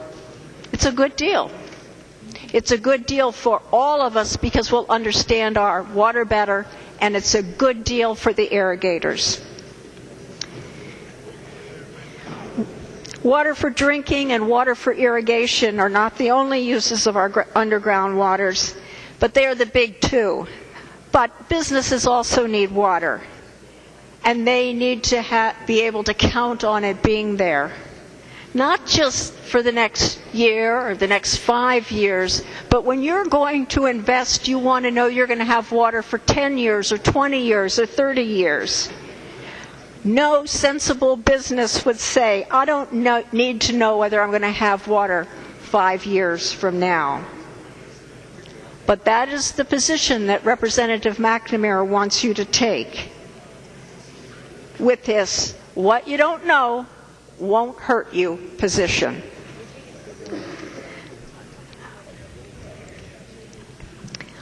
Right now, DNR Waters is dealing with well conflicts and not much else because the funds in this part of DNR have been steadily cut. In 2000, they had $13 million a year. Now, they have $9 million a year. They can't do what they're required to do under the statute to make sure that this generation and the next has the water that we need. And one of the reasons that DNR Waters is short is because you, on the other side of the aisle, cut the general fund money to DNR Waters from $699 million to $18 million. That was a mistake. You made a mistake. And I want to put this in a little bit of perspective for you. Last year, you raised the game and fish fee by over $10 million a year. The Game and Fish Fund had $54 million a year in 2012. In 2014, it will have $66 million a year. That's a substantial increase. But with your cuts to the folks who need to make sure that there's drinking water when we need it, they will only get $9 million a year with your cuts. Game and Fish went up.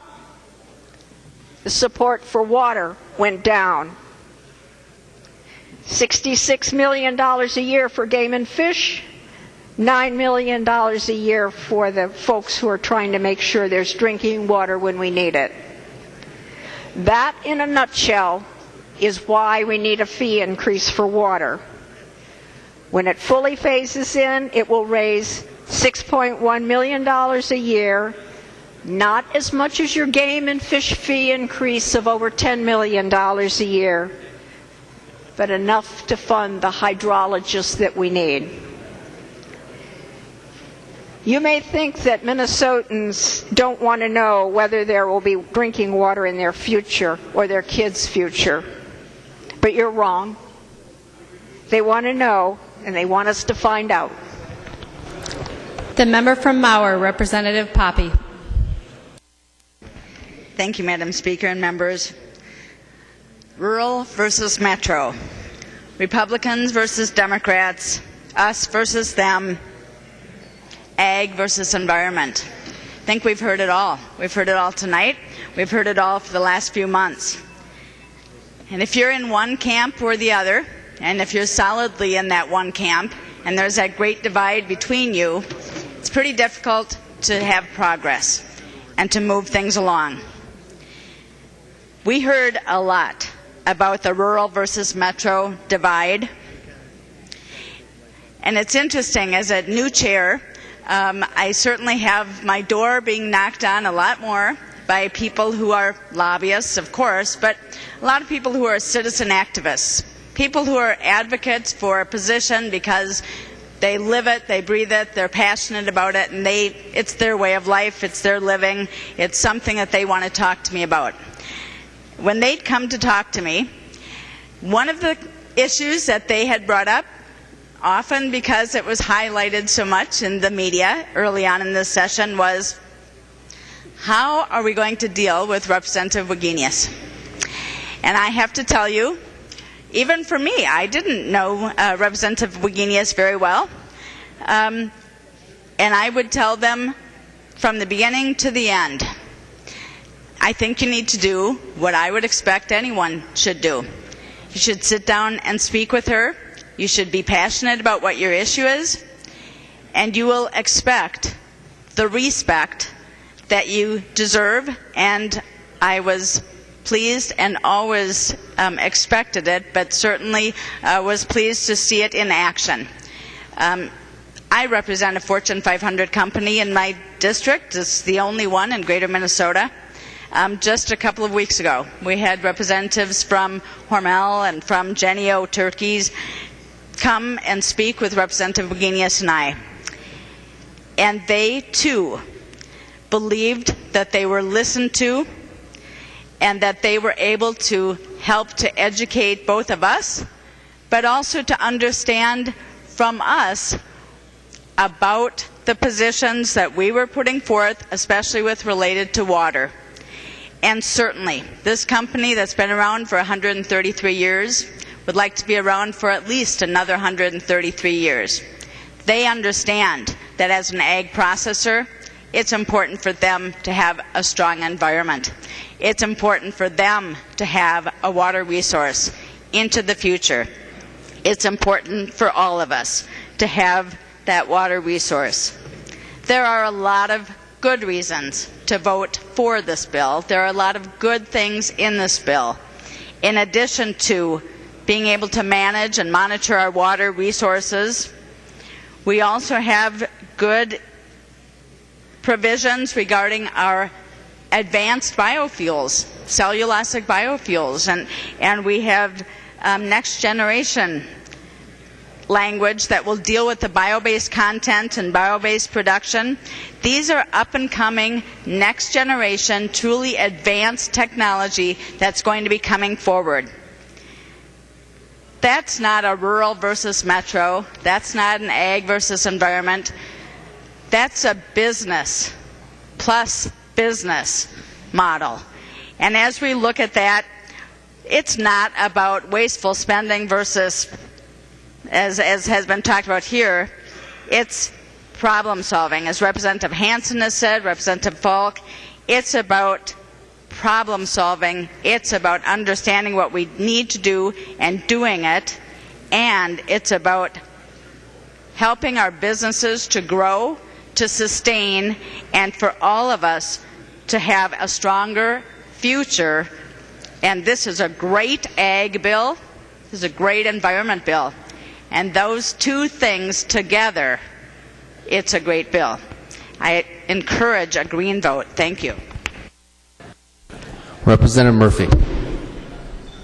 Thank you, Mr. Speaker and members. Mr. Speaker, I move for a call of the House. Representative Daudt moves for a call of the House. Seeing 10 hands.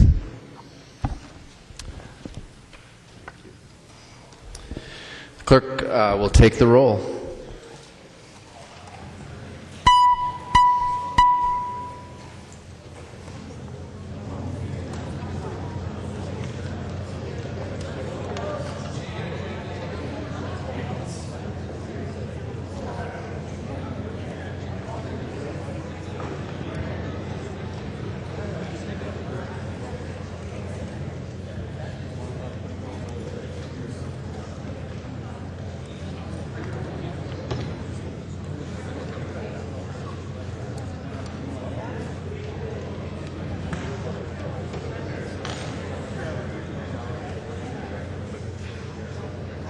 Thank you, Mr. Speaker. I move that further proceedings under the roll call be dispensed with and that the Sergeant-at-Arms be instructed to bring in the absent members.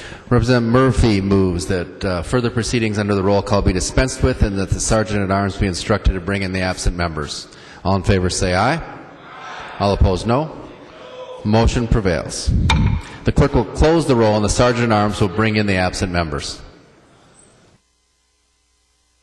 Representative Murphy.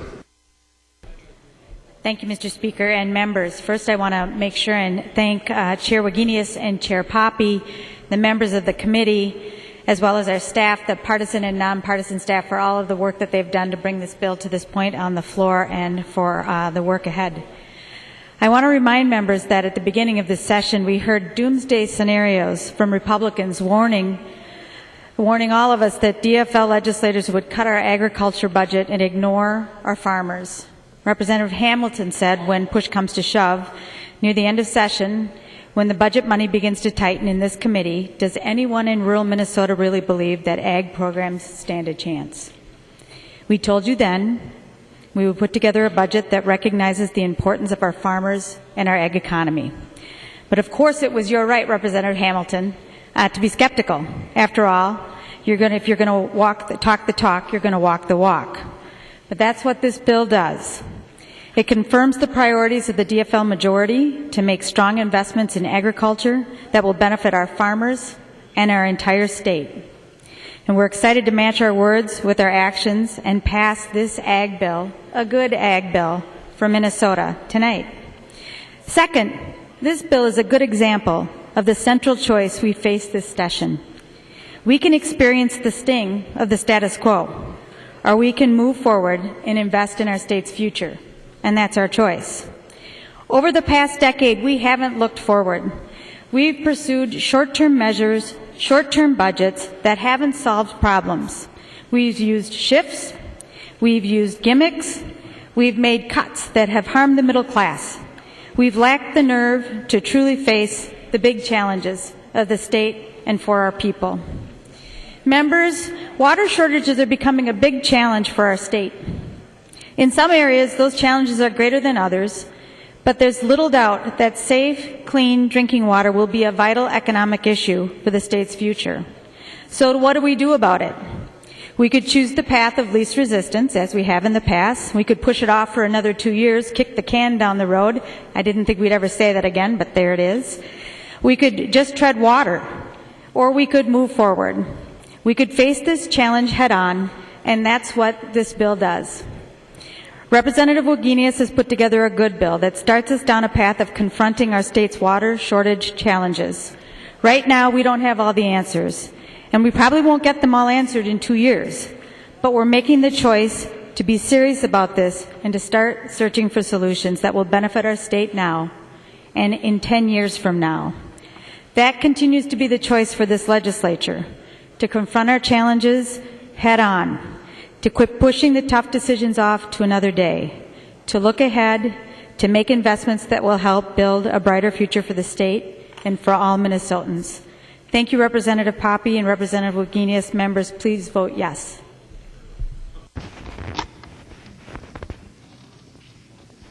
Mr. Speaker. Representative Hamilton. Thank you, Mr. Speaker. You know, I was called out by name, so I think I should be able to respond. Do you realize this was the first time since I've been up here, the first time that the minority lead of agriculture was not invited into the discussions by the chairs of the committees? Representative Junkie would bring in the minority leads. Representative Otremba would bring in the minority leads. When I was the chair of agriculture, I invited Representative Eakin into the discussions. This is the first time, and that's sad. And you say there's additional dollars in the budget. You know what, there is. But there's also additional fees to the farmers, so you can give them on one hand and take it from the other. You know, you call me out here by name, and I'm more than happy if you do that, because I'm more than happy to stand up and defend my position on this. But again, this was the first time since I've been up here, and that's sad. The clerk will take the roll on the bill.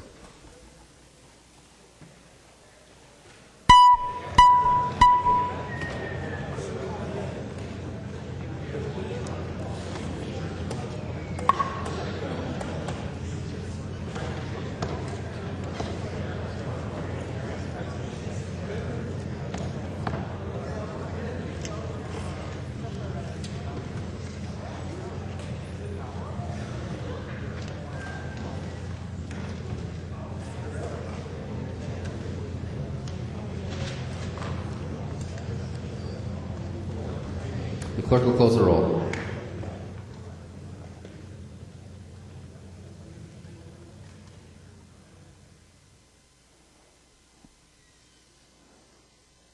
There being 69 ayes and 61 nays, the bill is passed as amended and its title agreed to. Report from the Committee on Rules and Legislative Administration.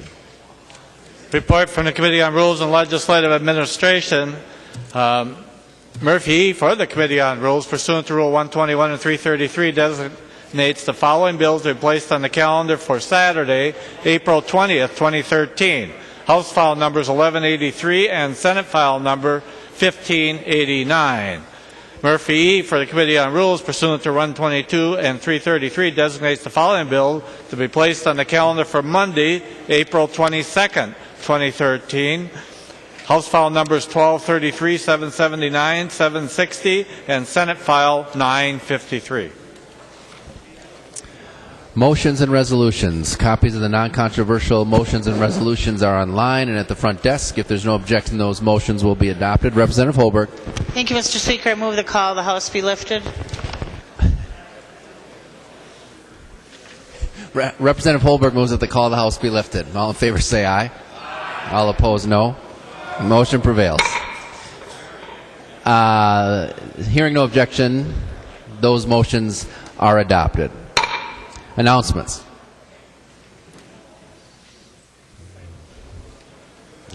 Representative Murphy. Thank you, Mr. Speaker. I move that when the House adjourns today, it adjourns until 9 a.m. Friday, April 19th, 2013. Representative Murphy moves that when the House adjourns today, it adjourn until 9 a.m. Friday, April 19th, 2013. All in favor say aye. Aye. All opposed, no. Motion prevails. Representative Murphy. I move that the House do now adjourn. Representative Murphy moves that the House do now adjourn. All in favor say aye. Aye. All opposed, no. Motion prevails. The House stands adjourned until Friday at April 19th, 2013 at 9 a.m.